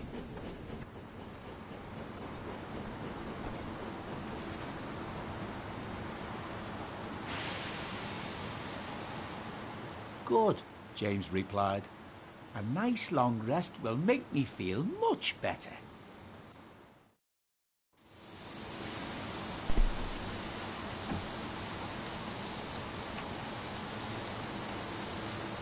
Mention of Duck and Oliver there in the Little Western. Oh. Is that a hint of things to come?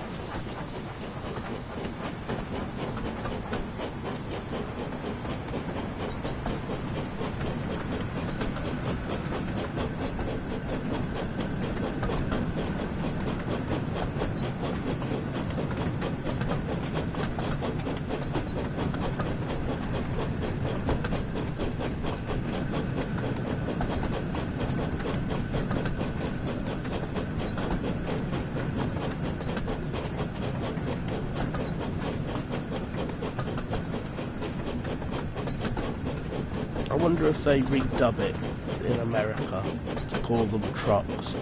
Cars instead of trucks.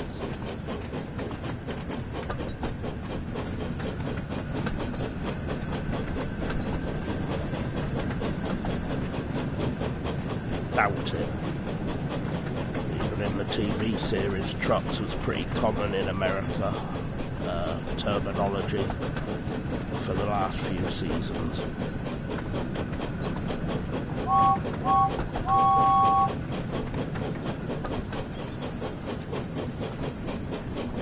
Tidmouth.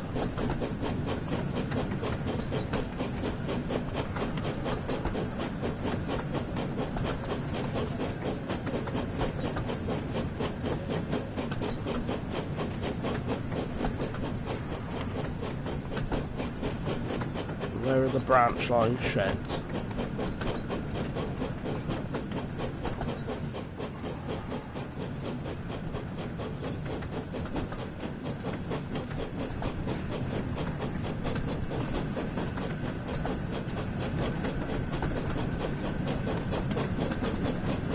Through that little western style tunnel.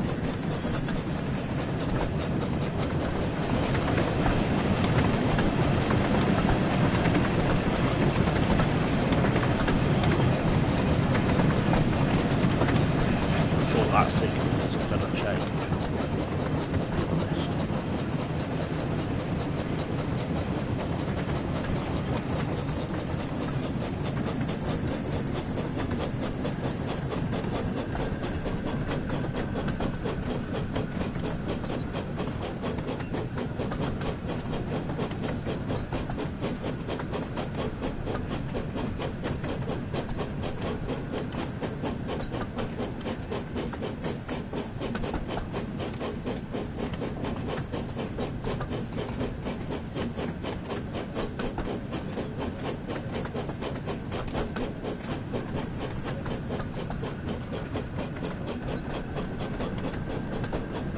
I don't know what's going to happen.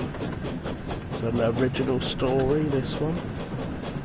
James and the van.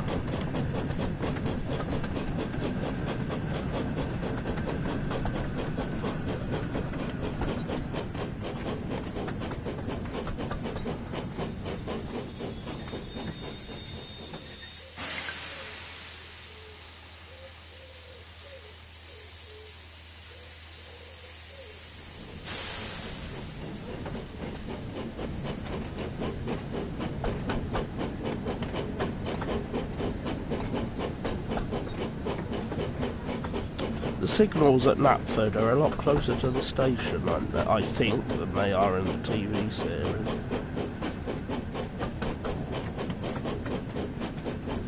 They look a bit odd.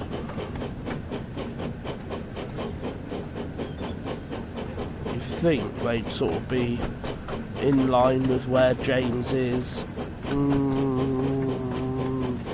now.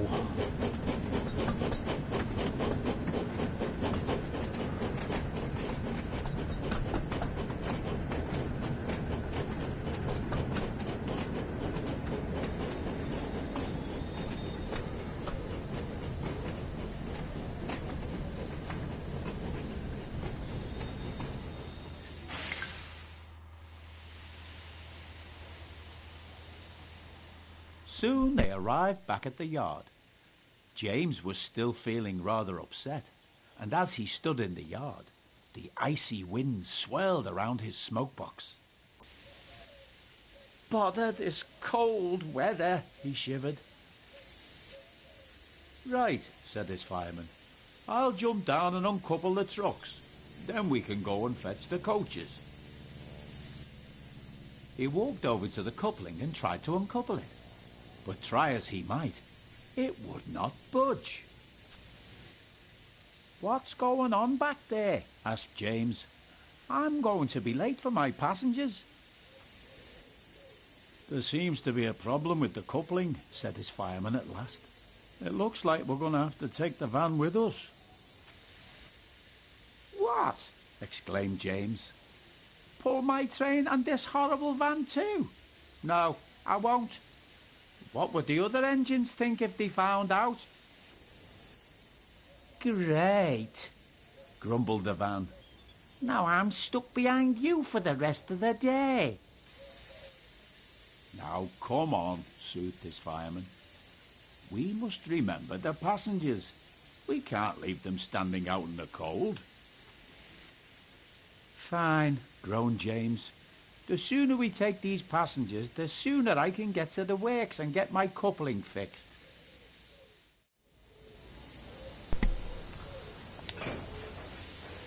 How can the coupling be broke? It's a chain. I mean, it's a cool idea, actually. It's a really cool idea. It's almost come out of the television series but as an idea. You know, you can imagine this being a Michael White or what's his name? You know, the writer from Thomas. Episode. But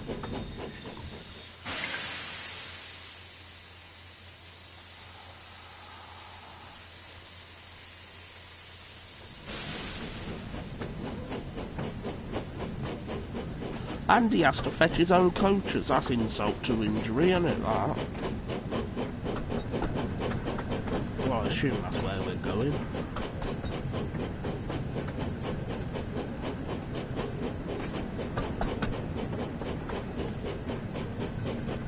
You notice the van sort of had Dexter's voice from the TV series.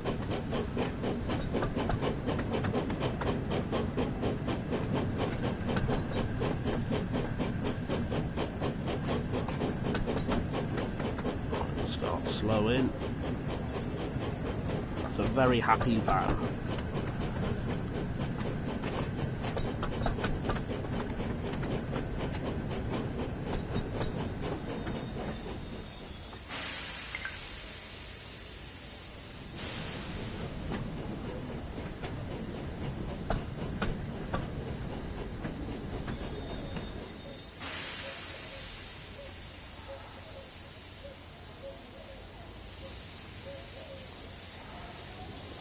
Oh, come on, that's close enough.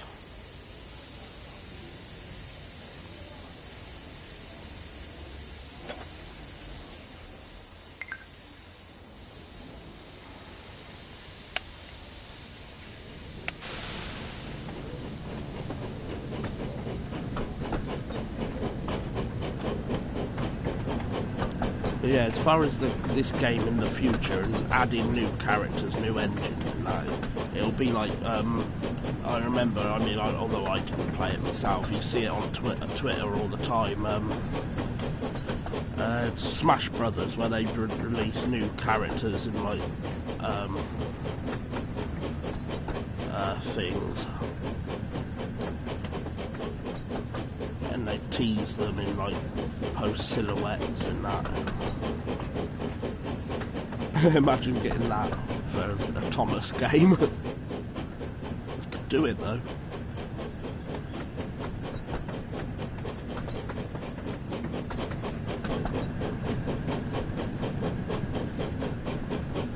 No, this is a cool idea for a story. I can imagine this being adapted into a lot of fan stories.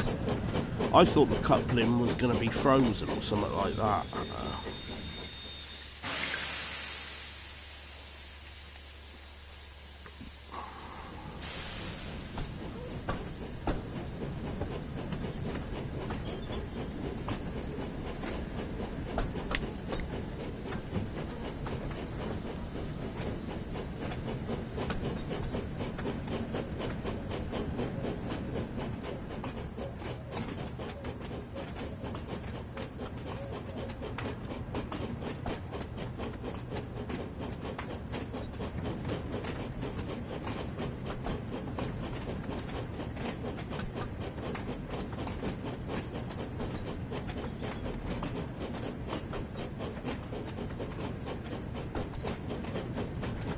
Back to the station.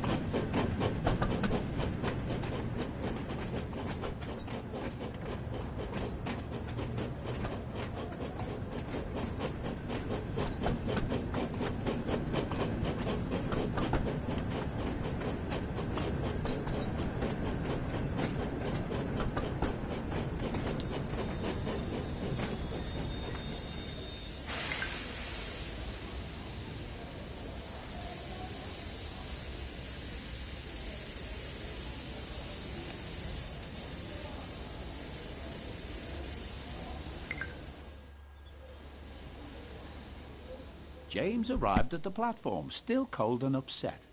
As he watched the passengers begin to board the train, he was surprised to see that the passengers didn't take much notice of the van. That's good, he thought to himself. Maybe if the passengers don't notice, then maybe none of the other engines will.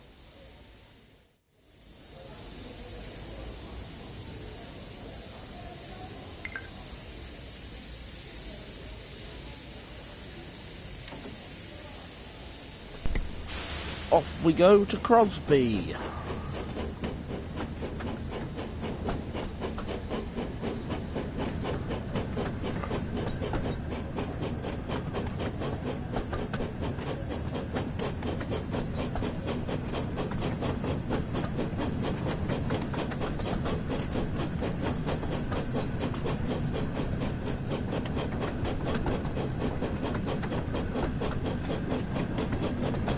I like how everything's in the Thomas font as well. It's a nice little touch.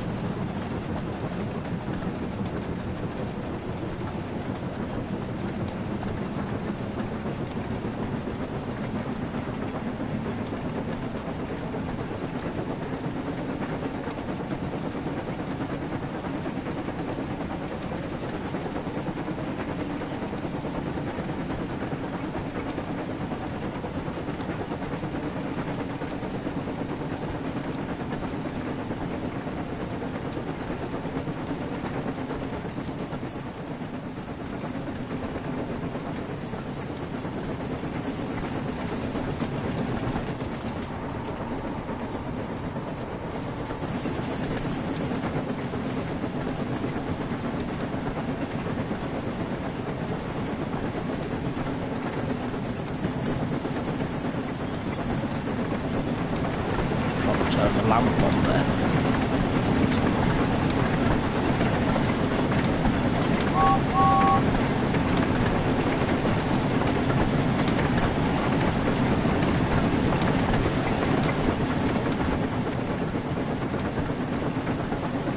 I wonder if there's any online multiplayer on this game.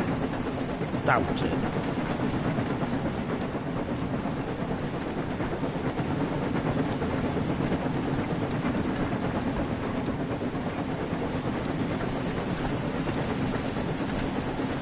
Bobbing up and down, he's having the time of his life.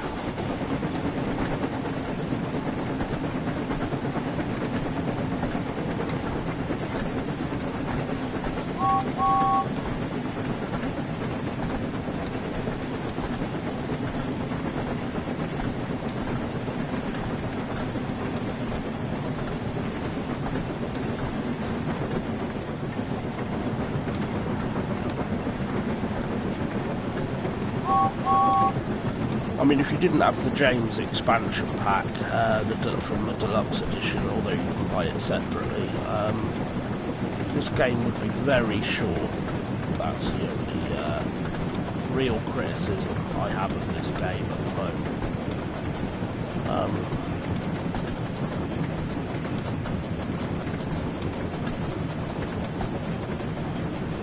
Story-wise, I haven't got any of the collectibles or anything, but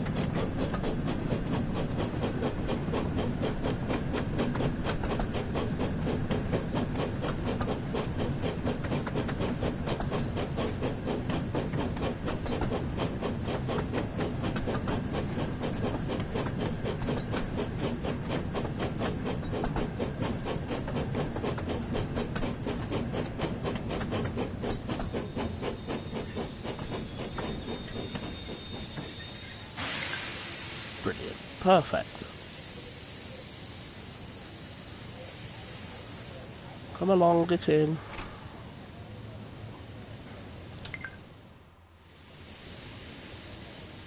As James arrived at the station, he suddenly heard a familiar whistle. "Oh no," said James. "It's Gordon." Hello, little James. "What are you doing coupled to that van?" asked Gordon. Oh, is that what passes as a special coach nowadays? Gordon puffed away, still laughing. James tried to ignore him, and it wasn't long before the guard's whistle blew and they continued on their way. Special coach mention.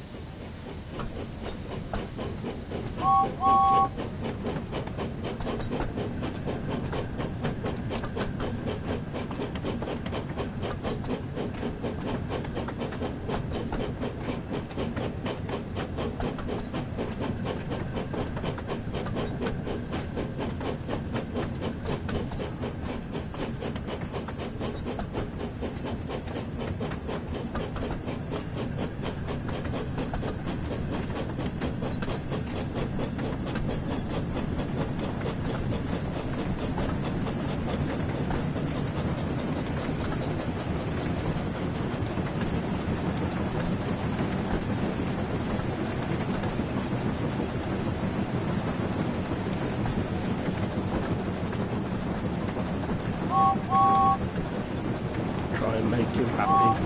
Oh, briefly.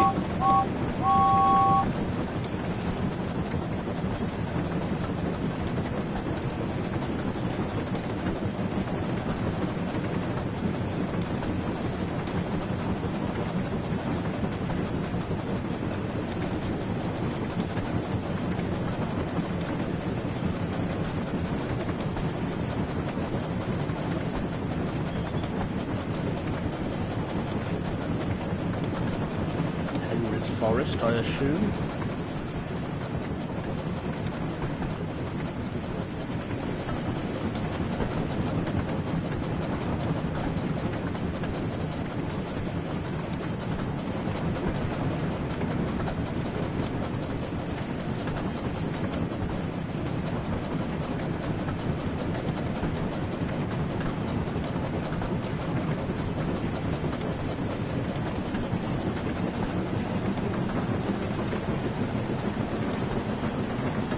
On the way to Rollsworth.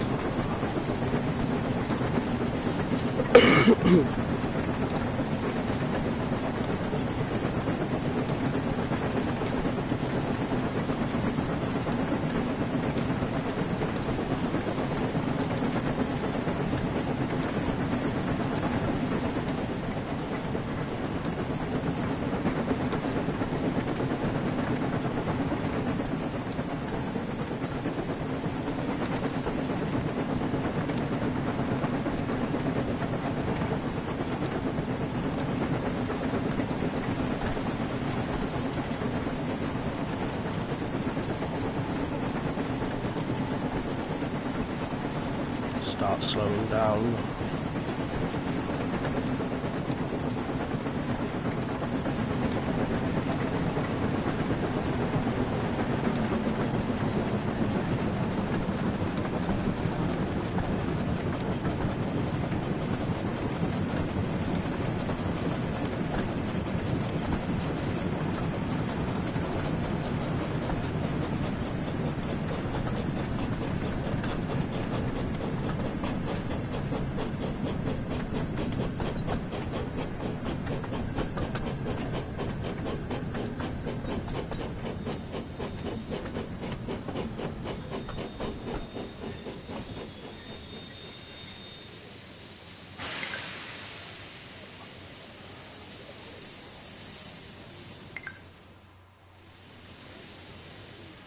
James soon arrived at Wellsworth Station.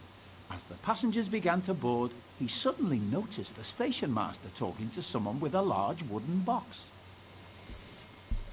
I'm sorry, but you can't bring this on the train, said the station master. There isn't enough space. You'll need to wait for the mail train later tonight.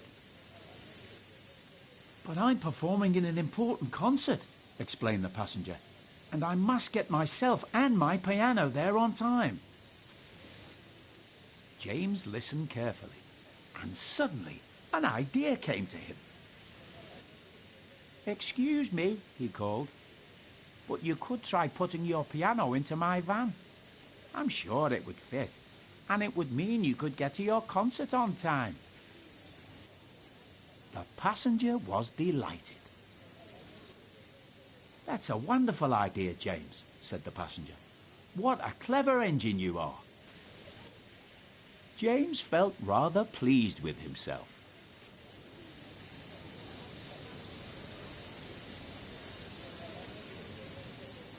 "This piano is heavy," moaned the van. "Why did we have to take it?" "Do stop your complaining," puffed James. "All this fuss over one wooden box." "The piano is loaded now, so it's almost time for us to get going," said James to the passenger.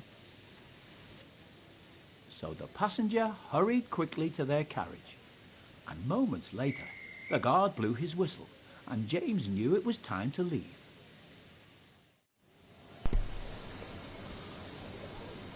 I didn't hear the guard blow his whistle.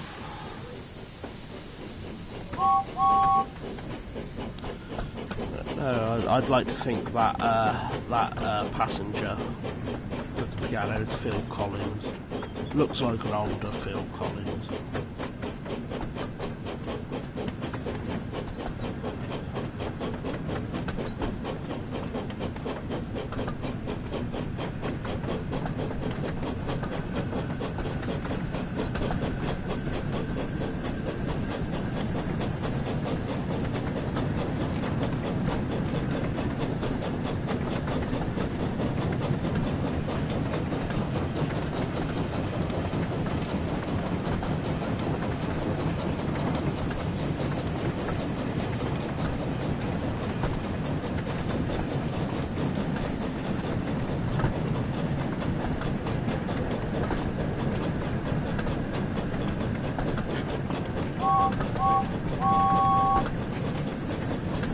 Did he just roll his eyes because I blew the whistle?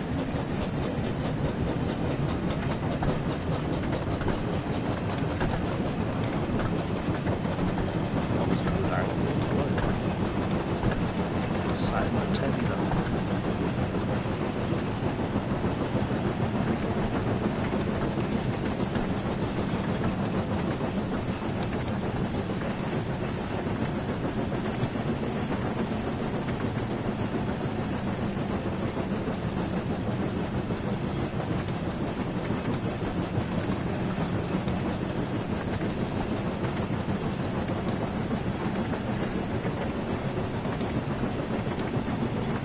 Hope you don't go on much longer because the controller's about to die.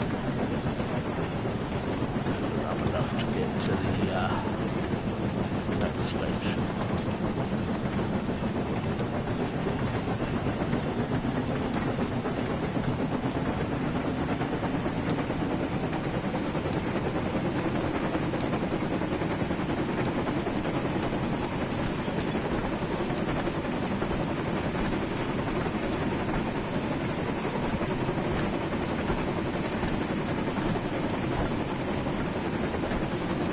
Imagine we're coming down the side of Gordon's Hill.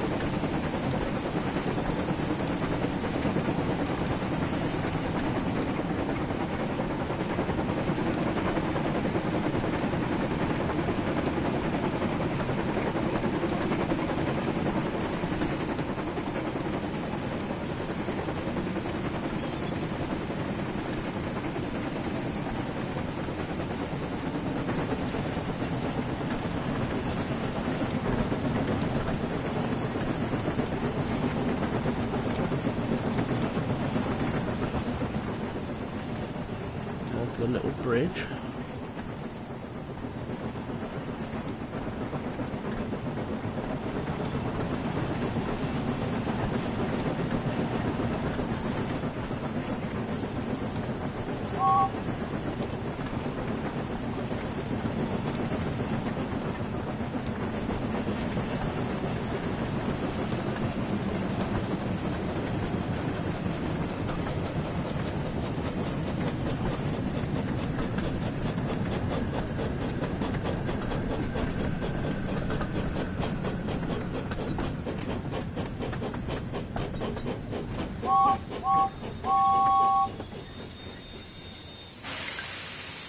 Oh. Stopped just in time there. I was literally had everything crossed. At the next station, Sir Topham Hatt was waiting for James to arrive. He was surprised to see a goods van in front of his coaches. He was just about to ask him about it when the owner of the piano came over to see him. This clever engine and his crew came to my rescue, he explained. They helped me to transport my piano in time for my band's concert tonight. And James offered to help. You must be very proud of him. Indeed I am, smiled Sir Topham Hatt. James, your quick thinking has helped a passenger in need, and you've once again proven yourself to be a really useful engine. Thank you, sir, puffed James proudly. Hey, what about me? Cried the van. I had to carry the piano. Sir Topham Hatt turned his attention to the van. I hear you helped one of my passengers today, he said. So I must thank you as well. You are a very useful van indeed, and you've even given me an idea. Perhaps we should consider adding vans to all our passenger trains in future. I think that's a good idea, sir, said James. Getting stuck to a goods van wasn't such a bad thing after all. The van was pleased, but a little embarrassed. He wasn't used to getting praise like this, and was looking forward to his next passenger train.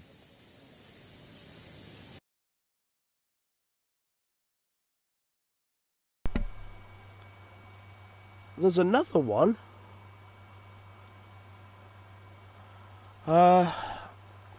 What I'm going to do then is break for a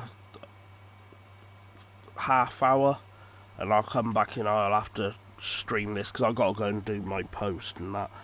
But I'll be back and we'll finish it momentarily. I'll see you in a minute.